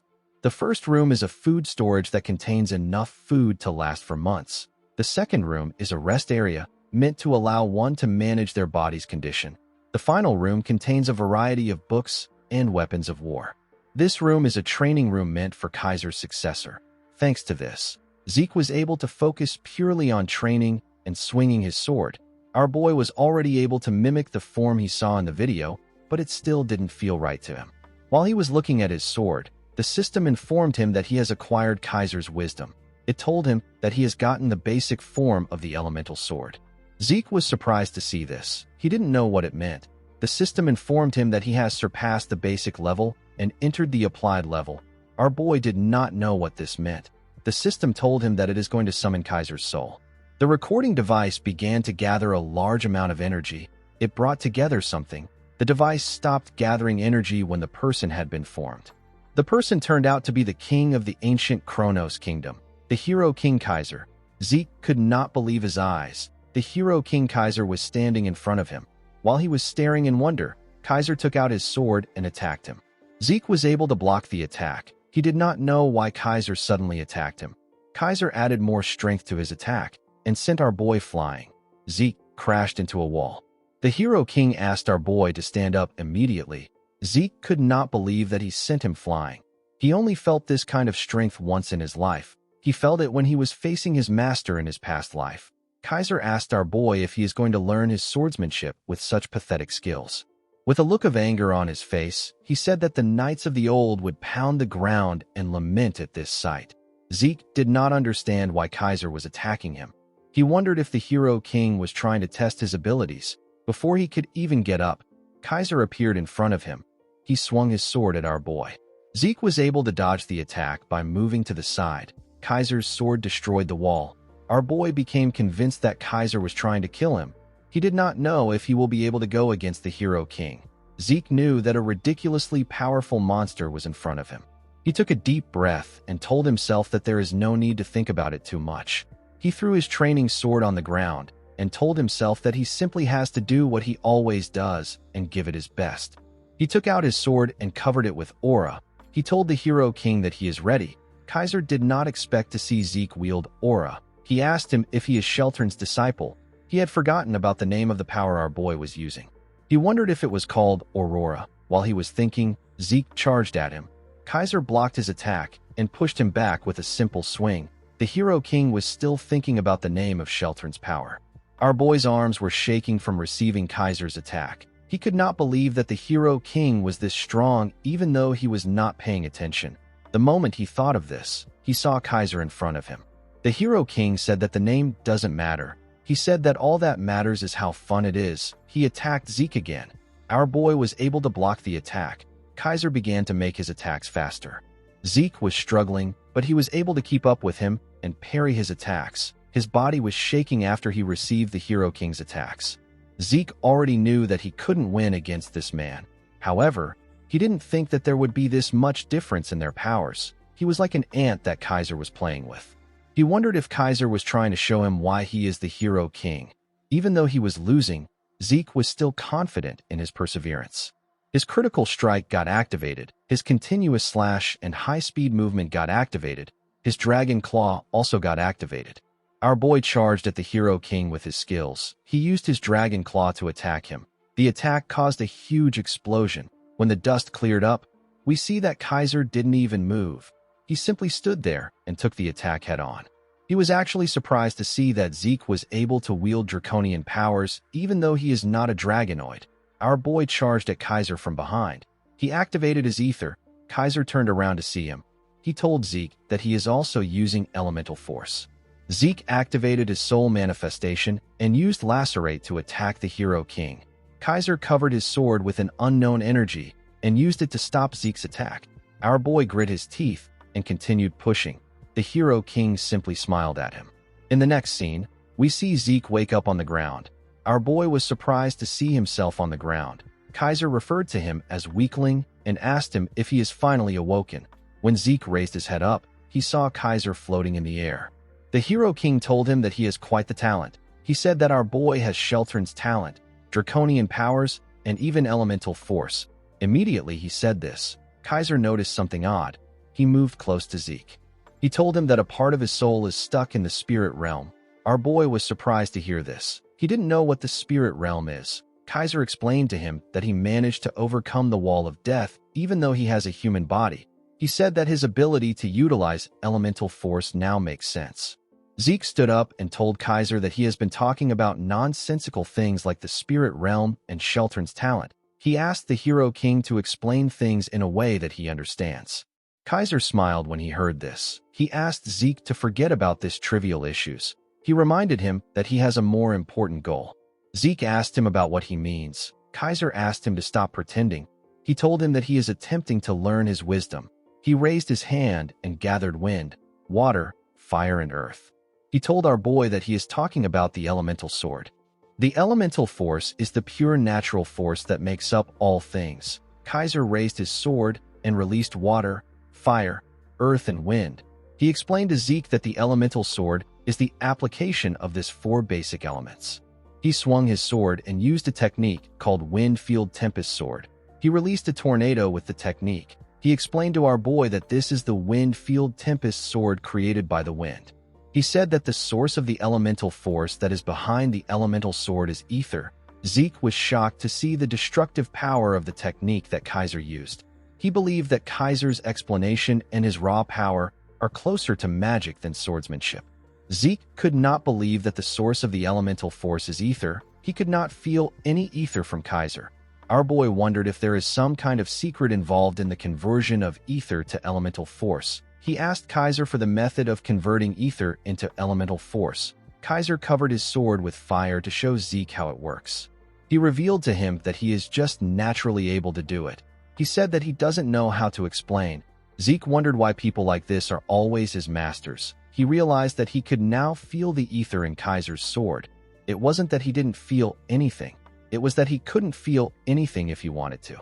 This is because Kaiser's ether usage is so perfectly controlled to the point that he needs to completely focus all his senses in order to feel anything. Zeke raised his sword and told his master that he will try it on his own. He told himself that he shouldn't lose himself in what he can see. He recalled that Kaiser called his soul manifestation elemental force. He believed that soul manifestation must be a power that utilizes elemental force. Zeke activated his ether and focused it on his sword. He used a technique known as soul manifestation gale. His sword got covered with wind. The moment he did this, Kaiser used his sword to hit him on his head. He reminded Zeke that he asked him to use elemental force. He told him that he is doing a knockoff imitation with his incantation. Our boy was surprised to hear about an incantation. Kaiser explained to him that incantation is the exclusive domain of dragons. He said that he doesn't know about dragonoids, but humans definitely cannot use it. He asked Zeke if he ends up pushing himself past his limit whenever he uses his soul manifestation. Our boy was surprised to see that Kaiser was aware of his problem. He remembered how he always gets tired after using soul manifestation. Kaiser explained to him that there is a marked difference in the size of human souls and dragon souls. He told Zeke that he might be able to imitate it, but he will never be able to use it to the same effects. With a look of anger on his face, Kaiser said that the ability is pathetic. He said that it is a low-grade knockoff of incantation. He asked Zeke to start again now that he understands. Zeke remembered that he has seen something that spoke about incantation before. This happened when he absorbed Bahamut's heart in the home of the Dragon Slayer. He saw a status window that told him that incantation has been acquired, but he cannot use it. Zeke wondered if he will be able to use soul manifestation freely when he becomes strong enough to unlock incantation. He believed that this should work since soul manifestation is a technique based on incantation. Our boy realized that he has gotten another reason to grow stronger as fast as he can. Kaiser asked him if he needs another blow to get himself together. He asked him to stand up. Zeke quickly stood up. The application training took more time than the basic training. Through the effects of Divine Body, Kaiser's demonstrations, and countless duels, Zeke was able to understand the elemental sword's fundamental principles. Just like how magic is activated using mana as its driving force, elemental sword is founded on the principle of utilizing ether to drive the power of the spirits, which is elemental force. After understanding the fundamental principles and the method of using it, the elemental sword was no longer difficult for Zeke to use. Our boy was able to use his sword to fire the Wind Field Tempest Sword. Kaiser told him that he can finally look at him. He told him that it will be incredibly difficult to reach the next level. He asked him to rest for now. Zeke told him that he understands. When Kaiser put his sword into the ground, Zeke asked him if he can ask a few questions while he rests. Kaiser used the wind to float in the air. He asked Zeke to go ahead. After learning from Kaiser, Zeke now understood that he was floating using elemental force. He asked his master to tell him why he called him Sheltern's disciple when he saw him use aura. He asked him about what it meant. Kaiser realized that the name of the power he was trying to remember was aura. He revealed to Zeke that Sheltern told him that humans can't use elemental force. He told Zeke that Sheltern created the power that he is using. Kaiser was annoyed to see that Sheltern ignored his techniques and only passed down his own. He cursed the man known as Sheltern Draker. Zeke was shocked to hear Sheltern's surname. He could not believe that the right-hand man of the hero king and the man known as the noble knight was the founder of Aura and a Draker. This means that the progenitor of the Drakers was not Tarakan. It was actually Sheltern Draker. Zeke wondered why this truth isn't known by the people. He told Kaiser that he also wants to know what the spirit realm is. He explained to him that he has acquired elemental sword, and he can feel the power of the spirits, but he cannot yet grasp the concept. Kaiser swung his hand when he heard this. A huge wall made from wind rose from the ground. Zeke immediately knew that this was the elemental sword wind field. He did not expect that it could also be used in this way. Kaiser said that the spirit realm is basically the afterlife. He asked our boy to think of their current realm as this life. He told him that he can never return once he leaves his body in this realm and enters the spirit realm. It is as if a person has been blocked off by a wall that he cannot cross. Zeke reminded his master that he said that part of his soul is in the spirit realm. He told Kaiser that he also exists as a soul in front of him. Kaiser snapped his finger and created a hole in his wall.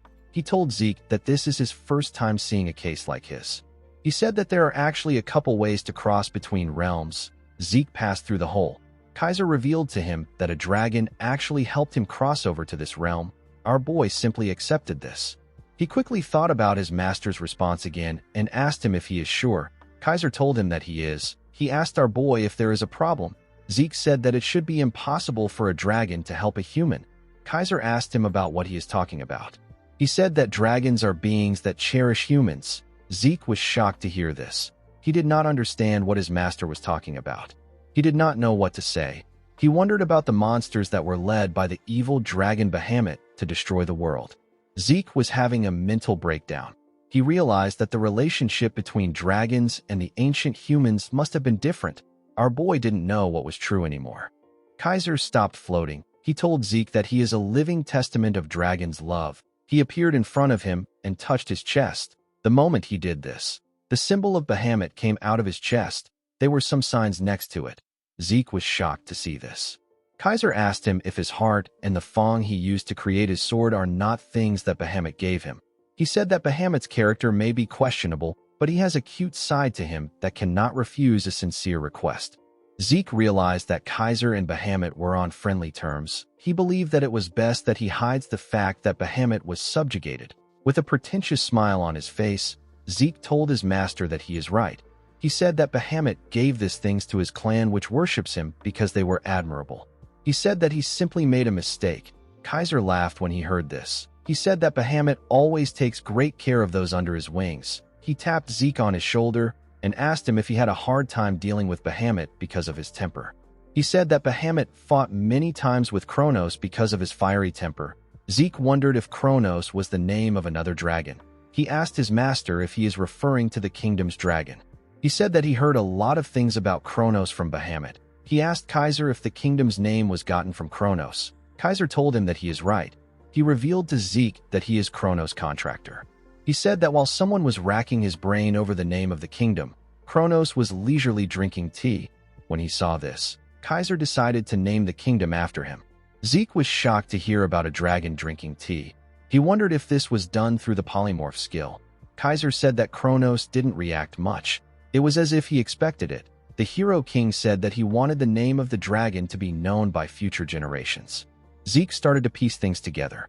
Thousands of years ago, during the era Kaiser lived in, humans and dragons lived in harmony. However, in the case that an incredibly powerful dragon helped a human without a contract, the balance of the world would collapse. This would endanger the entire realm. In order to prevent this, the dragons suppressed their own strength and polymorphed into human form to help humanity through their contracts. The dragons called their contracted humans contractors. Zeke deduced that the reason the ancient figures were so powerful was because they were receiving help from dragons. Our boy wondered about what caused the rift between the humans and the dragons. Kaiser told Zeke that he can no longer wait for him. Our boy decided to hear his master's entire chronicle when he gets the chance. He told Kaiser that he waited over 2,000 years for a successor. He told him that he can afford to wait a little longer. Kaiser said that he picked up an arrogant disciple. He told Zeke that he wants to see if he will be able to keep up this attitude. He picked up his sword and took a stance. He revealed to Zeke that his final lesson is a duel against him. Our boy noticed that the atmosphere around his master has changed. Kaiser said that an ordinary duel will not be different from what they have been doing. He said that he is going to add a rule. He raised his hand and created walls that blocked the 3 doors in the room. He told Zeke that eating and sleeping will be forbidden from now on, and the duel will continue until he says that they can stop. He also told Zeke that he can only use an elemental sword of the same element as him. Zeke asked his master about what will happen if the rules are broken. Kaiser activated a technique known as Flame Field Dance of Flames. This technique covered his sword with fire. He charged at our boy. Zeke managed to block his attack. With a serious look on his face, Kaiser told Zeke that he is free to break the rules if he has more than 1 life. The elemental sword is split into 4 fields that each corresponds to an element. The first field was founded on the element of fire. This field is known as the flame field. It spreads a great amount of heat and flames and boasts an overwhelming destructive power. Kaiser used the flame field to set our boy on fire. Zeke was able to push the fire away and heal his body. The next field that Kaiser used is founded on the element of earth. It is the steel field. Kaiser pressed Zeke down with the steel field. He charged at him with his sword. Our boy was able to block the attack, but his master pushed him deeper into the ground. The steel field specializes in subduing and defending. It uses the power to freely control solidity and mass. As Kaiser pressed him into the ground, Zeke grit his teeth and gathered his strength. He pushed Kaiser back with a large amount of energy. Immediately he did this, something cut him on his face. Kaiser activated the wind field, which is founded on the element of wind. He used the wind field to fire multiple attacks at Zeke. While he was in the air, our boy was able to block the attacks. Compared to the flame field, the wind field lacks power. However, it is useful for its attack speed, high-speed movements, and sword aura. Upon seeing that Zeke was blocking his attacks, Kaiser decided to fire a larger attack at him. Our boy dodged the attack and appeared behind him in an instant. He covered his sword with wind. He wanted to attack his master from behind. Unfortunately for him, Kaiser activated the last field, which is founded on water. It is known as the water field. Kaiser used the water to block Zeke's attack. The water field is used for attack and defense, as well as suppression and support. Kaiser used the water field to push our boy back. The water field is as variable as water itself. It possesses a versatile and well-balanced strength. Kaiser used the water to land a huge cut on Zeke's body. Our boy did not understand what was happening. He believed that his power and range should be greater. He could not comprehend why there was such a huge gap between him and his master. Our boy recalled when he was training to use the water field. He made a large amount of water pour on the ground. Zeke was happy to see what he did. Kaiser quickly hit him in the head with his sword. Zeke asked his master to tell him why he hit him. While floating in the air, Kaiser explained to him that the power he used was the power of a waterfall. It was not the power of water. Zeke asked his master if this isn't all right. He told him that the important thing is that he can use the right element. Kaiser moved to the ground. He told his disciple that when it comes to the other fields, he only needs to manifest the right attribute and wield it with all his force for the power to come to life. However, it is different for the water field. He told Zeke that the water field is all about fluidity. He told him that fluidity will trump strength. He asked Zeke if he understands. He asked him to do it again. Our boy stood up out of anger. He believed that his master was spouting nonsense. It did not make sense to him that fluidity would win against strength. He remembered that he submitted in his past life because he lacked the strength to fight back. He lost what was precious to him because he lacked the strength to protect it. In order to survive, in order to adhere to his convictions, in order to protect that which is precious to him, Zeke sought nothing but strength throughout his life. He could not believe that his master was now telling him that fluidity will win over strength. Our boy could not comprehend this concept. He put himself together and covered his sword with water. He used it to block Kaiser's attack. He could not believe that he was thinking of something else during the duel. Kaiser sent Zeke flying with his attack. Our boy used his sword to hold himself down. His body trembled as he slowly pushed himself up. He realized that he stopped keeping track of time after the 15th day. He believed that this insane duel must have been going on for a month. He had been fighting endlessly without food or rest. Thanks to the duel, Zeke realized that infinite stamina isn't all-powerful. It didn't mean anything in front of a monster that overwhelms it. Kaiser charged at him again. Our boy quickly used his sword to block the attack. He noticed that he couldn't put any strength into his arms right now. The floor was also slippery. While struggling to stand his ground, Zeke slipped and caused a huge splash in the water. Fortunately for him, he was able to stand his ground. He did not expect that he would parry Kaiser's heavy attack with the water. Zeke smiled when he remembered what his master said. He now understood what his master meant when he said that fluidity will trump strength. When he casted aside his strength to grip his sword and his strength to remain standing, he finally began to understand Kaiser's words. The methods our boy learned to control a blade's arc and strikes do nothing but bind its freedom. Zeke realized that he needed to cut away this unnecessary shackles. Just like how water flows from above to below, our boy needed to create his own path. He grabbed his sword and charged at his master. He recalled that he has felt something like this in his past life too, when the line between his sword and himself blurred and he felt like he was one with the world around him. Zeke now understood that water could be violent at times and refined too. He moved his sword with the water and pushed his master back. He stood before Kaiser like an equal. Kaiser smiled when he saw this. He was excited. He swung his sword at our boy. Zeke quickly moved back to dodge the attack. He went down and gathered a large amount of water around his sword. Kaiser also did the same. With a smile on their faces, the two of them used a technique of the water field known as Water's Edge. Their attacks shook the entire Kronos kingdom. It even left a large hole in the roof of the palace. Zeke fell to his knees. He lost consciousness. Kaiser told him that he is magnificent. He accepted Zeke as the sole successor of his teachings. In the next scene, we see Zeke wake up. He was surprised to see that he passed out. This was his second time losing consciousness. The first time it happened was during his duel with Duke. At the time, the system informed him that the excessive use of his skills has resulted in fatigue that surpasses the allowed amount. The system forcefully shut down his consciousness for his own sake. However, it was different this time. This was the first time Zeke passed out because he reached his body's physical limit. He pushed himself up and called out to Kaiser. He turned around to see that the stone that summoned his master was broken. He realized that his master has returned to the spirit realm. Our boy wondered about what happened to the quest. He felt like he managed to decently use the water field before passing out. While he was thinking, several messages popped up out of nowhere. Zeke was shocked to see the amount of messages that appeared in front of him. The system informed him that he has completed the linked quest. It told him that his reward will be increased due to the time bonus. Zeke was happy to see this. He believed that he deserved the reward since he worked himself to the bone to complete the quest. He received the Fairy Monarch's Tears, 500 karma points, and 3 random skill cards. The system informed him that he has completed the achievement quest.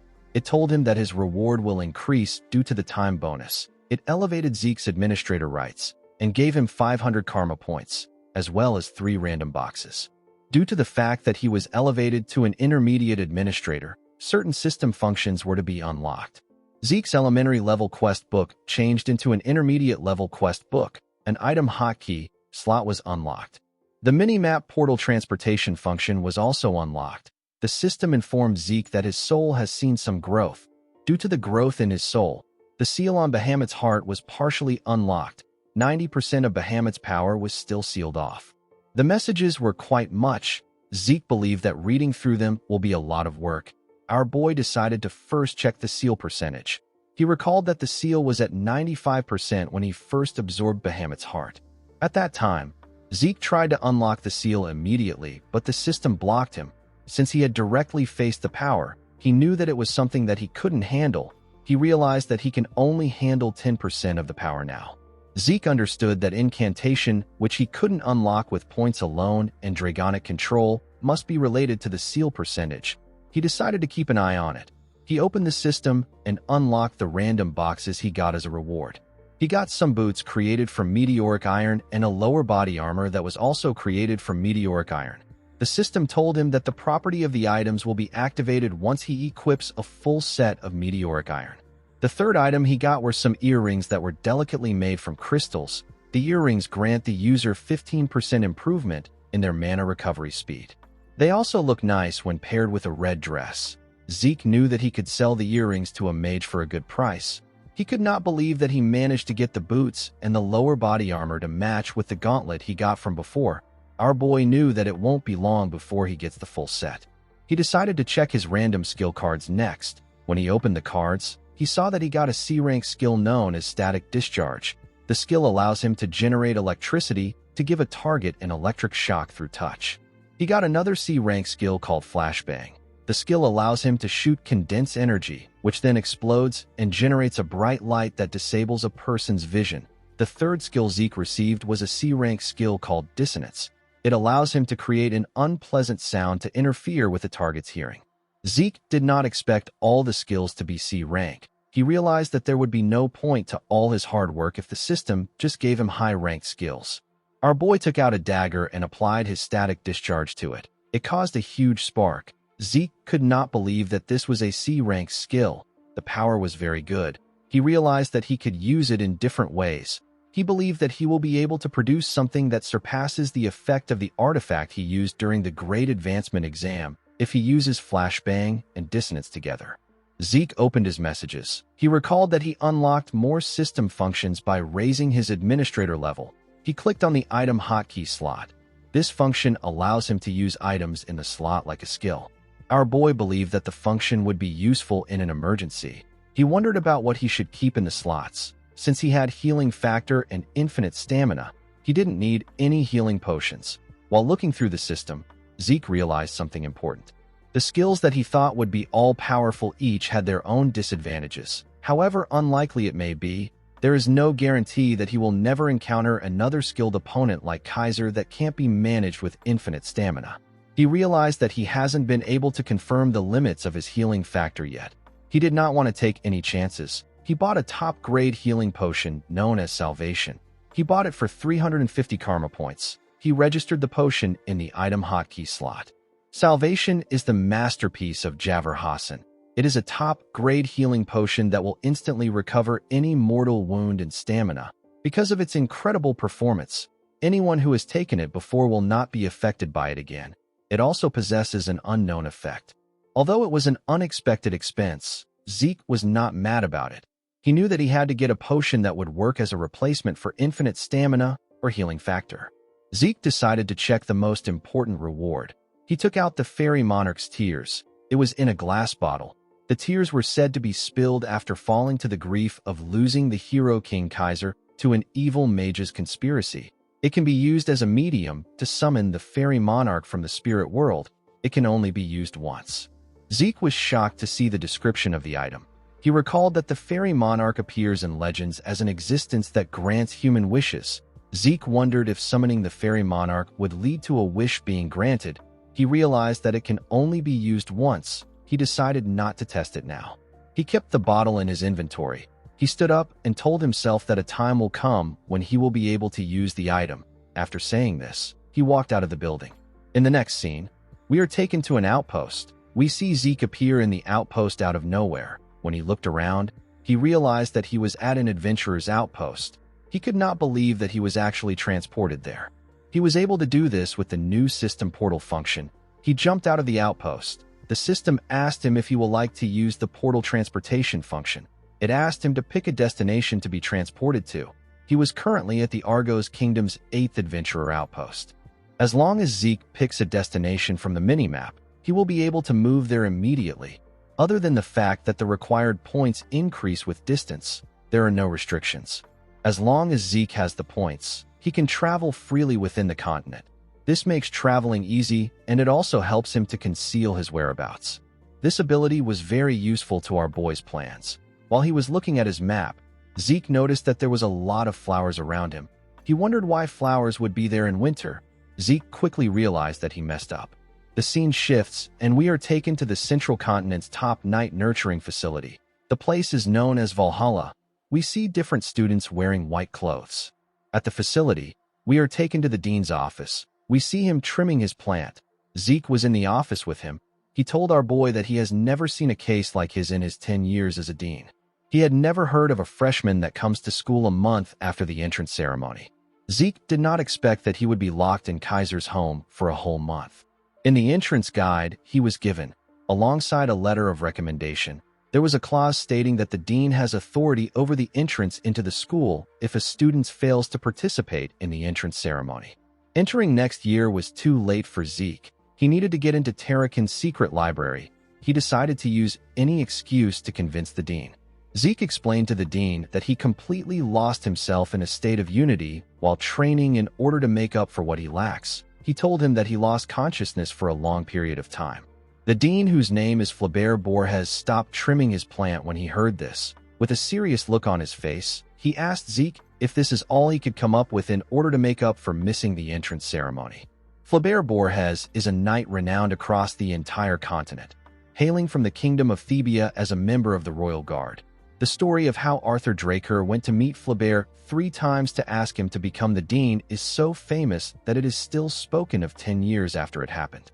Zeke knew that this man is someone who highly values honor and order. He knew that things won't go well for him if he tries to make an emotional argument. He bowed his head and told Flaubert that he has no excuses for his absence. Flaubert did not expect this. He knew that unity isn't something that is easily achieved. If it was any other cadet, he would have dismissed it as a lie. He revealed to Zeke that he received a letter of recommendation from the academy's dean. He told our boy that he will arrange a place for him. Zeke was shocked to hear this. Flaubert explained to him that he will permit his enrollment if his month-long training is determined to have been worth more than a month in Valhalla. Zeke did not like the fact that Howard helped him in this situation, but he didn't have a lot of choices. He thanked Flaubert for giving him a chance. Flaubert pressed a bell. An assistant quickly entered his office. The dean asked the man to reserve an empty training room immediately. He asked him to tell the professors of each department that there will be an extra entrance exam, so they need to gather there. The scene shifts, and we are taken to the cadet individual training room. We see Zeke standing on the stage. Our boy looked around the room. He realized that all the professors here are renowned knights that he has seen in the continent's news at least once. Since everyone had gathered there, Flaubert ordered Zeke to show them the fruits of the training he claims to have undertaken. Zeke grabbed his sword. He wondered about what he should show this instructors. He knew that he couldn't show them his elemental sword. He took out his sword and took a stance. He could feel the intense pressure of the instructors who were staring at him. Our boy was aware that this were the people training the greatest knights on the continent. He knew that they wouldn't even blink if he showed them some old technique. Zeke decided to show them a little bit of what he is capable of. He released a large amount of energy in the hall. He focused his energy on his sword. The instructors were shocked to see Zeke's aura shining brightly. They could not believe that they were looking at an aura blade. The instructors could not comprehend the fact that Zeke has already reached the level of a Blue Knight at age 15. They recalled that Abel was the one who held the record of the youngest Blue Knight. He became a Blue Knight at age 19.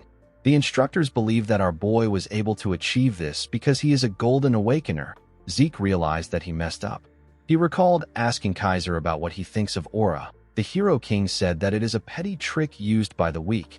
After facing Kaiser for a while, our boy completely forgot how to hold back his aura.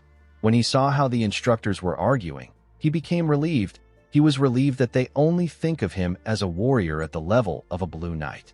Before meeting Kaiser, Zeke's aura was at the level of a Blue Knight. However, after he learned the elemental sword, his aura broke through to a whole new level, and he managed to reach the level of a Red Knight. The key difference between the two lies in the usage of Aura Blade. Aura Blade is a technique that allows one to wrap their sword in a thin and sharp layer of aura to optimize deadliness. A Blue Knight is only capable of manifesting and maintaining it. A Red Knight, however, would be capable of changing its form freely while maintaining its deadliness. Zeke was relieved that he stopped after merely using the Aura Blade. He knew that things would have gotten stressful if he continued. While he was looking at the instructors, someone screamed that he was incredible. Zeke was startled when he heard the person scream. The person turned out to be Flaubert. With a smile on his face, the dean told Zeke that he has shown results that are incomparable to spending 1 month in Valhalla. He told our boy that he could have taken several years off if it was for his awakening. Zeke put away his sword. He was surprised to see Flaubert acting like a completely different person. Zeke bowed his head and told the dean that he apologizes for missing the entrance ceremony. He said that it was due to his own incompetence. Flaubert laughed and asked him not to worry about it. He turned to the instructors and asked them if there is anyone opposed to Zeke's entrance. The instructors realized that the dean is really indulgent towards talented students. The instructors told him that they are not against our boy's entrance. One of them said that such a clear manifestation of Aura Blade is rare even among active knights. He said that they don't need to see anything else. Flaubert agreed with them. He congratulated Zeke on his enrollment. Midland Atlas is a great city that is the size of a kingdom in the center of Midland. It is where the training facility of the greatest knights on the continent is located at. Valhalla and the Drakers' Four Seasons Fortress are located here. Since the Four Seasons Fortress is a place where the patriarch of the Drakers and several key figures reside, it is known as the true castle of the Drakers.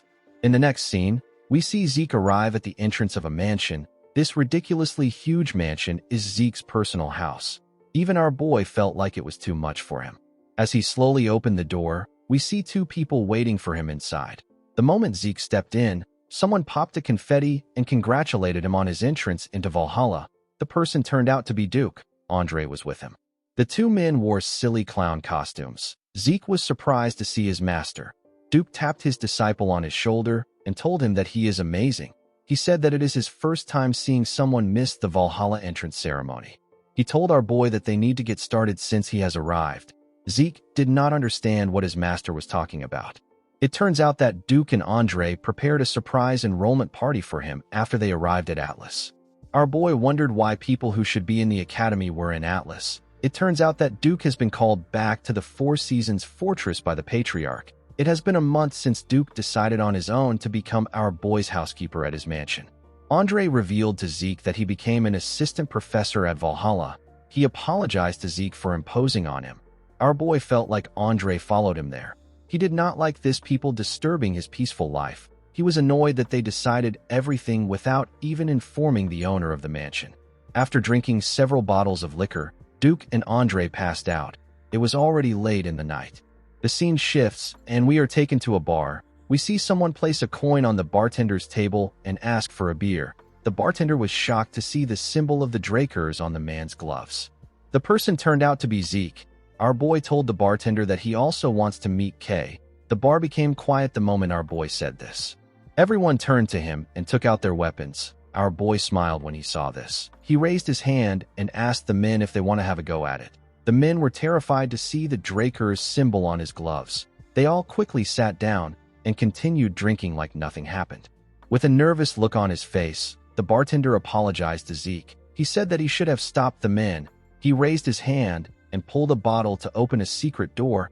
He told Zeke that he will guide him to the branch manager. While walking inside a tunnel, Zeke noticed that the tunnel has a second and third layer security magic. He knew that only Kay would do this. Before Zeke's regression, there were two groups that could have been called the greatest intelligence organization on the continent: the Drakers' Order of the Black Knights and the Rome Empire's Intelligence Bureau. However, there is another organization that is not well known among people. This is the Syndicate. At first, it was simply a gathering of smugglers, but after Kay joined the organization, she used their smuggling network as the foundation to form an intelligence network. Around this time in Zeke's past life, he would have been chased out of the academy and would have ended up with the McCain. Our boy did everything he could to survive and clawed his way up as one of their hitmen. Kay, who was the branch leader at that time, went to look for our boy with a commission to clean up an important transportation route. At the time, she wanted to expand the transportation routes they had already secured in order to grow the Syndicate into an intelligence organization that won't fall behind the Black Order or the Information Bureau. Through her talent and tenacity, she managed to turn the Syndicate into her own. After Zeke lost everything to the Empire, Kay went to visit him and presented him with information on the artifact that the Emperor is after. She told Zeke that it won't be easy. She advised him to be careful. Kay actively cooperated with Zeke for his revenge. She said that it was simply her way of paying him back for helping her grow the Syndicate into what it was. Zeke knew that he would have never gotten the artifact if it wasn't for her. He would have never gotten the chance to be there. Our boy knew that information is a weapon. Since he didn't know how the future could change, he believed that it would be better that he stays informed. The bartender knocked a door and opened it for our boy. Zeke believed that it will be beneficial for him to maintain a relationship with Kay through this deal. The moment our boy stepped inside, he saw someone sitting in the dark room. The person lit a matchstick and used it to add fire to their cigarette. Zeke realized that Kay was still the same. A mana lamp got turned on in the room. Kay asked our boy to tell her why he wants to meet with her. Kay turned out to be a beautiful red-hair woman with big boobs. She asked Zeke not to beat around the bush. She asked him to give her only the key points. Our boy revealed to her that he wants to open up a trade with the syndicate. Kay asked Zeke to tell her the reason why a prodigy who has reached the level of Blue Knight at age 15 and is a noble, pure-blooded awakened of the Draker family wants to make a deal with a criminal organization. Zeke was impressed that she was already aware of what happened at Valhalla. He put his hand into his coat. He realized that she was playing games with him because she is not open to the idea. He took out something from the coat and placed it on the table. He asked Kay to make a decision after seeing what he has. Kay saw some earrings on the table. Zeke revealed to her that it is actually an artifact. He asked her to try it on. He told her that she will be surprised. Kay asked him if the earrings enhance mana recovery. She decided to try them on. She told our boy that mana recovery artifacts are common. The moment she said this, her cigarette fell out of her mouth. She was shocked to feel the power of the artifact. She realized that her mana recovery rate improved by 15%. Kay was shocked because most artifacts have a mana recovery improvement of 1%. Even the impressive ones are only at 3%. Kay couldn't believe that our boy gave her something 5 times better. She knew that there would be no way she wouldn't know about the artifact if it was on the market. She realized that Zeke must have either gotten it from a route she doesn't know about, or he managed to get it on his own.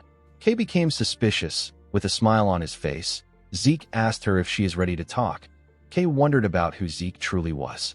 In the next scene, we see Zeke explaining things to Kay. He told her that she can open up a new account with the sealed personal statement she got. He told her that he has already requested for a representative. He told Kay that the only thing she needs to do is go to the Atlas Northern Bank and take care of the item. Kay knew that Zeke wanted to sell the earrings, but she did not expect him to want to work with her to sell unknown artifacts on his behalf. Zeke wrote that she can take 10% for each item sold, and an additional bonus for every 10,000 that they sell. Everything Zeke wrote was what Kay had in mind. It was the upper limit of the deal that she wanted to make. Kay realized that Zeke has access to information. This is because he was already aware that she is a magician. Kay stood up and picked up the contract. She told Zeke that she accepts his terms. She told him that she hopes they both get good luck. Before she could leave, our boy stopped her and told her that he has one question that he wants to ask. With a smile on his face, Zeke asked Kay if her ghost ship is okay. The woman glared at him. Several men appeared behind our boy. They were all holding daggers. With a scary tone in her voice, Kay asked Zeke to tell her where he heard about this from. Zeke laughed and said that he was just asking a question. He asked her to tell him why she is so on the edge. He told Kay that she can actually threaten him. He released his dragon fear and asked her if she can handle the aftermath of her actions. Zeke's energy covered Kay. The woman felt like she was looking a monster in the eye. She began to tremble. The men in the room were also shaking. Kay realized that she doesn't have enough information. She wondered if the entire syndicate will stand a chance if they attack Zeke all at once. She wasn't sure about what to do. Our boy called out to his new partner and told her that they should change locations. The scene shifts, and we are taken to the office of the branch manager of the Atlas branch of the syndicate. We see Kay sitting on her chair. Our boy was standing in front of her. He looked at something called a contract of oath. He recalled that it was a common item for a magician to use. A contract of oath is a way of sealing deals that is commonly used by magicians to ensure the integrity of the deal. To sign the contract, a person uses their own blood as ink. Although it is a simple method, its effects are undeniable. Once the contract is signed, each side of the contract will have a seal appear on their arms. If someone were to harm the other party, they would lose their life. Of course, the seal would disappear if methods such as assassinations and betrayal were used. However, it will cause an unending restriction. This will make things difficult. Kay asked our boy to sign it since he knows about it. She told him that it is natural for her to want some insurance in case something happens. She told Zeke that there is no way of knowing when he will change his mind and simply kill her. Our boy smiled and told her that she is right. He used the pen to cut himself and used his blood to sign. The moment he did this, a magic circle appeared above him. He told Kay that he is willing to sign as many contracts as she wants if he can earn her trust. Immediately he said this, their signatures got engraved on their arms. Zeke sat down on the chair and told her that they can continue their conversation now that they are partners. He asked her if the person using her ghost ship is using it to distribute Soma to the Marken. Kay let out a sigh. She did not know how Zeke got this information. She told him that he is right. She said that she is using it to distribute Soma to the Marken. Soma is a drug of sorts that is currently banned. With the fall of the kingdom after the Civil War, the southern part of the continent was turned into a breeding ground for Soma. Zeke realized that it must be because of the message from the Transcendent household. Kay told him that he is right. She told him that her customers would like to avoid conflict with the Transcendent household. The only land route that connects the central and the southern regions of the continent is the desert. The desert region is controlled by the Transcendent household known as Ishtar. However, just a few years ago, Ishtar denied all outsiders from entering. Thanks to this, trade with the south has been completely restricted. Since the land routes were closed and most of the sea routes were under the control of the Pabella, our boy was able to deduce that Kay decided to take advantage of the syndicate's sea routes. The woman said that she is fortunate that they have a client that is willing to pay. Markin and Pabella are two criminal organizations that control the lawless southern regions. They use the central forest as a delineation. The northern part is controlled by Markin while the southern part is controlled by Pabella. Markin took advantage of the land routes to distribute Soma. Since they had no access to land routes, the Pabella had no choice but to develop sea routes. However, with Ishtar closing their doors, Markin had no choice but to look for new sea routes. Unfortunately for them, the Pabella already had full control of the seas. Kay told Zeke that the story is not important. She asked him to tell her how he found out about her ghost ship. The syndicate decided to cast an invisibility spell on an entire ship to avoid unwanted eyes, since they are able to hide from both pirates and the Navy. The ghost ship has become a key part of the syndicate's money. It is a resource they try to keep secret to this day. Zeke couldn't tell Kay that he learned about it in his past life. He asked her if an information broker like herself is asking for information. He asked her if she shouldn't be focused on the Pabella's offer. Kay was shocked to hear this. She realized that there was no point in hiding it from Zeke. She told him that he is right. She said that the Pabella offered double of what the Markin is offering them. They promised to give them double for cutting off trade relations with the Markin. Kay told our boy that they are still looking into things. Zeke advised her to reject the offer.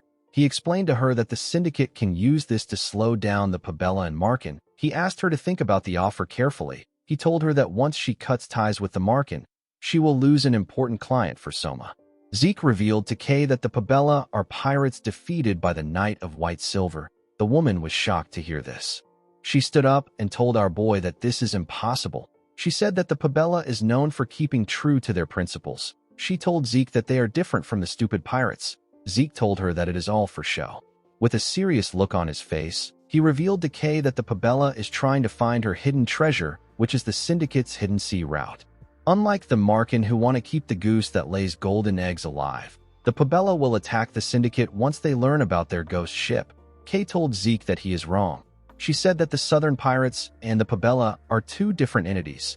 Zeke hit the table and told Kay that she needs to pay for the information she got. He told her that he simply wants to meet Don Juan, the boss of Markin. He told Kay that he will make her the boss of the syndicate if she can do this. Kay was shocked to hear this. After saying this to her, Zeke stepped out of the building. Although Kay's network of information is impressive, it is still not enough. In the past, the fastest way of gaining access to the syndicate's information was to even the playing field and absorb any organization along the way. Zeke hoped that the small fire he started today will grow in intensity and eventually consume Don Juan. The scene shifts, and we are taken to Valhalla. We see Zeke looking around. He could tell that this place was completely different from the Cradle and the Academy. It has a very free vibe. While looking around, Zeke wondered about when the guide the dean assigned to him will arrive. The moment he thought of this, someone called out to him. The person asked him if he is the guy the dean mentioned. The boy with a face tattoo smiled at Zeke and raised his hand to give him a fist bump. Our boy didn't do anything. He didn't know why the boy was acting friendly. The boy tapped him on his shoulder and told him that he has a long way to go for the Academy blood to get out of his system. Zeke pushed his hand away and asked him if he is the guide that the dean sent. The boy imitated Zeke and showed him how he asked the question. He smiled and asked Zeke to tell him why he is using such a serious tone. The boy gave Zeke a rock and roll sign and asked him not to be so stuck up. He advised him to relax. He told our boy that he is the guide that the dean personally assigned the duty of showing him every nook and cranny of Valhalla. Zeke could tell that this boy talks a lot. While talking, the boy realized that he forgot to introduce himself. He told Zeke that his name is Diego. Our boy was shocked to hear this. Diego introduced himself as the evangelist of New Age fusion music of Southern traditional percussion and central melodies. Diego Villa let out his tongue and told Zeke that he hopes to get along with him. Our boy turned around and told him that he hopes for that too. Diego did not expect Zeke to say this. He moved close to him and asked him if he is already warming up to him. Zeke told him that this depends on his mood.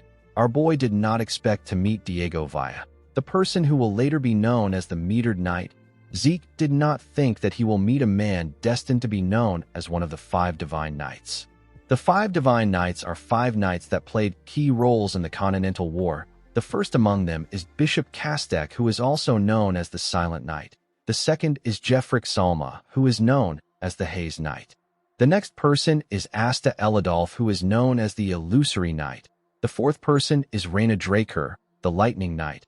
The fifth knight is Diego Villa, the Metered Knight. While thinking, our boy recalled that people said that all 5 Divine Knights were Valhalla alumni. He decided to confirm if this is true or not. If things go according to his plan, he will be able to strengthen his influence quickly.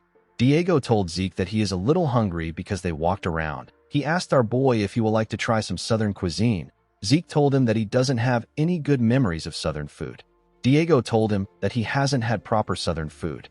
In the next scene, we see Zeke take a bite out of a taco. He told Diego that it is pretty good. The boy smiled and told him that it must be. He explained to him that this Valhalla shark dragon food is something that even a Southern native like him acknowledges. Our boy said that it is better than what anyone will find in the South. Diego asked him if he has been to the South. Zeke told him that he has heard about it. After finishing their food, the boys got some tea. Zeke asked Diego about how a Southern native like him ended up coming to Valhalla. Diego told him that it is a really long story. He revealed to Zeke that his father and mother are rulers of a small kingdom in the South. Our boy did not expect him to be royalty. The southern continent is a coalition of smaller kingdoms with the Cuzco Kingdom at the center. The majority of the residents immigrated to the central continent when the Cuzco Kingdom collapsed after a civil war. Diego raised his cup and told Zeke that he is a prince. He said that he is an important person.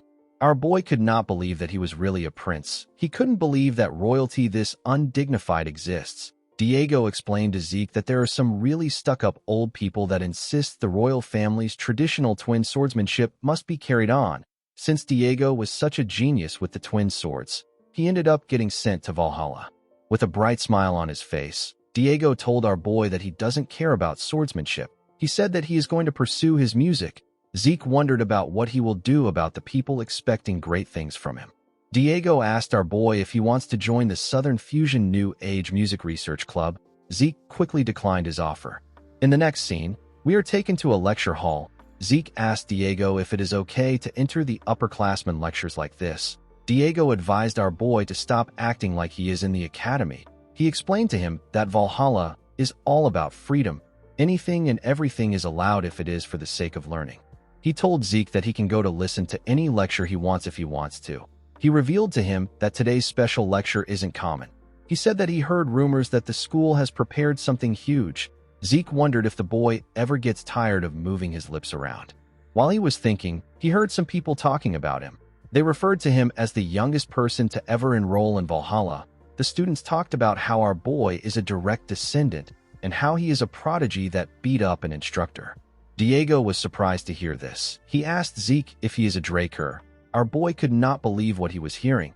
He raised his glove to show the boy and asked him about what he thought the gloves are. Diego asked our boy to tell him what the glove is. Zeke called him an idiot and revealed to him that he is wearing pure-blood gloves. He told him that they are a mark of a pure-blood Draker Awakener. Diego was shocked to hear this. He recalled that Zeke didn't take off the gloves while they were eating. He told our boy that he simply thought that he was a real badass for sticking to his guns. He told him that he had no clue that he was wearing pure-blood gloves.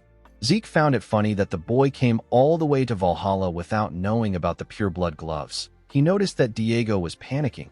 He felt like this was the normal reaction a person would have when encountering a pure-blood awakener. Zeke was quite relieved to see that Diego stopped talking. The moment he thought of this, Diego told him that he now understands why he is so stuck up. Zeke was annoyed to hear his voice. He did not know what to even say to him. Diego put his arm around his neck and told him that he should have paid for the meal since he is a Draker. He laughed and told him that he is just kidding. Everyone turned to them when they heard Diego's voice. Zeke could not believe that the boy was becoming rowdier. While he was talking, the dean clapped his hands and asked everyone to pay attention. The students immediately became quiet. Zeke wondered why there were so many people in a lecture hall. He believed that they came because of the special lecture being held by the dean. Upon seeing the amount of student there, Flaubert said that he can tell that they are looking forward to the lecture. Diego took out a book and showed it to Zeke. He asked him about what he thinks about the lyrics. He asked him if the rhyme scheme is crazy. Zeke reminded him that he said that they should listen to the lecture. He asked Diego to pretend to listen. The dean decided to skip the formalities and go straight to the main event. He told the students that he had a really hard time getting this person. He introduced the person as a Black Knight of the Drakers who is returning from the field. Zeke smiled when he saw the person. He recalled that the person returned to the Four Seasons Fortress. He wondered if the man will begin international activities now. The person turned out to be Duke Draker. The students were shocked to see the Gale Knight. They did not expect to see the Black Knight that disappeared. They recalled that rumors were going around that Duke was recently sighted around the Four Seasons Fortress. The students did not expect it to be true. Duke told them that it is an honor for him that they all remember him after he stepped back from the front lines. He advised the students to engrave the lecture in their hearts and soul. He revealed to the students that he became a Black Knight after being part of the normal class in the academy. The content of Duke's lecture was much better than our boy expected. The students did their best to focus on Duke's long lecture. After a while, they began to fall asleep. Diego didn't even listen to him. He was focused on his lyrics. Zeke could not believe that Duke has been bragging for 2 hours straight. He wondered if his master was ever going to stop. Immediately he thought of this. The dean grabbed the mic and said that he feels bad for students who were listening intently. He said that they are out of time. Zeke was relieved to hear this. The dean took a look at his watch and announced that the second speaker is someone they all know. He told them that introductions won't be necessary. He explained to the students that even though the woman is incredibly busy as a guardian knight, she took time out of her schedule to come there. Zeke was surprised to hear this.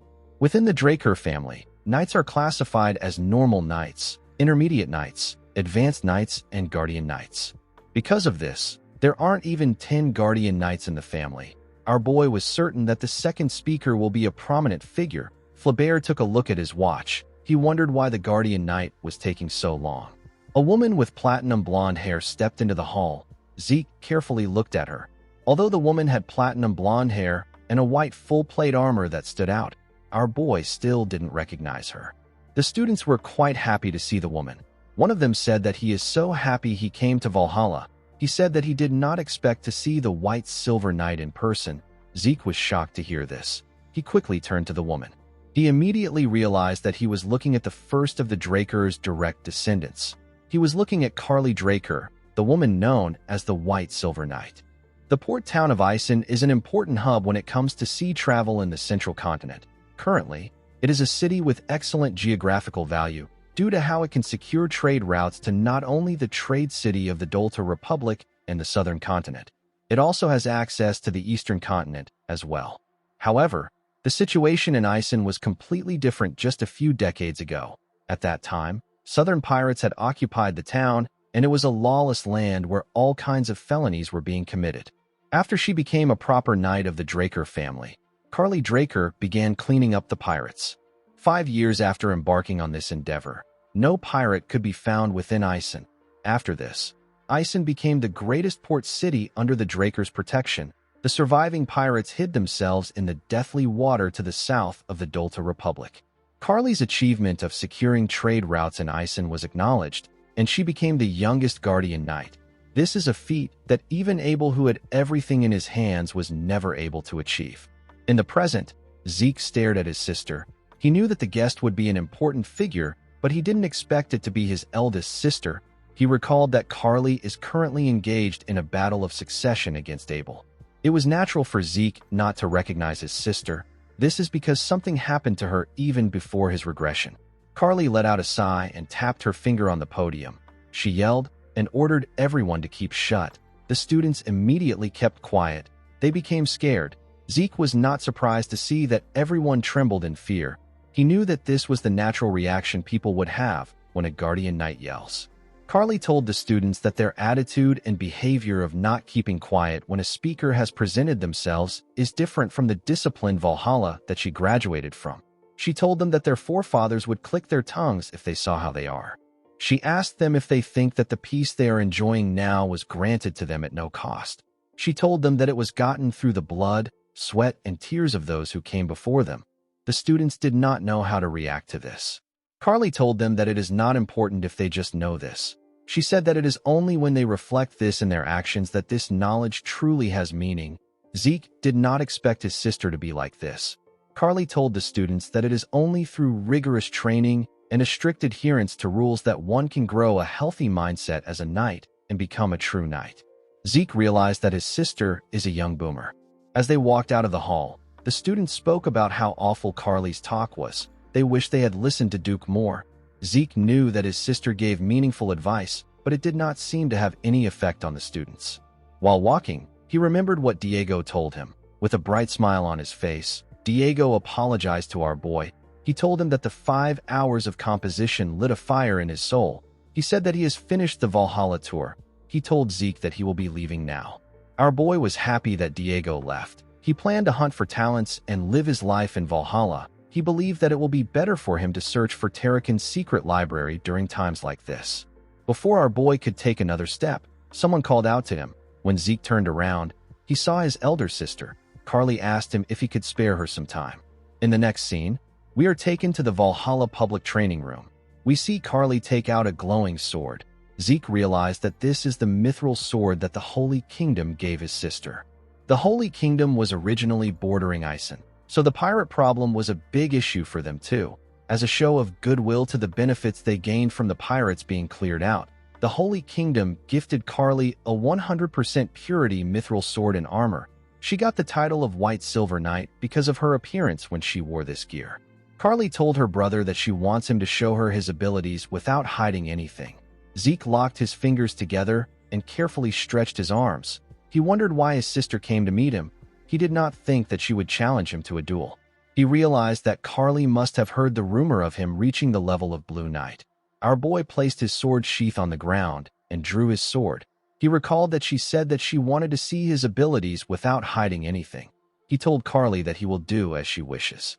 Of course, Zeke knew that he couldn't show the full extent of his abilities. He was well aware that his sister wasn't the only one curious about the extent of his abilities. He could not see a reason why he would put himself at a disadvantage like that. The founding principle of the Draker family is the law of the jungle. Reaching the level of a Blue Knight is already an unprecedented display of growth. If word gets out that Zeke is at the level of a Red Knight, the Zimmons family, who is in the middle of the battle for succession, will end up using any method they can to kill Zeke. The patriarch will do whatever he can to place Zeke under his control. Our boy believed that showing all his cards is something he should do after he surpasses his father. He knew that what he needed now was the background of being from a transcendent family. Zeke does not plan on following his family's will. Immediately he thought of this. He and his sister charged at each other. When their swords clashed, some sparks flew between them. Carly used her sword to push our boy's sword down. She quickly swung her sword at his head. Zeke was able to dodge the attack, but Carly landed a cut on his face. He quickly ordered his system to temporarily pause his healing factor. Since his opponent is a Guardian Knight, our boy knew that she might notice his healing factor. He didn't want to make the same mistake he made with Duke. Carly made her attacks faster and used her sword to push her brother back. She moved close to Zeke and gave him an attack that sent him flying. She landed a cut on his shoulder with her attack. Zeke wondered if he had to go to the red level. Limiting himself to the blue level doesn't let him put up a fight. Carly jumped and charged at Zeke from above. She raised her sword and swung it at him. When she got close to him, Zeke was able to block the attack with his sword. The impact of the attack caused a huge explosion. When the dust cleared up, we see Carly pressing her brother down with her sword. She told Zeke that most swords would have split into two by now. She told him that he is using an excellent sword. While struggling to hold on, our boy smiled. He pushed Carly back and put some distance between himself and her. He carefully cleaned his face. He realized that a full-on battle against a red-level knight, while limiting himself to the level of Blue Knight, is suicidal. Carly asked her brother if he is letting his guard down just because he created this much distance between them. Zeke did not know why his sister said this. He quickly turned to the side. He realized that he messed up. Before acquiring the title of White Silver Knight, Carly Draker had another famous title. Because the aura blade she swung around resembled that of a giant's sword, Carly was called the Giant's Blade. When Zeke turned to the side, he saw his sister's aura blade about to tear him apart. He grit his teeth to withstand the attack, but he was still sent flying. Our boy crashed into a wall. His sword was stuck to the ground. Carly's attack destroyed everything it touched. The woman became worried. She wondered if she did not hold back enough. The moment she thought of this, she noticed something. She saw her brother walking out of the rubble. Zeke placed his hand on a wall and smiled. He was certain that he managed to put on a convincing act. He hoped that his sister liked it. Carly put her sword away and told her brother that he's amazing. She could not believe that he blocked her strike. She told him that he exceeded her expectations. She let out a sigh and told Zeke that she has something to discuss with him. The moment she said this, Zeke fell to the ground. Carly was surprised to see this. She quickly ran to her brother. When she picked him up, she noticed that his internal injuries were quite serious. She wondered if Zeke used his aura excessively. She took out something from her pocket and poured it into Zeke's mouth. She told him that this is their family's highest-tier recovery potion. She asked him to drink it slowly. Immediately, our boy swallowed the potion. His body began to glow. Zeke asked his system to temporarily activate his healing factor. Our boy believed that it won't be suspicious if he uses something like this now. Everything Zeke is doing is an act. He was attempting to hide his strength by disguising himself as someone who has reached the level of Blue Knight. When the Giant's Blade got close to him, he received it with a bare minimum defense to allow himself get hit by it. Right before the attack touched Zeke, he noticed that the smallest of openings appeared. He did not know why this happened. Our boy received Carly's aura with his body. Because his constitution does not allow the use of aura, Zeke naturally ended up resisting it. Since Carly believed that he was capable of using aura, she ended up believing that his internal injuries were a result of Zeke pushing himself past his limits. Zeke raised his head up and touched it as if he had a headache. Carly asked him if he is feeling better. Zeke smiled and referred to her as Dame Carly. He thanked her for what she did. Carly stood up and asked him to call her sister. Our boy didn't expect this. The scene shifts, and we are taken to the outskirts of Atlas. We see a carriage moving around. Inside the carriage, we see Carly offer Zeke some tea. She told him that she prepared it for him because she heard that he enjoys it. She revealed to him that it was shipped by air from the eastern continent. Zeke thanked her for the tea. He recalled that his father said something similar the last time they met. He wondered about how far the tale that he likes tea has spread. Our boy was surprised to see that they were sitting inside a carriage. He told his sister that he would have never imagined that the inside would look like this when he saw it from the outside. Carly revealed to him that she used camouflage magic on the carriage. She said that a guardian knight's carriage stands out too much. Zeke found it odd that his sister dragged him from a training room to the city outskirts by carriage. He asked Carly if the subject is something that would cause other people trouble if they should hear about it. Carly told him that it is about the butchering knight. She revealed to her brother that she needs more power in order to stop Abel. Zeke asked her about what she means. He asked her if she is talking about the second son of the household. Carly told him that she will explain from the beginning. She revealed to our boy that one of their family's tenets is the oath of neutrality. She said that Abel has broken the creed to not get involved in national disputes. He is currently siding with the Rome Empire against Alencia in their dispute. Zeke realized that Abel has been making his moves from an early point in time. He asked his sister if the Four Seasons Fortress is unaware of this. Carly revealed to him that the fortress is overlooking the issue. She explained to Zeke that the Four Seasons Fortress is currently divided. This is because supporters of the Empire have appeared in the Elders' Assembly that Abel is receiving support from. Zeke asked her if all the Elders are on the Empire side. Carly revealed to him that some of them are maintaining neutrality. Our boy could not believe that the stuck-up Assembly of Elders was merely maintaining neutrality instead of showing dissent. He told his sister that it is only a matter of time before all the Elders join the Empire's side. Carly told him that it will be appropriate to view the situation like this. She explained to her brother that she is trying to find a method she can use to stop Abel. She said that she can't just wait for him to get caught. She told him that if they leave Abel alone, this will devolve into a great war. Zeke knew that Carly's predictions were correct. It has already been 3 years since our boy regressed. 7 years from now, the Drakers and the Rome Empire under Abel's command will launch a continental war. Countless people will die or get ruined. The skies will go dark and the land will be drenched in blood. Carly revealed to her brother that she has resolved herself to acquire enough power to stop Abel. She explained to him that Abel is currently controlling the higher-ups of the family. He believes that those lower down will naturally follow him. However, Carly believes that true knights do not bow to power. They follow justice and a greater cause. While being true to her beliefs, Carly plans to rally the normal knights in the vicinity of the Four Seasons fortress. She told Zeke that she does not plan to force him to support her. She told him that he is still young and his future is guaranteed as a pure-blood awakener. Zeke took a sip of his tea and stared at his sister. He now understood the kind of person she was. Although she possesses an iron will, she is prepared to act as flexible as needed if it is for the sake of justice. She is a righteous and pure person. Zeke realized that the reason an opening appeared in her giant's blade was because she was concerned about him. Although she appears as steadfast and as strong as a Draker, she is also a gentle soul. Carly told her brother that he could be branded as a traitor if things go wrong. She asked him to think about it carefully. Zeke thanked her for her concern. He placed his cup on the table and went on his knees. He told Carly that he has made his decision. He told her that he wishes to join her on her path of chivalry, even though he is inexperienced. Carly was shocked to hear this. She gently smiled and thanked her brother. The scene shifts, and we are taken to Valhalla Research Facility. We see Zeke looking at his status window.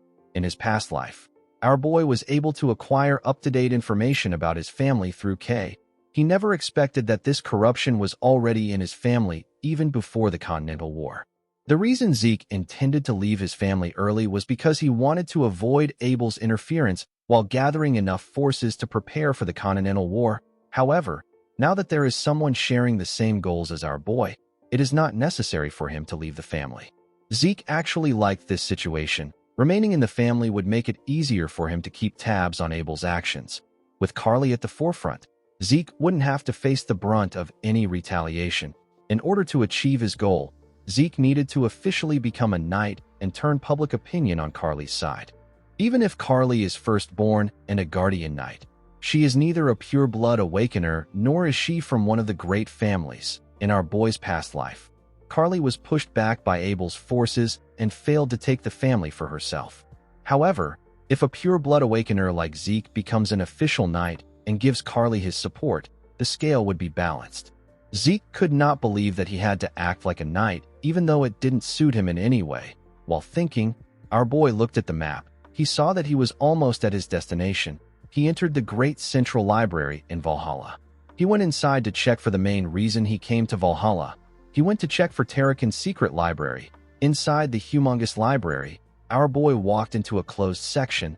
The system informed him that he has arrived at his destination. Zeke could not believe that this was the secret library. He felt kind of disappointed when he looked around. He didn't see anything special or meaningful there. Since it was a place the system guided him to, Zeke expected to find something like Bahamut's heart or fangs. He wondered if he ended up coming there in vain. Immediately he thought of this. He took another step. The system informed him that it has detected a data storage point. Immediately it said this. A huge shelf appeared in front of our boy. Zeke was shocked to see the shelf. He was more shocked by what he saw on the system. The system informed our boy that the secret library of the administrator known as Tarakan Draker has been found. Zeke could not believe that Tarakan was a user of the same system. Since this was a bookshelf that only appears in reaction to the system, our boy understood why no one has ever discovered it. The system informed him that the information within Administrator Tarakan's library has been linked and updated in his own system. It explained to Zeke that he will now always have access to Tarakan's secret library. The system provided categories in order to allow Zeke access the information easily. It created 4 categories. The first was the Organization Management Manual. The second was the Dragon Slaying Manual version 5.21. The third was the Reference Materials, and the last was the collections of proverbs to improve growth. Zeke decided to check the categories later. He asked the system to find him something that will help his growth the most right now. The system confirmed his request and informed him that a book matching his request has been found. Zeke noticed that the book was glowing on the shelf. The book appeared in his hand. Its title is The Secret Technique of the True Dragon's Swordplay. Zeke was certain that he had never heard about this technique. He checked the back to see who the author is. He was shocked to see the name of the author. It was the close advisor to the hero King Kaiser, the man known as Shelton Draker. In the next scene, we see Shelton Draker writing in his study. Shelton wrote that he wants to elaborate on why he felt the need to create the true dragon's swordplay. According to him, the relationship between dragons and humans began with the great hero king. It is because of him that even mere humans are able to form contracts with supreme beings like dragons. However, dragons cannot help humans without any special reasons to do so. They simply took pity on the weak humans because they lack the special traits that other races possess. Thanks to Kaiser, the number of contractors greatly increased. They spread across the continent to create civilizations. However, it is because of this incredible rate of development that Shelton is worried. Shelton fears the dragons. If such transcendent beings help humans because they were driven by feelings as shallow as pity, then they could also easily turn against humans. Shelton believed that if his concern ever comes true, humanity will not be able to resist in the slightest. They will find themselves completely annihilated over the course of a day. Due to his fears, Shelton decided to find a way to fight dragons. The first thing that came to his mind was magic. However, magic was the very first gift that dragons granted humans. It is because dragons inscribed circles into the hearts of humans that they are able to cast spells. Their own hearts were incapable of generating mana on its own. Attempting to combat dragons with magic would be a fool's errand. Shelton's next thought was the elemental sword wielded by the hero king. This was a power that even the dragons feared. Unfortunately, this is a power granted only to Kaiser, who has inherited the blood of the fairy monarch. Since he didn't have a lot of options left, Shelton immersed himself in research in order to discover a new power which only humans could wield. He tested the primitive swordsmanship of the North and the mysterious powers of the East. There was nothing that Shelton did not try in order to transcend the limits of his own humanity. When he was at a dead end in his research, Shelton received help from someone he never thought would help him. It was the contracted dragon of Kaiser. The dragon's name is Kronos. Kronos claimed to help Shelton because he found his research intriguing. However, the man could feel a strange determination from the dragon. His determination was too strong for Shelton to simply accept his given answer as the truth. Shelton could not refuse the dragon's help. He continued his research. He and Kronos happened to stumble upon aura. It was neither elemental force nor mana. It was a power that only humans were able to wield. Having finally discovered a clue after Kaiser left for the spirit realm, Shelton continued his research on aura. Not long after this time, Shelton's research bore fruit. The man walked out the theory and application of aura, as well as a style of swordsmanship for utilizing it. Shelton wrote and distributed the true dragon's swordplay. However, things did not go as he wanted. In a world where people could quickly and easily grow powerful through the use of dragon-made artifacts, the true dragon's swordplay, which required one to put in efforts in order to grow stronger, was cast aside and neglected. As he wrote his book, Shelton said that he is relieved to see that his concerns have been unfounded and dragons have not betrayed humanity. Shelton wrote that he still believes that a day will come when this swordsmanship will be necessary. He hoped that the person who finds the book understands his will and works hard to learn the techniques. While Zeke was looking at the book, he received a message. The quest is titled Successor of Shelton. Zeke was asked to learn the secret techniques of Shelton Draker. He was given 3 months to learn the technique. The quest reward would be the coordinates to the Kronos Kingdom's treasury. Our boy put the book back in the shelf. He was happy to see the reward. He was certain that the treasury would be filled to the brim with incomparably powerful artifacts. The problem Zeke had was that the time limit was 3 months. He wondered if this technique was much harder to learn than the elemental sword. He decided to focus on learning the true dragon's swordplay for now. Zeke found it funny that Shelton was right in the end.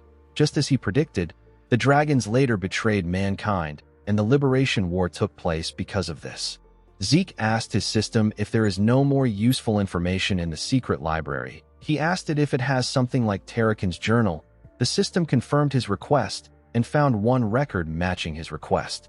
It informed him that a magic video record will be played. The library slowly began to fade away. Our boy was surprised to see this. He recalled that this was the same thing that happened when the tutorial began. Zeke was taken to a desert. He wondered about where he was. The place felt like a space that the system created. When Zeke turned around, he saw something horrifying. Our boy couldn't move. The thing raised its head and body out of the ground. Zeke's indomitable mental defense skill quickly got activated. Even though the skill was activated, our boy was still shaking. The monster in front of him felt too real. Zeke could not believe that he was looking at the being once known as the king of all creations. He was standing in front of a dragon. While he was shaking in fear, someone called out to the dragon known as Bahamut. Our boy could not believe that he was looking at the evil dragon. He quickly turned to the person behind him. Zeke could not believe that he wasn't able to sense the presence of the man behind him until he opened his mouth. He could tell that this man was ridiculously powerful. He was basically a monster. The man with the blurry image passed through Zeke.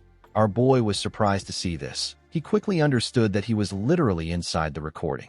Zeke wondered if this scenario recorded in Tarakan's journal is the decisive battle between Bahamut and Tarakan Draker from the legend of the Dragon Slayer. When Bahamut raised his enormous hand, Zeke smiled. He was quite excited to witness the battle that was passed down only through legends. To our boy's surprise, Bahamut used his claw to hit the ground. Tarakan did not seem fazed by what the dragon did. Bahamut asked Tarakan to tell him why he is hesitating. Tarakan did not say anything. Bahamut referred to him as his contractor and told him that he disappoints him. Zeke was shocked to hear this. He could not believe that Tarakan was Bahamut's contractor, just like Kaiser and Kronos. Zeke could not comprehend what was happening. He did not understand how the legend of the Dragon Slayer came to be and how Tarakan subjugated Bahamut. While thinking, Zeke noticed something odd. The world of the recording began to glitch. Our boy did not understand what was happening. While he was looking around, he noticed that Tarakan told Bahamut something. Unfortunately, he couldn't hear what they were saying. Zeke called out to his system and asked it if it can do anything about the glitch. The system could not accept his request. Zeke did not like this. While thinking, he turned around to see Tarakan.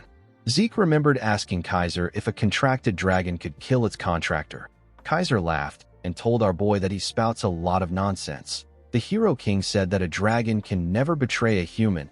It is more likely for the betrayal to come from the human.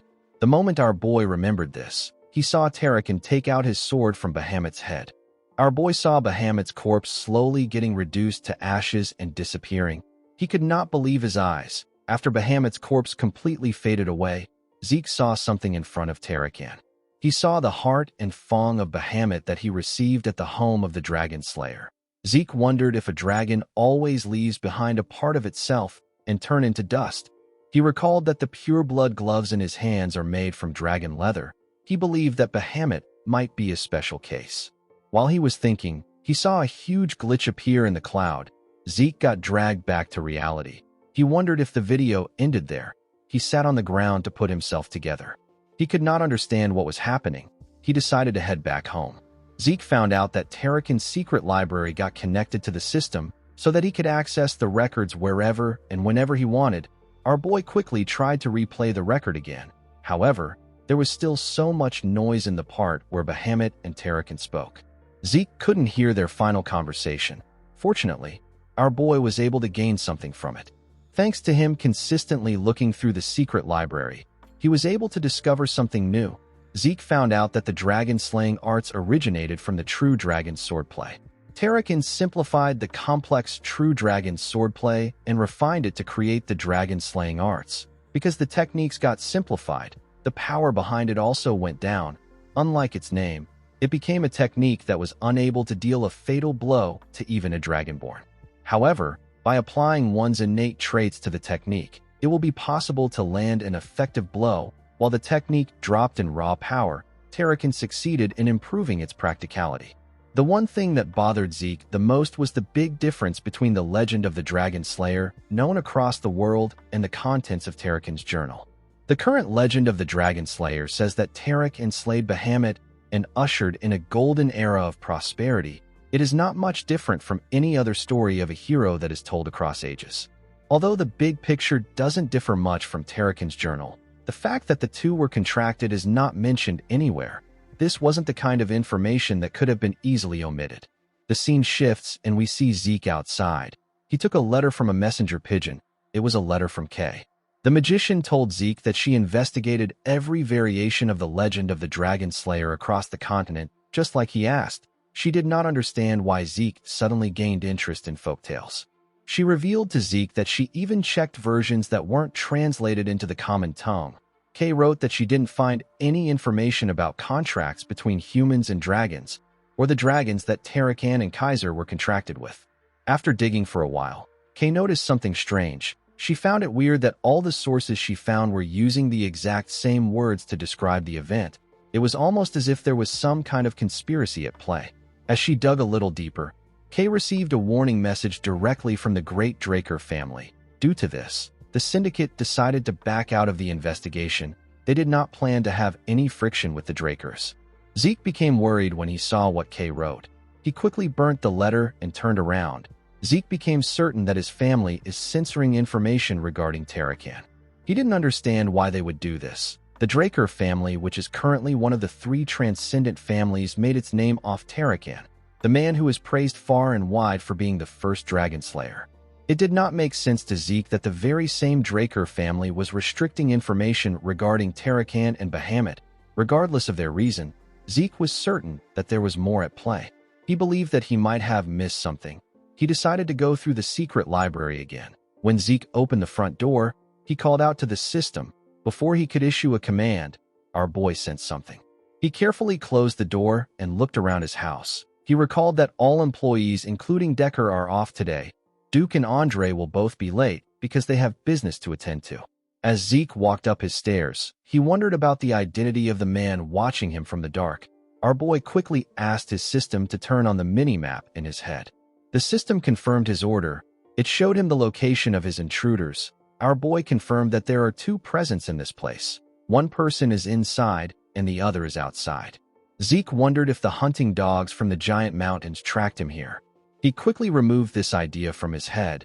He didn't use the dragon-slaying arts or even a long sword. Even if the hunting dogs are good, it is impossible for them to draw any connection to him and what happened there. Zeke realized that he needs to find out who ordered the men to target him.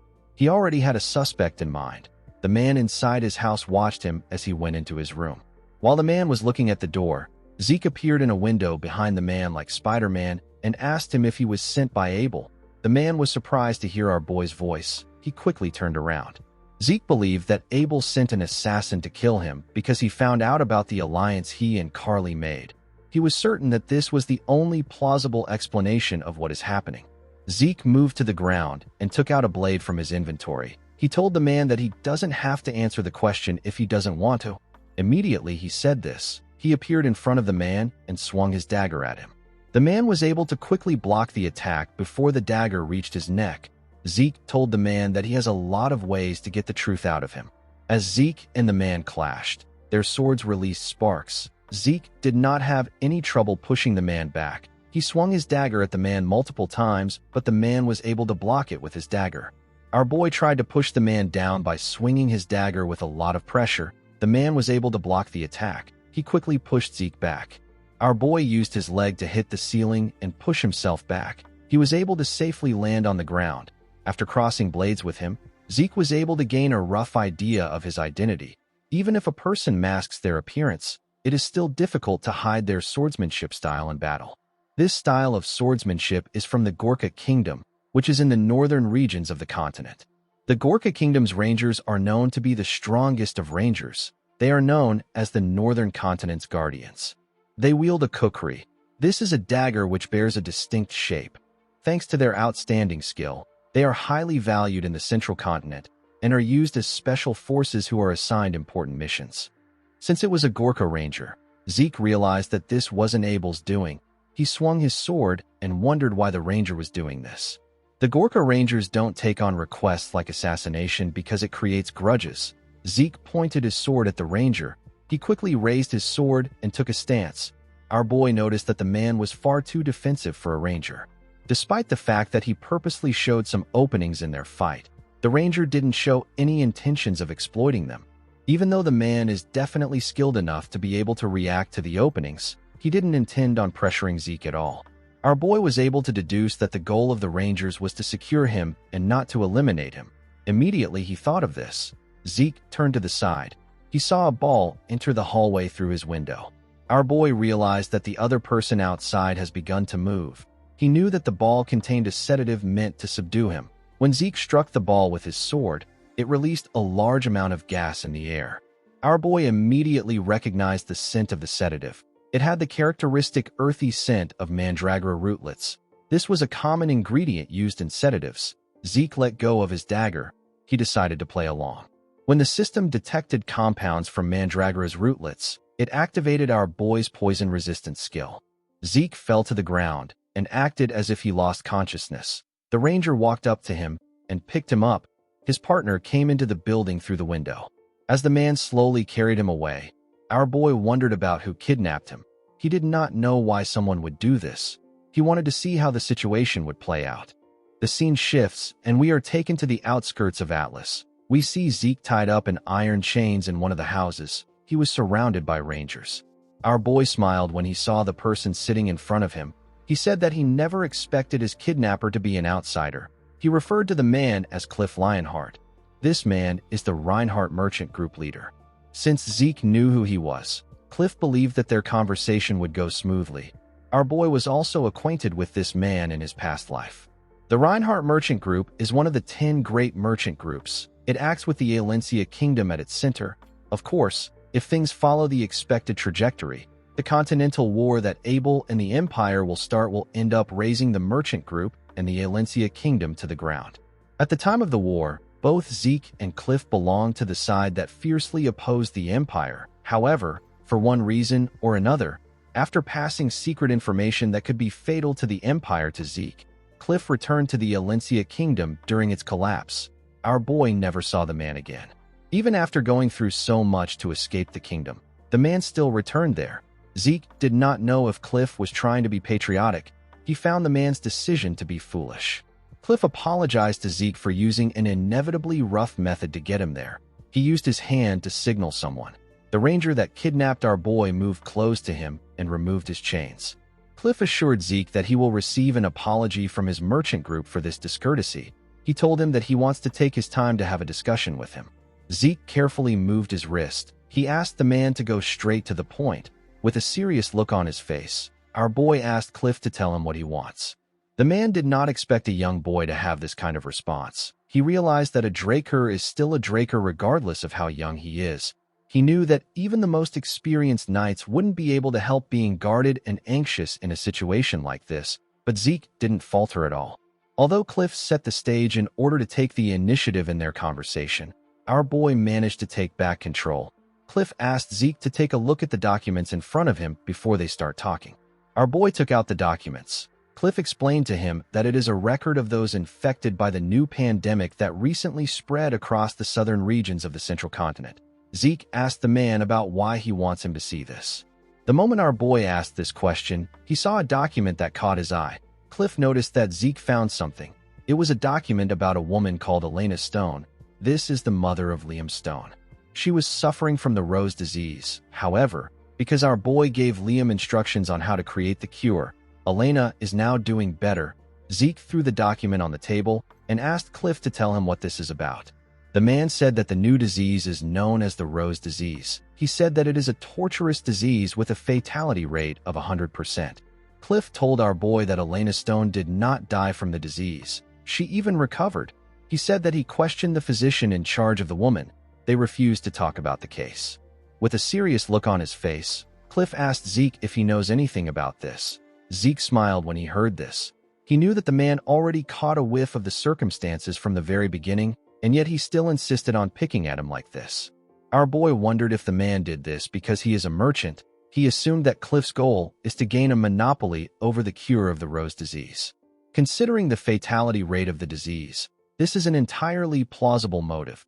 The worth of the cure is so unimaginable that a person could rob the entire continent of its wealth, and it would still pale in comparison.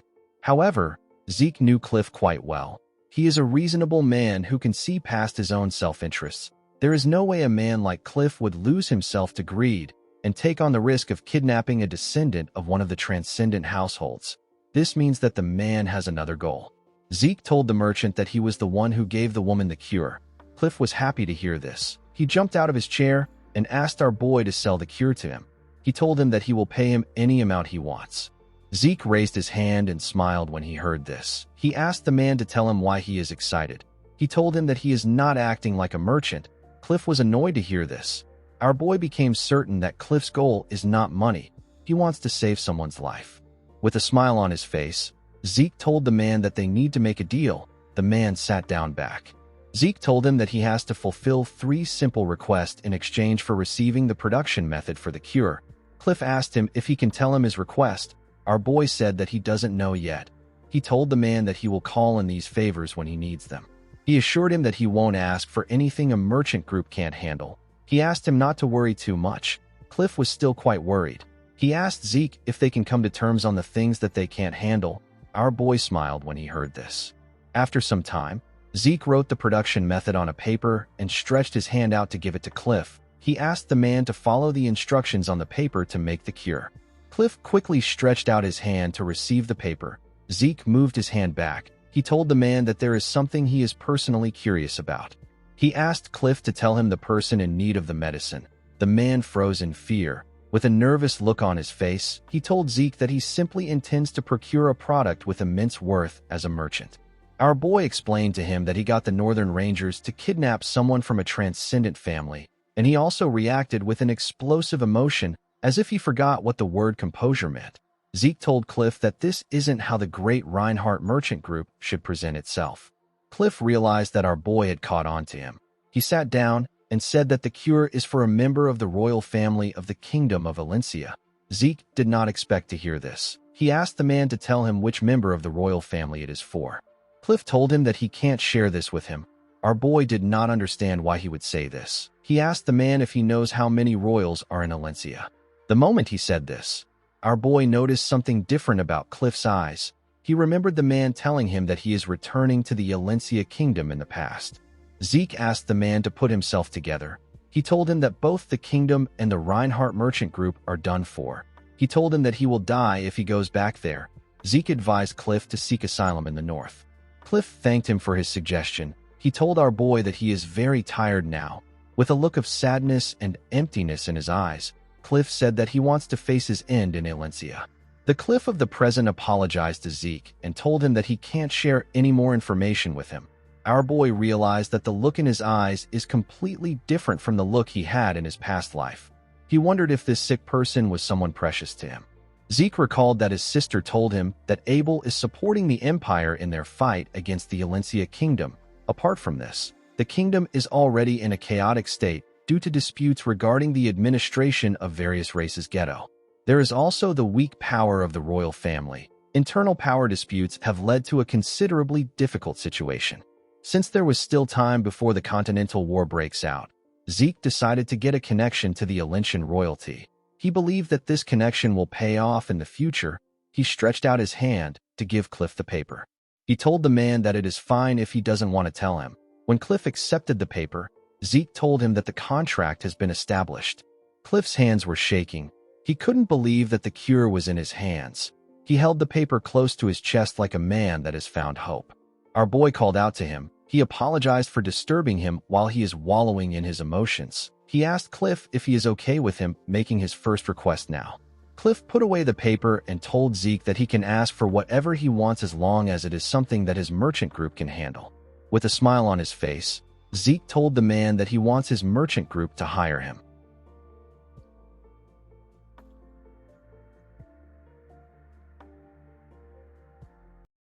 Guys, we have come to the end of our video. If you guys want more of this recap, let me know in the comments section. You can also join my membership program to support me and gain access to certain benefits. Don't forget to like and smash that subscribe button for more recaps. See you guys later.